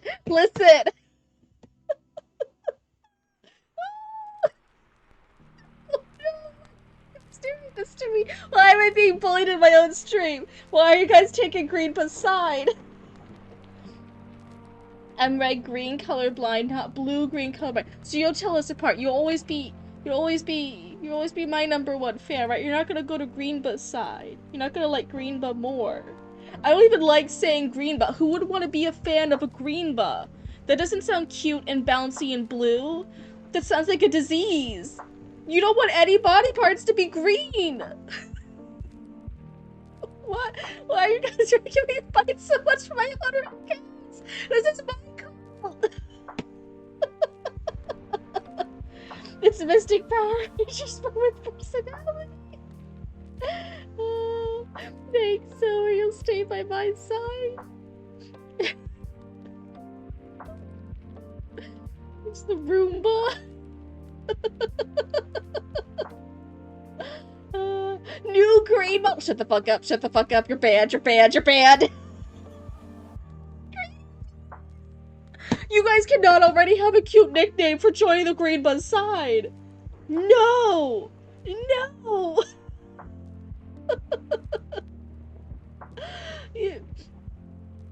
Mod, kill that guy.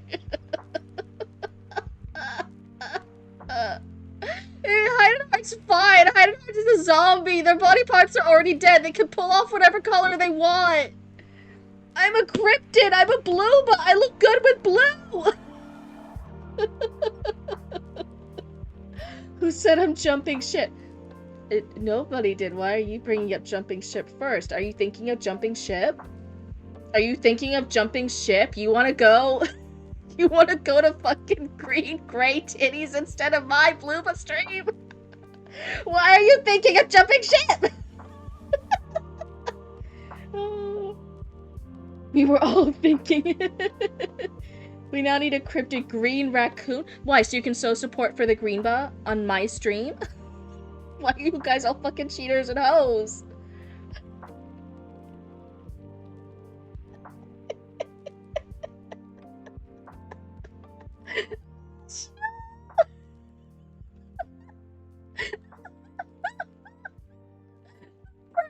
Slide is coming out, shit. You guys are all banned. You guys are all banned forever. I'm gone. I'm gone. You guys. I don't want this bitch to be bigger than me on my own screen. You guys do this to me. We were having such a nice chat. We were having such a good stream. We were having such a nice day. Should I make a green avatar and start streaming again? Do what you want. Do whatever you want on your stream. Do whatever you want. It doesn't matter me. It doesn't affect me. I don't care about it. You go do whatever you want on your stream. You can be whatever color you want. You can be green. You can be purple. You can be chartreuse. But the red eyes do be like Zoe. Whose side are you on?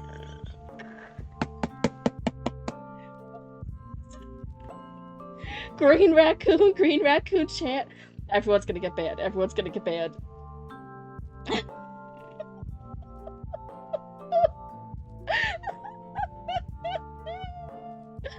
thought we were having a nice time together. I thought we were all hanging out. How could you guys do this to me? This is what you guys are gonna make the end of the stream be. I have to go. Hold on. I can't believe the betrayal. I can't believe the attitude. You can turn on shield mode again. You can turn on shield mode again by accident and feel bad about it afterwards.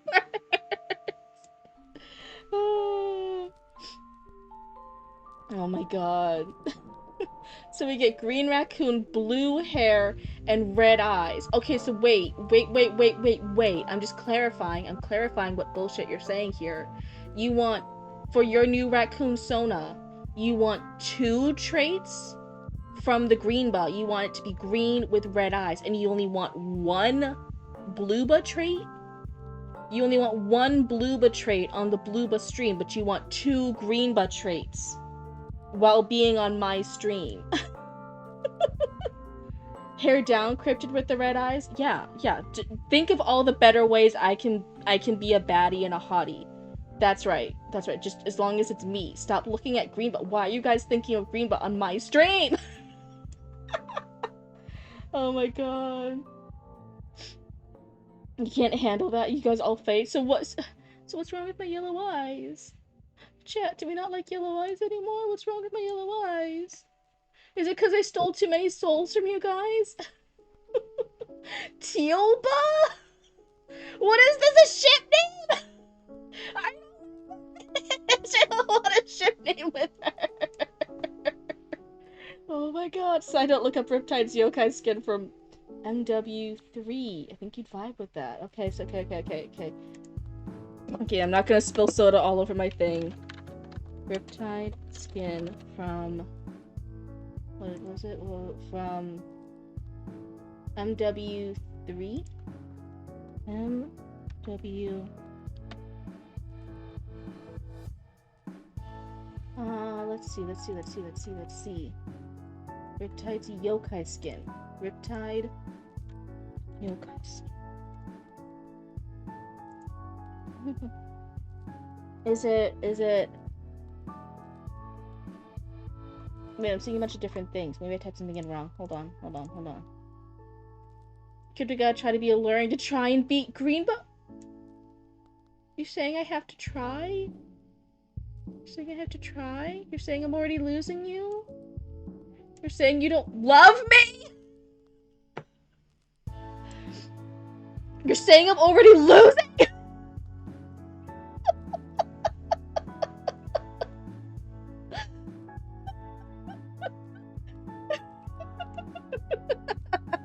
You guys want to go to Greenbus stream? Where's Greenbus stream? Huh? Go try and be a follower of Greenbus. Where's her stream? Where's her chat? Where's her raccoons? Where's her Discord?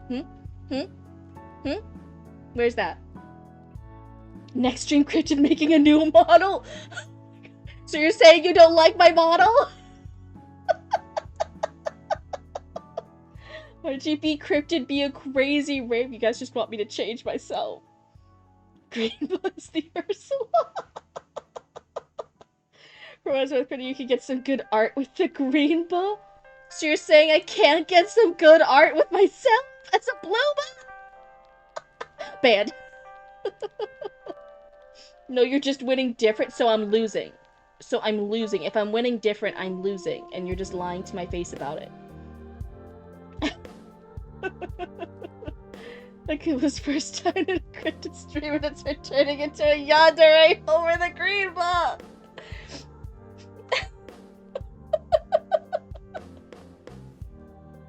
You're a yandere now with me? You're gonna be a yandere too. Oh my god. Literally, how could you raccoons do this to me? How could you guys break my heart this way? No, Cryptid's turning into the yandere. I don't know what you're talking about. I don't know what you're talking about. I'm not yandere, I'm not tsundere, I'm nothing. I'm nothing. I'm not even green. So you guys don't love me anymore. You guys wouldn't love me if I was a worm, and you guys wouldn't love me unless I'm green, apparently.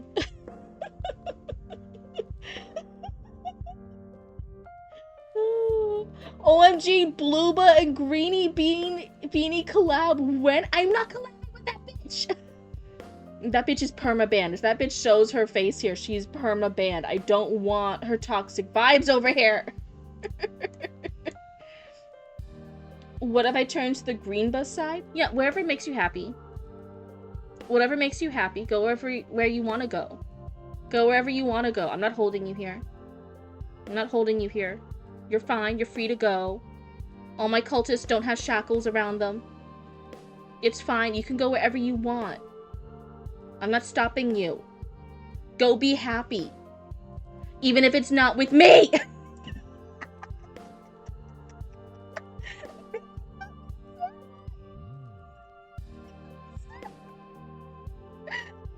Server made by Green. What the fuck do you mean? Imagine someone turning it for the first time. They Cryptid was legitimate beef with someone. They're over here warning all the green VTubers, like, hey, sorry, there's this, like, one blue Cryptid lady, and she's, like, low-key racist against green people. You should be on the watch out for how toxic this VTuber is. I instantly get canceled by the green community.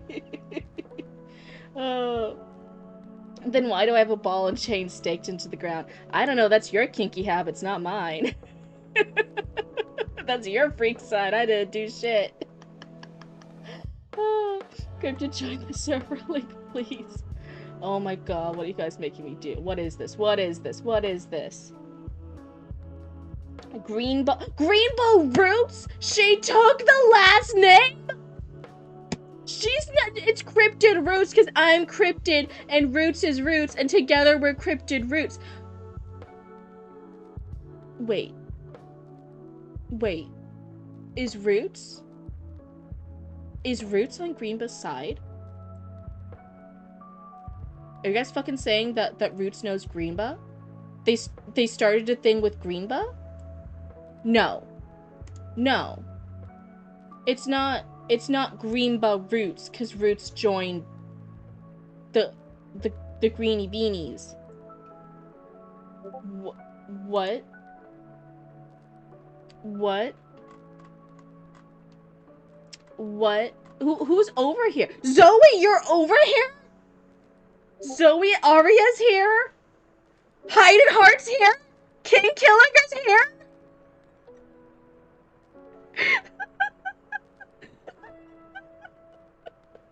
You guys are all fucking dirty, filthy traitors.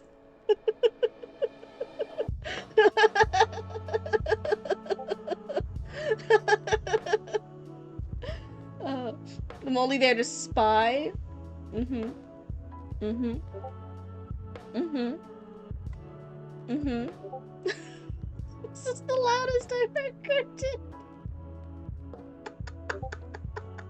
I'm just so happy and enthusiastic about noticing which raccoons have betrayed me. So is your girl made the server.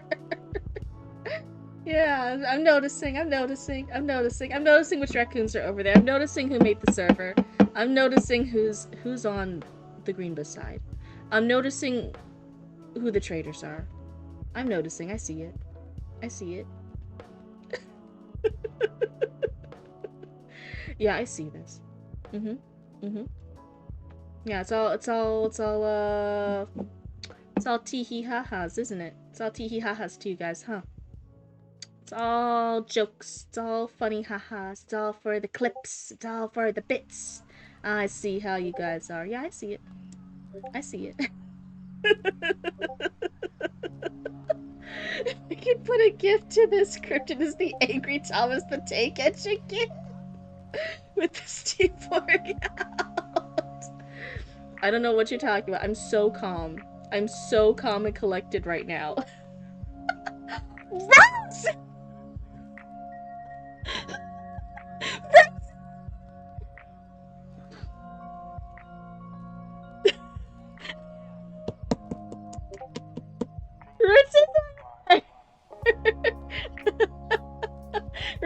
Roots is part of the Greenie Beanies. That's why it's Greenbud Roots, because Roots is over in that Discord server being part of the Green fan club. How interesting, how nice, how so great.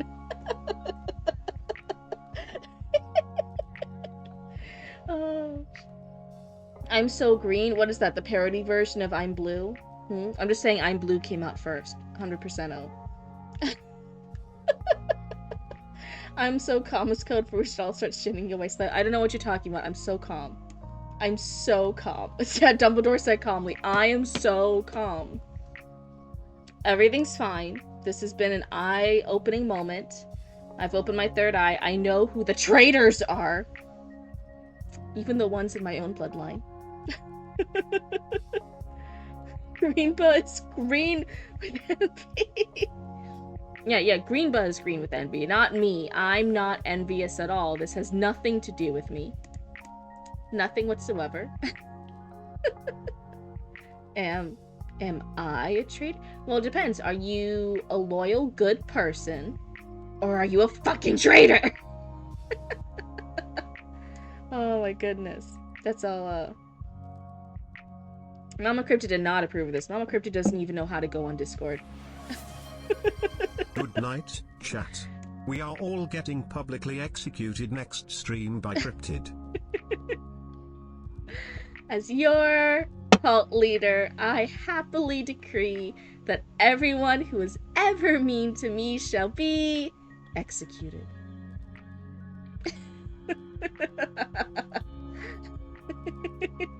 She can't execute her own mod.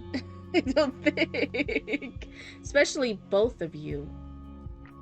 Both of you are over in the Green Bus server. Both you and Roots. Those are my two mods. One is literal family to me. Literal kin. Literal blood ties. Over there on the opposite enemy lines. I'm just saying. Just saying, wow, the betrayals hurt the closer they are to home. Anyway. Ready for a green raccoon? There are gonna be no green raccoons! I said calm. There are not gonna be any green raccoons. There are not gonna be any green raccoons in this chat. You guys are all just gonna be nice, wonderful, lovely raccoons in your natural fur patterns.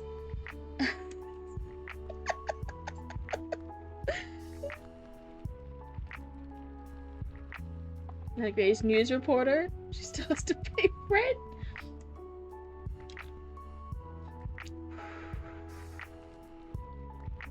We cook chat. I hope I go rotisserie style. Auntie Cryptid, I met a green raccoon the other day. Can I be friends with them?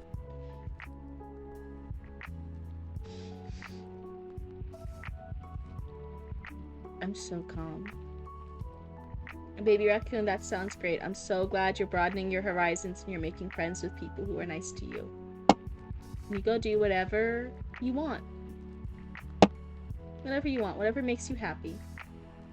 Did I always thought baby raccoon is green for it? How do you think baby raccoon is green? How do you think baby raccoon is green? Use your eyeballs. Use your eyeballs. Open your eyes. Open 1, 2, 13 of them. I do not care. Open your eyeballs and look at baby raccoon. Look at baby raccoon. Look at colors. Look at baby raccoon. He is not green. He is not green. You cannot tell me to use any of eyeballs, purchased or new or organically grown, and tell me that he is green.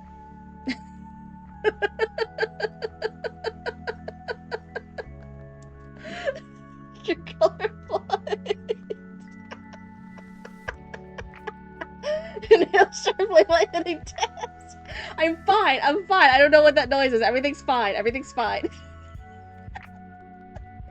East Coast accent is gone.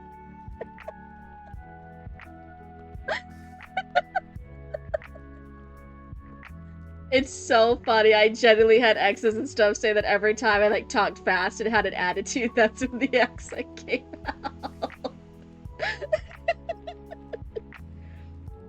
Cryptid slowly losing it with the new ladies appearing. We're gonna go back. We're gonna go back, and we're gonna see. See, that looks great. I would just like to remind chat that this isn't like a competition thing. That I'm a girl who supports girls, and that looks great. That looks badass. She looks fantastic.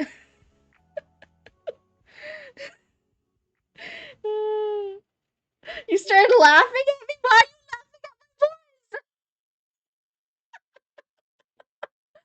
You're not laughing over at Greenba. You're not laughing at Greenba's voice. Greenba probably sounds sexy as fuck to you, you goddamn traitor. Does she have a server too? I'm sorry, you see me with a slight glow up, and then you instantly want to abandon ship and go. You can't have this if you don't like me at this. You can't have me at the badass babe if you don't like me at my cutie adorable self. That's true, Mash. You weren't in the server. That's actually true. You're a good boy. Oh, why not have all? Oh, why not have all? Why not have all? Why not have all? Seriously? Why not have all? Because one of them is fucking green! Why not have all? And all one of the alls is green. That's like, oh yeah, why can't we have all foods in existence on an all-you-can-eat buffet? Yeah, some of them are poisonous. Some of them are rancid. Some of them make you shit yourself to death. But why can't we have it all on the all-you-can-eat buffet? Because some of them are just less good. Some of them are perfect. Some of them are less good. That's why you're selective at an all-you-can-eat buffet. Yeah, but you can appreciate them too. Yeah, go appreciate the food that makes you shit yourself to death. Go appreciate it. You go do that. And then you tell me how you feel afterwards. Which one's fucking green? I want in on this drama. What do you mean? Which one is fucking green? You look at that, and you look at me, and one of us is obviously blue, and one of us is obviously not. What do you mean which one of them is green? Mash should be the only one spared.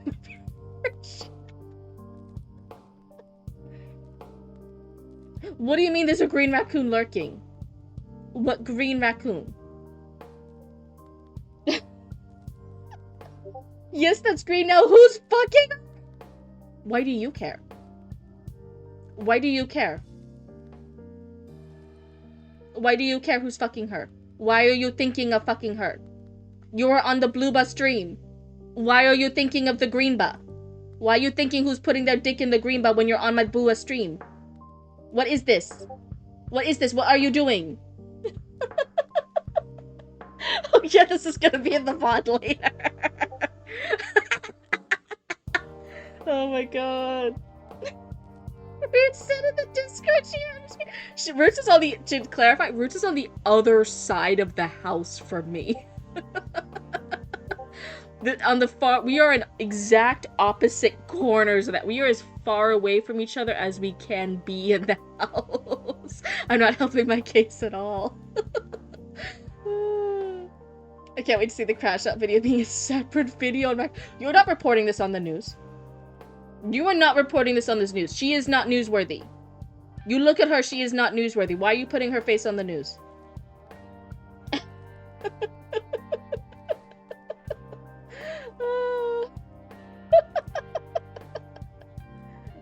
I got a green android.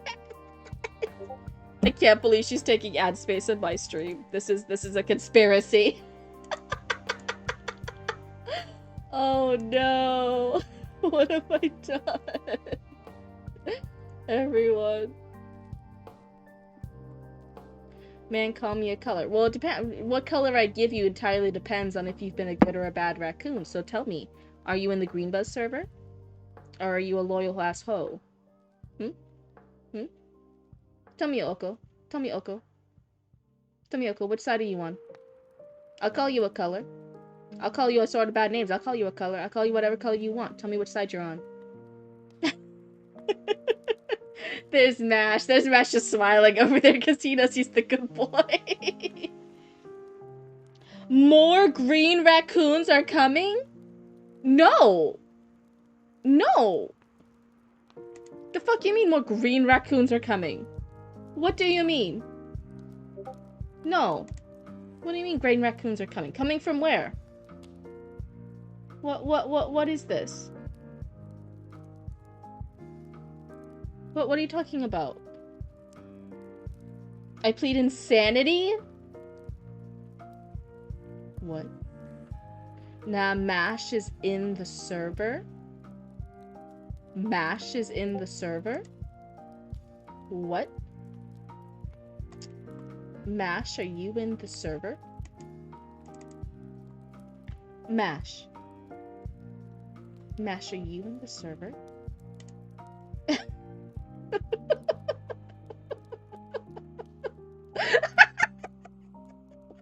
This is like, it's like the girlfriend is like, show me your phone.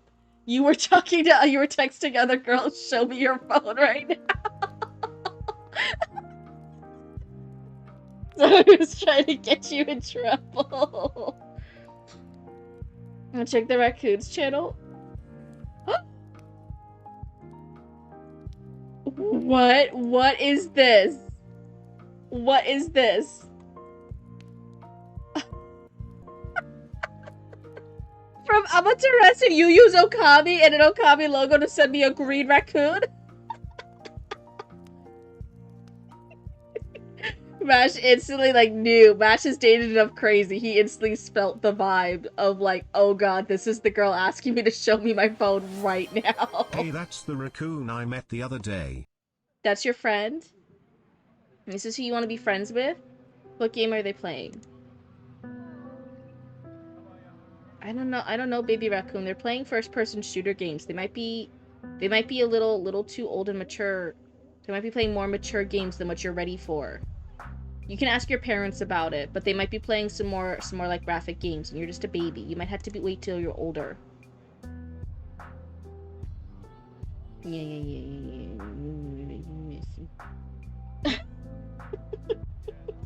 I love. Cool, Baby Raccoon has a body count. I think he can handle first-person shooting game. He has trauma. He has trauma. He's in therapy. Don't be saying shit to Baby Raccoon. Okay, he needs therapy. He needs therapy. He's traumatized. I kid you not, Gretchen, I have been in that situation. I handed over my phone. Like a smart man.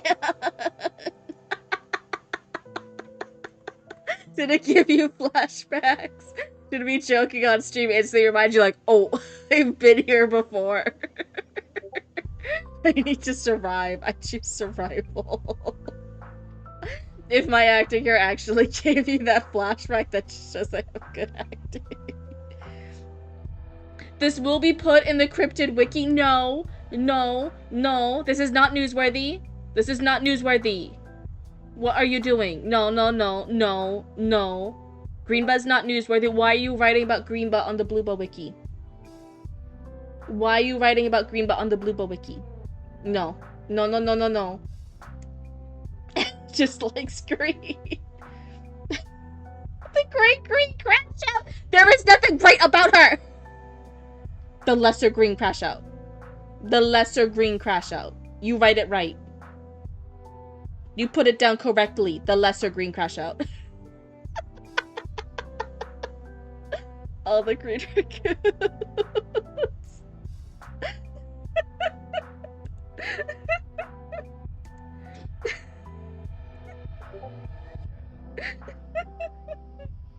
The lesser green crash out. Is Greenbutt gonna be an antagonist in the cryptid lore? She's not worthy enough to be my enemy. What are you talking about? Saying she's worthy to be my enemy. She is nothing.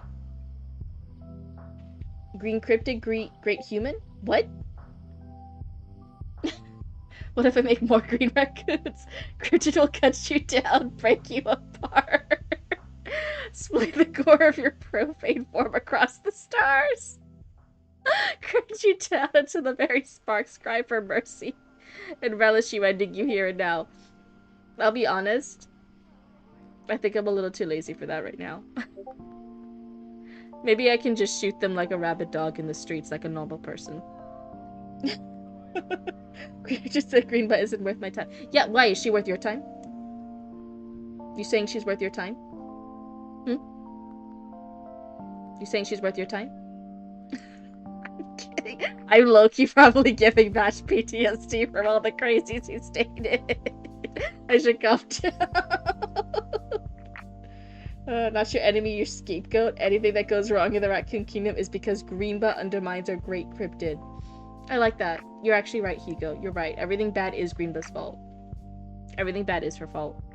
You're right. You're valid. Okay. Okay, you'll survive. There's how much time I have. What do you mean an accurate photo of cryptid? That's a raccoon. That's not even a cryptid. That's just a raccoon. That's not even, the raccoon's not even blue. The raccoon's not even blue. Bro, surrounded by grape!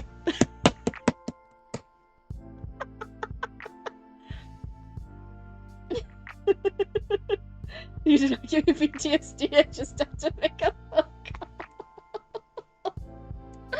Okay, love you, Bash. Good luck with your phone call. You see this bro surrounded by green. This is bullshit. She's why the internet cuts, why OBS crashes, why the mic mutes. While we're at it, she's why members get banned out of nowhere and shield mode gets turned on. That's right, it's 100% Greenbutt. Greenbutt's the boogeyman. 100%, except we're actually friends with the boogeyman, so she's worse.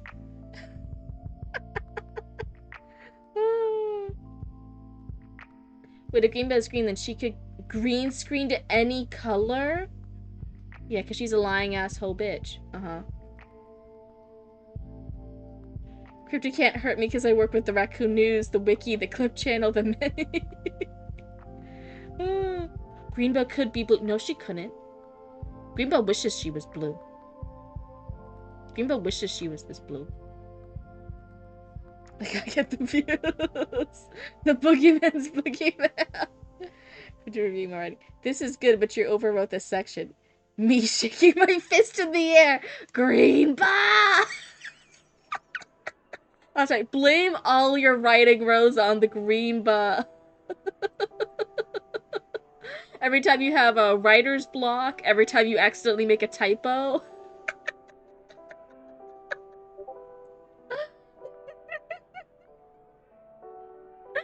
Everything wrong in your mind. It's all Greenba's fault. They came in and actually messed with your text. This is literal insanity. Is Root still over in the Greenba channel?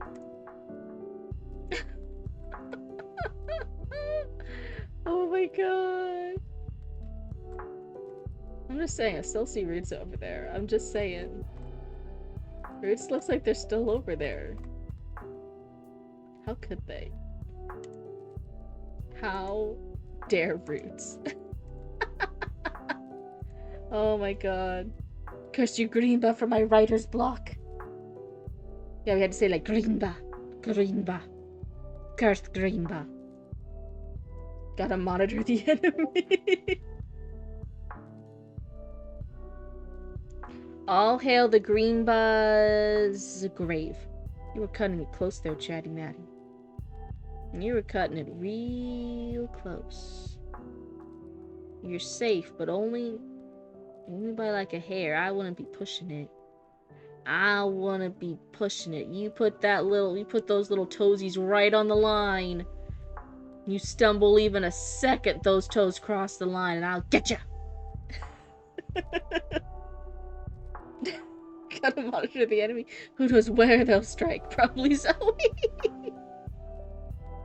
You're a risk taker. You're dancing Mothman style around the line. Oh my god, that's so brave. No joke. I got an emerald green paint ad. It's propaganda. She's controlling the media. She's destroying free speech. Horrible, horrible. Greenba's what's wrong with capitalism. 100%. 100%. Greenba's responsible for greenwashing. You're back. Hi, Mash. Did your phone call go okay?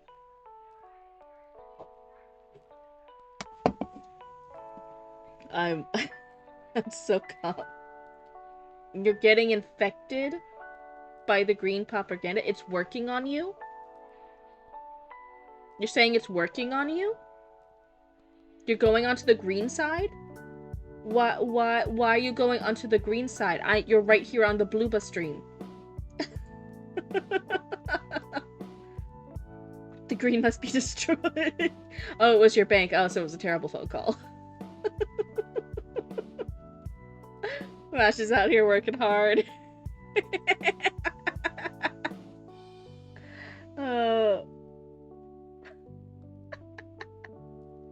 I cannot believe it. Like, the time I was like, oh, should we have a backup stream? Should we read high and hard stuff? Like, or should we wrap up the stream and call it a night? It got entirely derailed into hating on the creeper. Oh. What is this? What is this? Mash has betrayed us for the keepers of the green? No?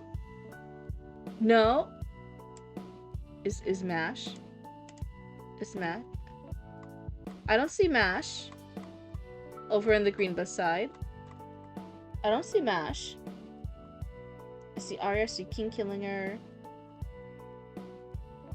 Amaterasu. The Archivist, Titan Heart, Nippon, which is Roots.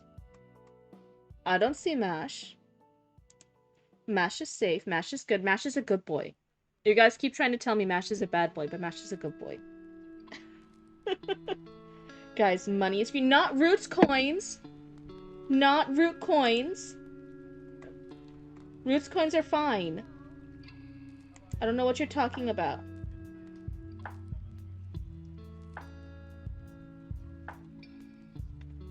So banks keep green. They called and were like, did you make a 5,000 purchase with this company?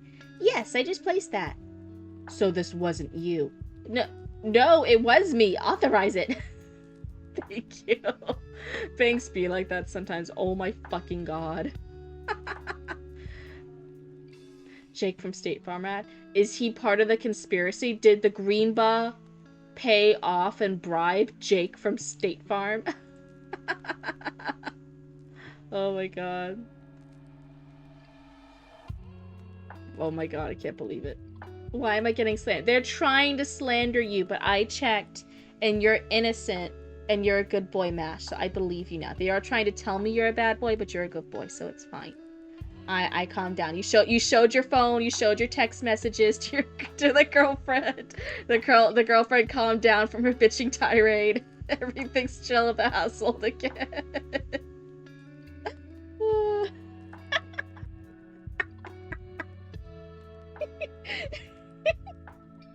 Wait, look at the flustered face of guilt. No. It's just because I'm calling him a good boy. He's just... He's what all men are doing. It's fine. Doctor, I lost my arm. Okay, but do you have any underlying medical conditions? Yeah, I lost my arm. Is there any possibility you might be pregnant? Oh dear God, that one fucking gets me. I don't have the parts for that.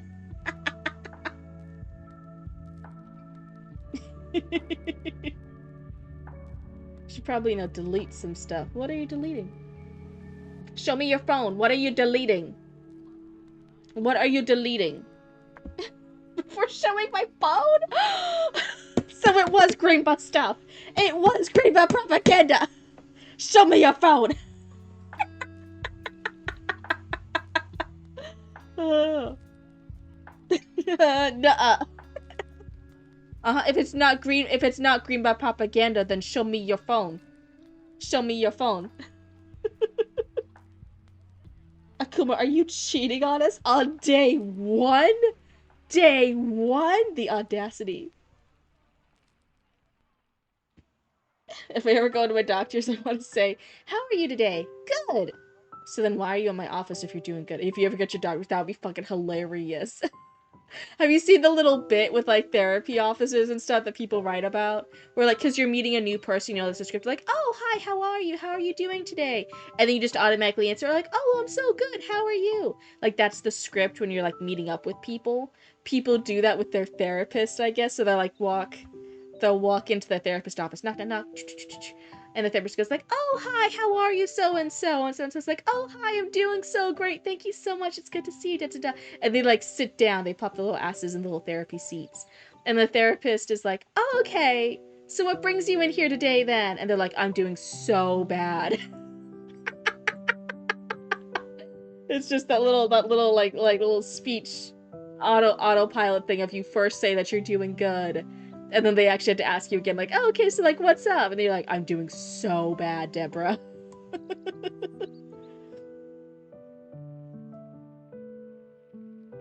One must say, keep your friends close and your enemy closer. Ooh, I'm the greatest spy. Oh. What if I destroy my phone? Yeah, cloud storage might be your undoing. Oh my god. It is an interesting thing. I don't think it's an interesting thing. For like a lot of like my past relationships and stuff, like the idea of like anything that a guy had to hide on their phone because they were like embarrassed or they didn't want to show like a girlfriend or anything, that was not like the case. I very much had like open phone policies with my previous relationships, and it wasn't like a bad thing if the guy had porn or anything, or was like looking at sexy pictures or anything, because like hell yeah, like hey, I get it, ladies are fucking beautiful. Ladies are beautiful. You think I don't want to be looking at it too? To the point where I actually, like, my previous relationship and stuff, they would be like, oh, this lady is exactly the kind of thing that Cryptid would like. I had to save this to show it to Cryptid later. So they had, like, their sexy pic stuff on their phone, and then they had other sexy pics and, like, porn and stuff that they were like, oh no, this is specifically for Cryptid because she's gonna love this. You know, it would just be so funny. So that, like, was not an issue. Hey, could you do the white lady taco, please, real quick? I don't know what you're talking about. What? Hold on, I'm gonna look over here. Like, wait, is the white lady over here? I don't see her here. Is she on the other side? Hold on. I'm gonna look over here real quick. Maybe she's on the far side of the screen. Hold on real quick, guys. I'm gonna check real quick, okay? Is she here? I didn't see her over there. I thought I heard something, though. I thought I heard something going by. Oh, there she is? Where? Where? I just checked over here. Is it behind Baby Raccoon? Bye, baby raccoon. I don't see her. Where are you guys talking? What are you guys talking about? They've gone for just a minute. Bye, Aria. Oh. One day you'll see Master on green buff fan art. No, I don't believe you. He's loyal. I was reading Smut one day and my girlfriend at the time was getting mad at me for reading Smut. Oh fuck, why did I say that when we're about to get raided? Welcome on in, raiders. Oh, hello, welcome on in, raiders. Everything's fine here, everything's fine here. I'm totally normal, everything's fine, don't worry. Hello, welcome on in. How are you guys? How was your guys' stream? Hi, author, what were you guys doing? Anything fun? We do not hate green, I'm perfectly normal. No, you didn't! You didn't hear that! It's all Mash's fault! Mash, it's your fault! You're the one who sent the message, and I just read the message, and I think I'm talking about Smut! And this is a family-friendly channel, no! Yes, you heard correctly. No! You're lacking the context! Nice, thank you so much for the follow, and hey, I hope you like hanging out with the Cryptid Cult. You could have read it silently. I can't be silent on stream, then I'm a bad streamer. Then you guys aren't listening to the yapping. You don't know what I'm doing in response to what. I gotta read it. Family friendly. It's not. No, please, wait. Wait, please, no, I'm such a wholesome cryptid. Please, this is the business account. No, wait. Everything I've worked for is crumbling to dust in my hands. Picture Cryptid meeting someone new, like, hi, I'm Cryptid, and I hate Greenba. Running away to the Highlands, no! She's read a lion's kiss before all the kisses. Yeah. This is a kiss your face stream. No, they should not ask about Greenba. Nobody needs to know Greenba. Nobody wants to be bothered by Greenba. No, actually, I am going to show them Greenba. That way they know who to avoid. I'm going to show them who to avoid. So lovely raiders. Look at this. Look at me. These are screenshots. These are, look at the wonderful me. Beautiful. Perfect. Look at the green. Look how lovely she is. She's wonderful. She's amazing. And then look at this. Look at this. What is this? What is this? No, that's not wonderful. That's not cute. Oh my god, it's like my worst angle. Then there's the gray lady, right? Completely unrelated. I don't know why people say that we look alike, but anyway, she's nice. She's wonderful. I've heard some good things about her. That's the gray lady. That's me on a night out to the town. That's me looking pretty hot, right? That's me looking pretty good. I look pretty fucking sexy there. I look fucking nice. The hair down, the hair straight out. That's ready for me to go to the club. That looks pretty good. Oh, beautiful green. What are you talking about? Anyway, then there's this fucking... Everyone's saying that we look similar. I don't see it. You guys have eyeballs. You can tell this is completely different. Who is this? Who is this fake-ass, toxic-ass hoe? Rancid vibes. Probably a flat ass. Obviously... the tits are lifted up a little bit, right there. She's padding a little bit. Okay, it's fine. I get some people need the support, but obviously she's trying to present a certain size that she does not have. Right. Completely different from me. Completely different. Look at the green gray. This is Greenba. No, who would want to join Greenba's side? Nobody. When you could have blue. When you could have Blueba. Blueba sounds nice and cute and fun and bouncy and blue. Who would want to go join Greenba? Nobody. That Ahoge looks familiar. It's because she's copying me. She is copying me and doing it poorly. Probably a fat ass is crazy. Well, I can't tell from this pic. It's from the bust up. But definitely. Probably definitely a flat ass. I'm just saying.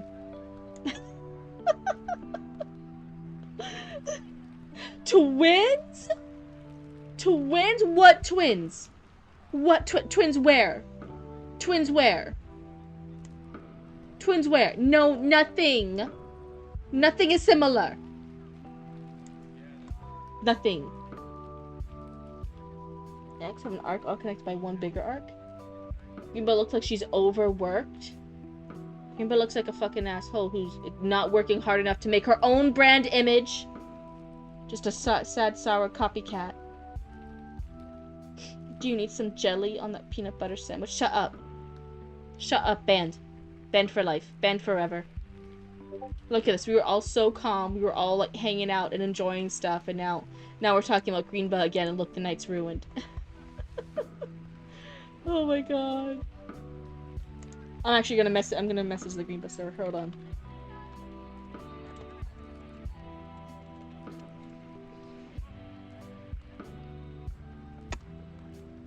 There we go. I officially messaged in the Greenbow server. No, I don't need jelly. I don't need jelly. I'm fine. I'm fine. I'm fine, because I'm blue, and I'm confident in my blue, and the blue looks amazing on me. And anybody in their right mind would obviously choose blue over the Greenbow. Everybody. The last cryptid copycat didn't last well like in raccoons. I don't know what you're talking about. I don't know what you're talking about, Zoe. Nobody knows what you're talking about. Nobody mentioned that. That was fine, and it was temporary, and Roots handled it with the ban hammer, and then we never mentioned that person again. Would you like a new mouse with the desk too?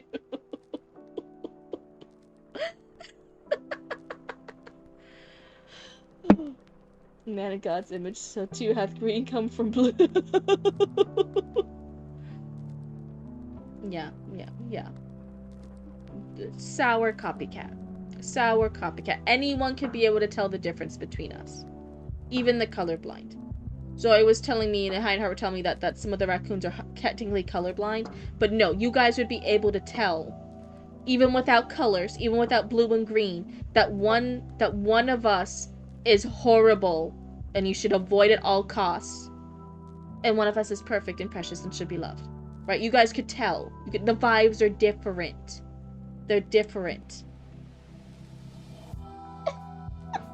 Greenbow spilled water in the kitchen so my socks would get wet when I get up for water at night. Classic Greenbow. Classic Greenbow. Doing things that annoy, breaking into your house, causing mischief, and then leaving you to pick up her mess and deal with the consequences. That is classic Greenbow. I've never met this woman before in my life, but that's classic her. Whichever one is Brad, here's the correct choice, chat.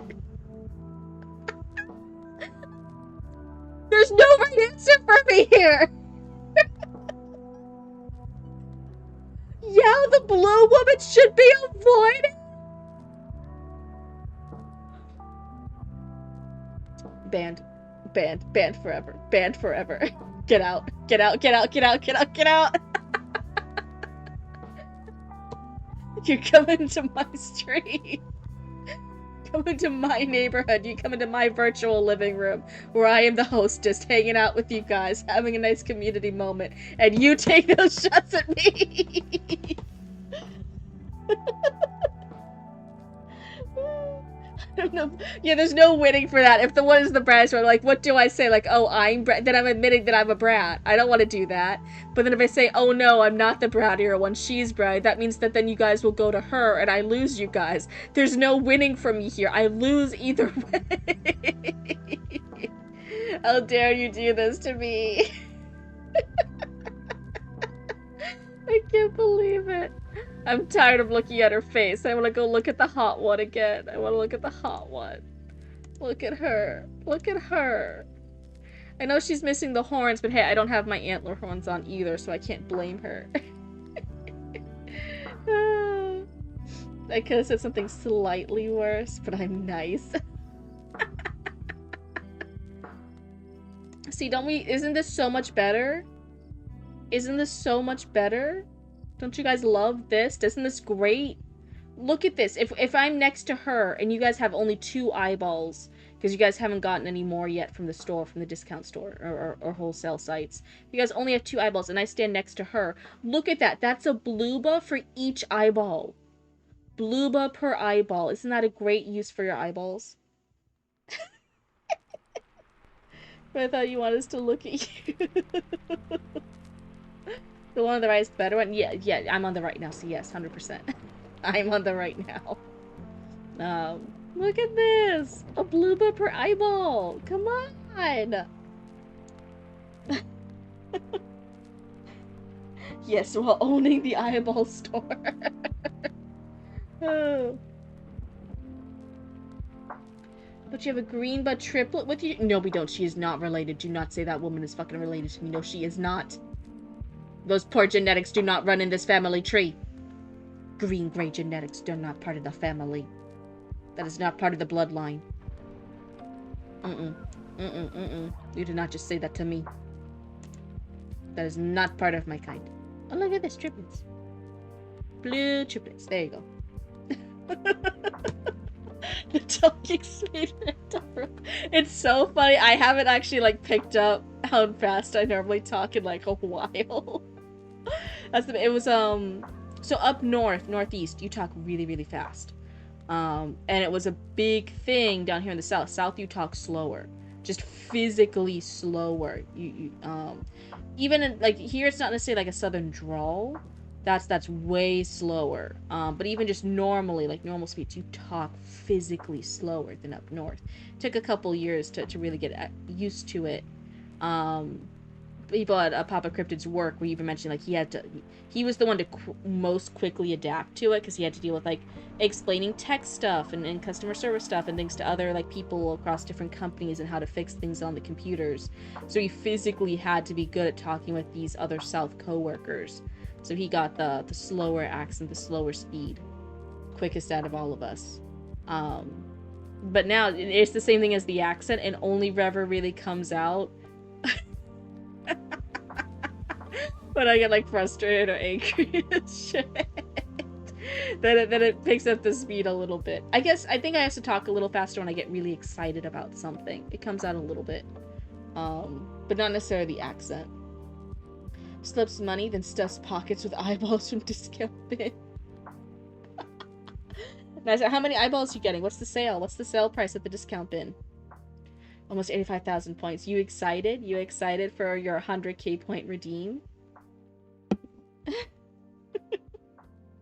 It's your metaphysical tail at this point. There's like someone wagging their tail because they're so excited. It's just me talking faster. Oh my god.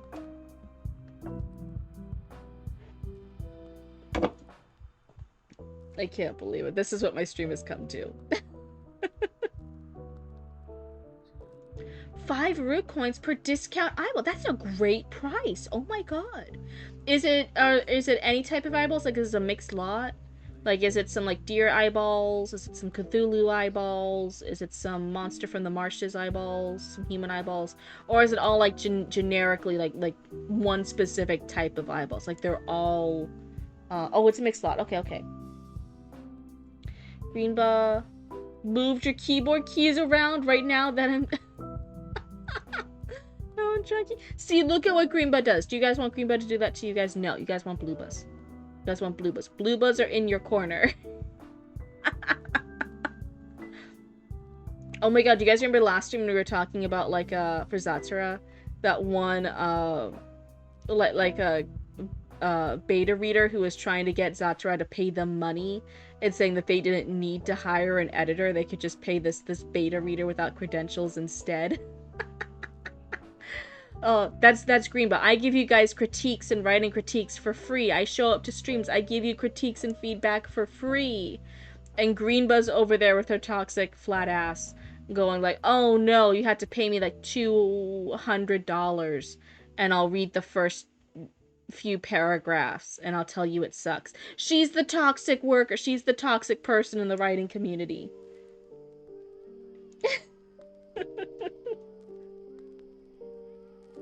The generic eyeballs are 10 root coins because it's a pair and organized. Ooh, I love that. You come down from the shock of the schoolboy trade? I'm sure someone is thinking it, so I'll say it out loud for them. I can fix her, trust me. It's about me, right? It's about me, right? You're not thinking about the green butt, right? You're not saying you can fix the green butt. You can't fix the green butt. She's a whore. You don't need to go to her side. You don't need to fix her. It took like 3 hours, but it's better. Good job, Hitchelo. You did it. Got a belt deal. 800 coins for 200 eyeballs. Ooh. Is that like the Costco version of the eyeball store? I'm somehow pushing some buttons for Matt. You know when you like poke at somebody, except I'm accidentally pushing some buttons here for Match that's working for it. Oh no. They're probably talking about the green ball. No, there's three blue buzz on screen. He's talking about fixing me. I'm not broken. But he's talking about fixing me. No. No. You're reporting it wrong. Go check your facts again. Go check your sources. Phoeba's the reason I don't know if internal dialogue is a legitimate use of showing character emotion. Yeah, everything you're confused about in writing, it's Greenbutt. Greenbutt made it confusing. We sell eyeballs in bulk in the eyeball. The store's called the Eyeball? Oh. What I would say in response is, ooh, it'll be... Yeah, because Vash is a good boy. I'm so excited you're getting your computer parts soon. As soon as you are ready for gaming, you have to let me and Penny know and we'll set something up. Greenba told me that my writing needed more commas. Don't listen to her, don't listen to her. That's the devil talking. That devil woman is talking. Tell her to get the fuck away from your ear. She needs to respect your personal space. She doesn't need to be talking to you shit. Greenba's why my sentence variety is poor. Yeah, see, she doesn't want you guys to improve. She doesn't want you guys to grow. She doesn't want you guys to see new things and learn new things. It's just gonna be Monkey talking in text chat so you can hear me getting flustered. I know, psychically, I already know. I'm like, hee hee hee hee hee. I'm poking some of Mash's buttons. I've been listening. Sorry, the buttons thing just reminded me. I've been low-key. One of the songs you guys have heard me mention before. Since I get a song stuck in my head for like a couple weeks or a few months. The one before I mentioned to you guys was Livin' La Vida Loca.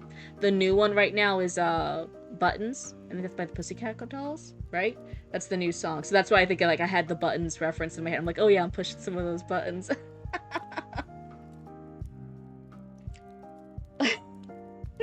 Greenwood told me a story is a paragraph making spaces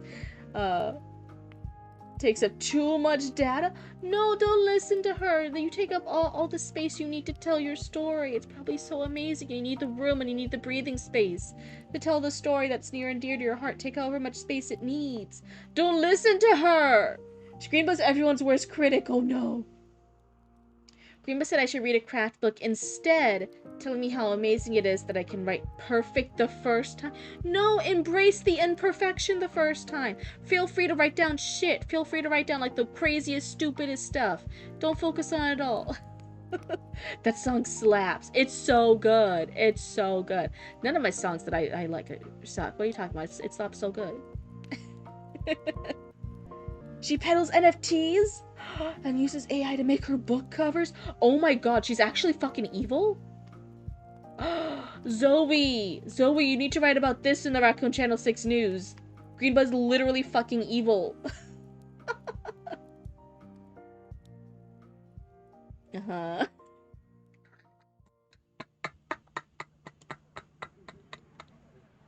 Mash was being such a good boy. And then I read that about my song music preferences and the most like, like whatever you say, little blue cryptid, whatever you say. Greenba's on Fiverr editing books, but all she does is feed it to Claude and reply with the results. She's evil!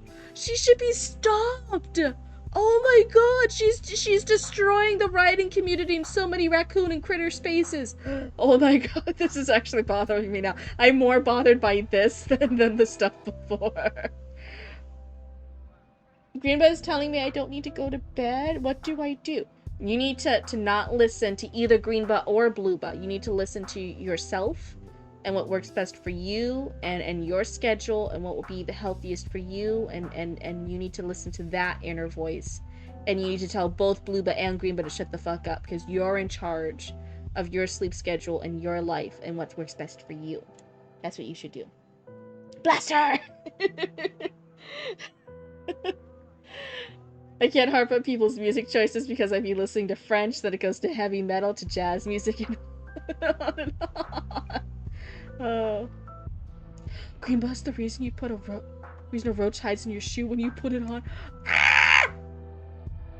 That's horrifying. That's fucking horrifying. That's fucking horrifying. Oh, Mash says don't sleep. But it's low-key because he's a little bit of a brat, so don't listen to him either. Why are we bullying Greenba? I gotta go follow her now! That's the last thing you should do! Greenba is the reason you need to practice 10,000 hours to master anything. That's a false statistic. Don't listen to that. Have a good night, Oko. Thank you so much for hanging out, yapping, and having fun and playing pretend here with us. Damn, okay, I deserve the brat comment after all the teasing I did. I mean, you deserve the brat comment no matter what, because it's true. Oh my god. I like how I was trying so hard to be cute and funny and... Huh? False. Nah. Solid negative.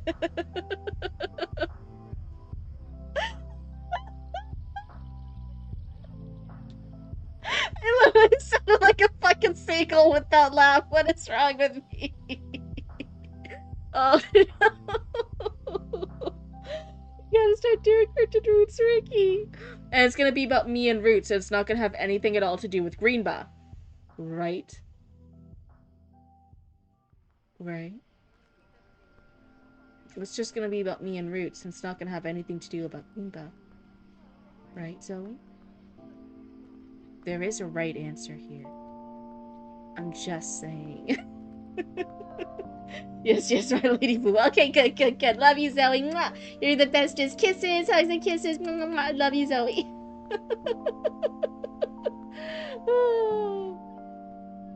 My friend was helping me change the disc on my wife's car. A playlist went from 9 Inch Nails to Blink-182 to Vincent Fernandez to Bruno Mars before he turned my phone off and used his. Why? What's wrong with that? A song seems to pull away into the night, leaving sounds bright and clear. I would throw a wrench at them for doing that. Yeah, right, like, dude, back up, back off, back off. That's my music. Can you say right like that one more time? Wait, what? How did I say it?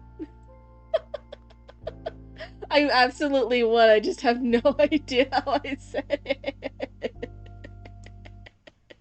I'm so sorry, I forgot I just say shit.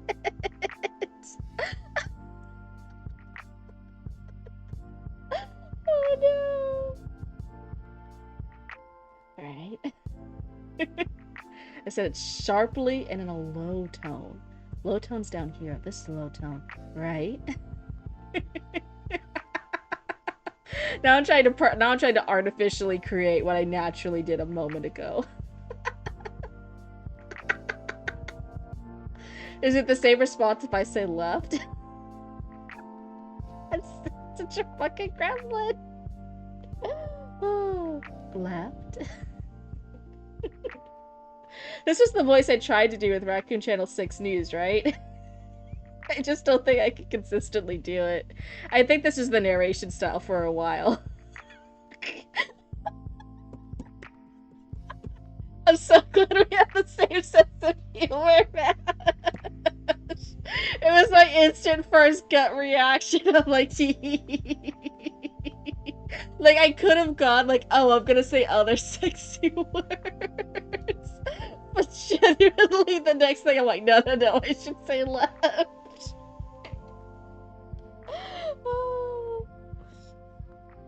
Greenwood puts in a troubleshooting ticket 10 minutes before 5 p.m. She's the actual fucking worst.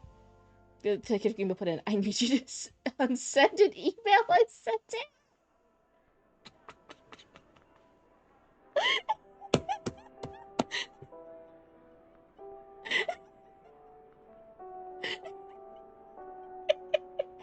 Can't help it, I'm too fucking funny.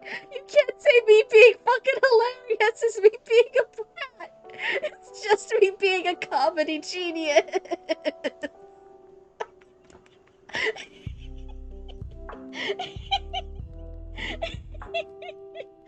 Oh my god, me being the comedy genius of our generation is not me being a brat, it's just me being right. When we're the sexy voices for Raccoon News for Archie voice. Right, I tried, so I think it was like, hello and welcome. Dumpster divers and oh my god, what's the fucking thing? Dumpster divers and trash lovers. Right, it was no, it's you, big left, fuck you!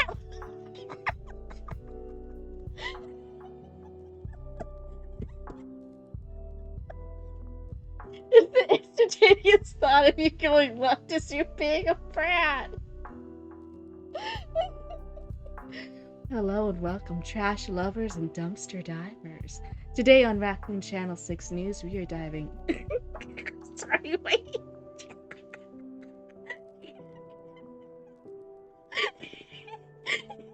I can't kill it up. I can't keep it going. Oh my god. Oh my god.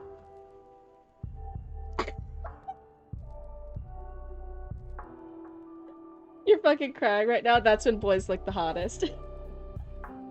Hi, Aria. Hold on, I have to go. Okay, I'm back. I just had to cough. Hi, brothers. They're building a Death Star in LA. Wait, what? I'm on stage 2 of the School Trade Shock. The frustration, the LA Dodgers get everything handed to them on a silver platter, and then their fans act like it's all just brains and not the fact they have a kajillion dollars? That's a lot. Kajillion's a lot. What would you guys do with the kajillion Roots coins? Oh. Greenwood tells students that student loans will get them through a semester. You cried playing the Umber quest in Warframe. I'm scared to reach J Shadows and Constellations. Greenwood always says to push your burnout, to get rid of burnout, she says. Okay, to be fair, I only say that to myself. I don't tell that to anyone else. I tell everyone to pace themselves and take it easy and rest and relax and do self-care. So Greenbuzz the bad inner voice in my head telling me like, no, I don't deserve the luxury of relaxing and having a rest because I haven't worked hard enough. If I had 1 billion Ruko, I'd go all in on the left casino. I'm being paid off by Angelo to say, the Milwaukee Brewers and the Miz need to become the heroes we don't deserve, but the heroes we need. Yeah, you're being paid off. How much money did they give you? Look at my baby raccoon, already over there. And earning sponsorship money to say shit they don't believe in. I'm so proud of you. Greenwood told Microsoft to get rid of the start menu. Oh my god. Hugo, where are you getting all these inside scoops? I can't believe you know all this horrible shit about Greenbot that you're absolutely right about, and I'm not going to question because I do believe Greenbot is this evil. Yeah, you believe it. You do. But, you know, Baby Raccoon obviously has no idea what we're talking about. But they got that money, and they got that sponsorship money anyway. You got 1,000 Roots coins to say that sponsorship ad, Baby Raccoon. What a great... Wow, you're so smart. Look at that. You could buy so much of your pizzas with that.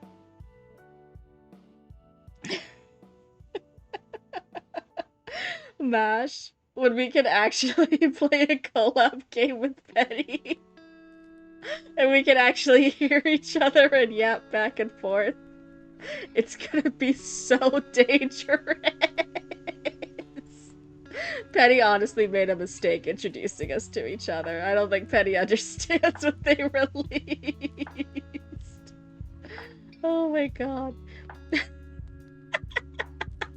I might genuinely not stream the collab. Text chat is a must. It's not just text chat. Because come on, the whole entire right and then left bit would not be as funny. It wouldn't have happened unless you could have heard my voice. You would have been asking me like, "Oh yeah, say right again like that." I'll be like what? They wouldn't have happened in just a text one. Archie's Pizzeria. Oh my god, Archie has so many fucking businesses. Archie must be fucking tired at some point. So it's all kinds of pizza for 10 root coins. You can buy a whole pineapple pizza. Archie really does have really great prices, though. I'm not gonna lie. Archie's currency rates are insanely great for us, the consumers. So yeah. Oh, thank you for the 100. I thought that was gonna be another text to speech. Here's your sippy.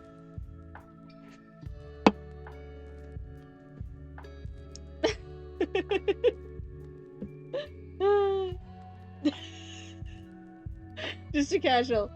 Hey, Cryptid. You left on that though. The game.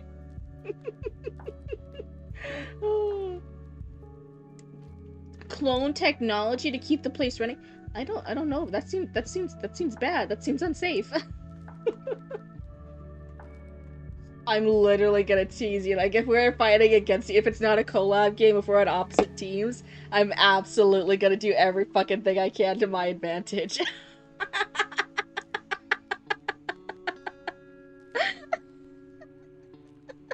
I'll be saying crazy ass shit just to see if I can get Match to break for a second. I genuinely might not stream the collab.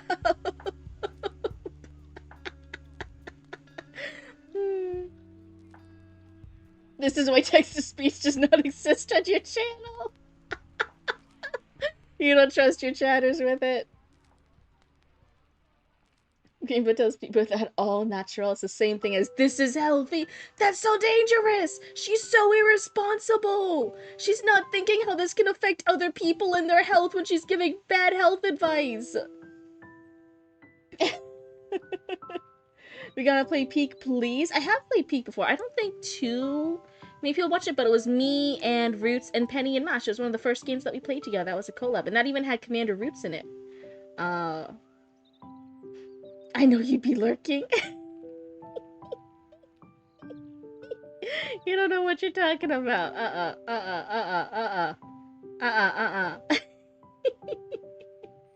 Sometimes I also lurk over in Penny's stream for a few minutes. I know sometimes I do yap in Penny's chat, but also I don't always want to distract them. Sometimes I just be listening in and lurking on Penny's stream. Can I join playing Peak, please? Please? We had to schedule a time with Penny. I've been yapping more with Mash recently. I had to touch back in base with Penny. And then we're waiting until Mash has the computer set up again. Oh wait, let me send you this new game that's coming out. That'd be just a giant yap session if we played it. What's the game? What's the game? Oh, let me go back to my Weebly screen. Hold on. I'll send everyone back to the Weebly screen.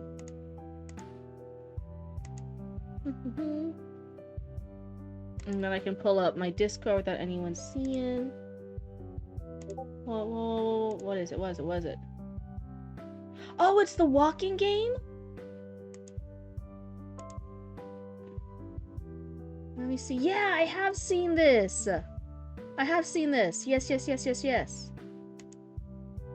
I wasn't sure if you would like a game like that, because it's not necessarily your calm, relaxing games of a first-person shooter. I guess there's like little puzzles and stuff around too that's like optional if you and the group want to solve it. And there's like sunsets and everything too that you can vibe with the group with, and you can watch the sunset.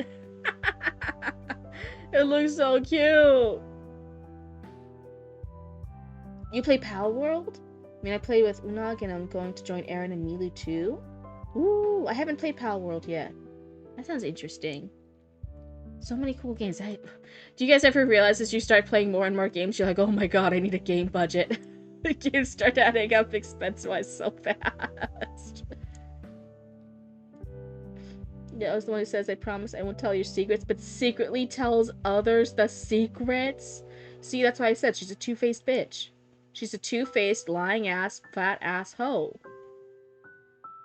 You were just on Pal World?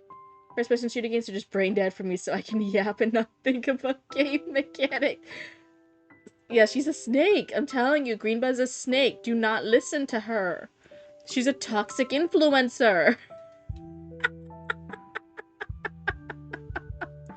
Oh my god.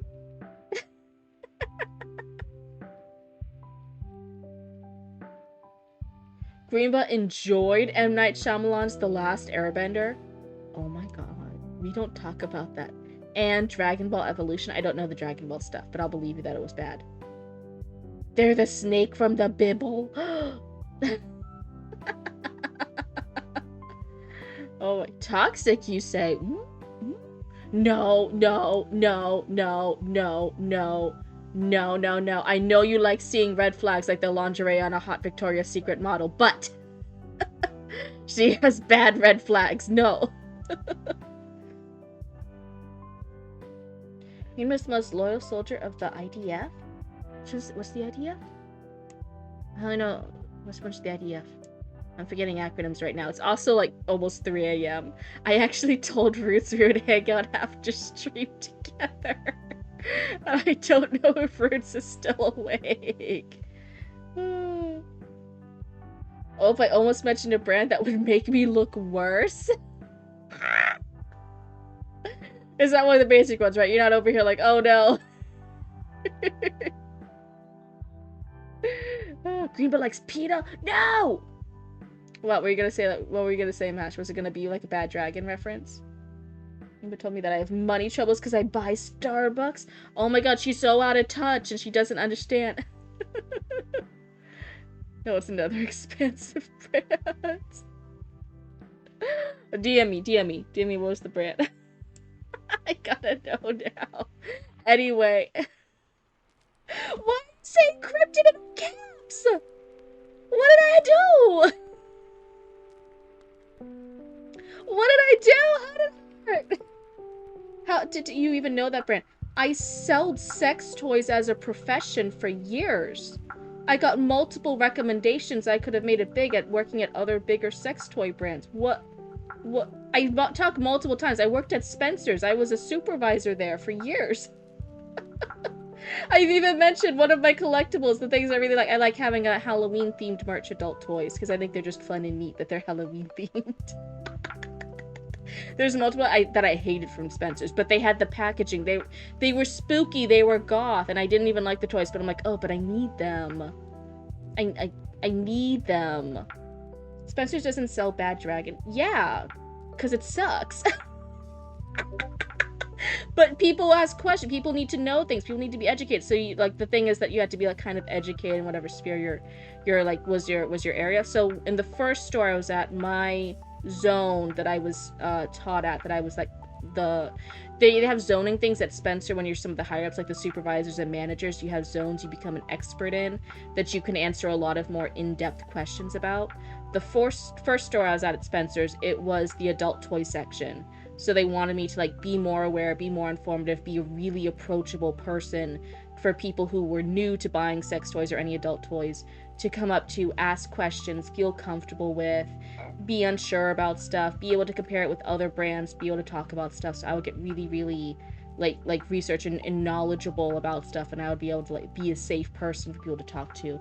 The second store where I was a supervisor at, I was then the expert on piercings. I was the piercing expert. And oh my god, the amount of unsafe questions and like bad practices in the jewelry section of people doing like stupid unsafe shit, so much worse. I kind of low-key wanted to go back to like the sex toy stuff, because like generally like people who are like asking questions and stuff, they're normally like more fine, they're normally more cool. They're sometimes like a little anxious for like a section of them because it's like their first like kind of thing of being exposed to that and asking about it, and they're unsure if they can ask these questions. I'm like, no, it's fine. Like, tell Auntie Cryptid whatever you want. What are you asking for? What are we fearing? What's the worry here? What's the vibe? What's happening? But the piercings, literally, I got like shock. I got the ick from some of the stuff that people were doing with piercings and piercing culture, and I was like, it was horrible. Yeah, the piercing industry is a crime zone. Honestly, maybe it was just a store too. The first store had some more cool people in it. But it was crazy. I think I only had like one. No, okay. I had like a few crazy encounters in being the expert and like dealing more fielding stuff with the adult toy section. It was like a little crazy sometimes. But as far as like the ick, as far as stuff that like scarred me, it was the piercing section. Just crazy shit. Bean Bucket keeps goth, but thinks the cure is boring. Oh no. Yeah, it was a crime zone. Anyway, it is about to be 3 a.m. for Cryptid. I swear this is a wholesome channel. I swear. I shoved a safety pin from the ground through my stomach to pierce my belly. What gauge is that? Hide and heart, you don't understand. I thought you were being serious for a second until you wrote just joking. Please understand, shit like that has happened. Please understand. I'm traumatized. Please understand. I'm shocked. Please understand. I saw things. Please understand. I've seen things. You've already seen this in the ER. I believe it. And the amount of people who refuse to go to the ER, I saw those ones. There was one girl, I felt so bad. She was a beautiful woman. So hot, so gorgeous, so lovely. And she came in. For those who don't know, there are different gauges of piercings, and so you have to know what gauge it is. Including with certain body parts, including nipple piercings. There are 2 main gauge sizes that are for nipple piercings, 2 main ones. And she came in and she was so sad. She was so devastated. She was looking at the piercings. And she's like, I used to love doing the piercings and stuff here, but something's wrong. Something's bad. I got one from you guys a few weeks ago. I've had them in for a while, but it's so painful. It hurts so bad. I think the piercing's being rejected, so I might have to just get rid of them completely. And it's so sad because my fiance loved my nipple piercings, but I always felt so sexy in them. And I think I have to get rid of them because I think my body's rejecting the piercing. And I'm like, oh no, that's so horrible. Like, what, like, I'm so sorry. How long ago did you get the piercing? And she's like, I thought it was fine. The piercings are like 2.5, 3 years old. I didn't think they could reject all this time later, but I think they're rejecting. They're so sore. They're so tender. It feels like the piercing, like, is too big to have gone through. And I was like, well, if it's too big, did you try going down? Did you try going to the smaller gauge? Do you just need to go down a little bit? And she was like, what do you mean? I didn't get like gauges. I'm like, oh no, like nipple piercings, it's 2 main gauge sizes. It's either this one or this one. It's been too long, I don't remember the numbers now. It might have been like 14 or 16 or something. So like, which one did you get? And she was like, what do you mean it's 2 different sizes? And I'm like, yeah, like if you look over here at the case, do you see how all the nipples, they're all the 2 different sizes? It's either this gauge or this gauge. It's just whatever one your piercer used. And she's like, oh my god. And she like, sorry, the store is empty at this time. She was like, can I talk to you like girl to girl real quick? Can we have like a moment here? Because I'm freaking out. I'm like, yeah, what are you freaking out about? What's happening? She's like, I'm so sorry. I don't want to like make you uncomfortable, but like, can you look at my piercings? Because now I'm just realizing, did I use the wrong piercing gauge? And I'm like, girl, reach underneath your shirt right now. Can you take out the piercing? And I will pull piercings from the case. We will compare sizes. you'll see what it is. She's like, oh, that's brilliant. And so she like pulled out one of the piercings. We put it on the table. I pulled out the 2 sizes for it. I'm like, look, see, it's the bigger size. Did you normally use the smaller size? And anyway, I got the sale because she just bought the smaller size right there on the spot, and she put it in, and she's like, this feels so much better. I think I put in the wrong size. And I'm like, girl. She's like, I didn't know there were 2 different sizes. Poor girl. Poor girl. Forced in the wrong size to the nipple piercing that had been walking around for weeks just with an irritated, torn up like nipple piercing. Horrible. Horrible. Dear Lord, I've seen this in the ER. I know. Prince Albert. Oh my god! Yeah, horrible stuff with those kind of piercings too.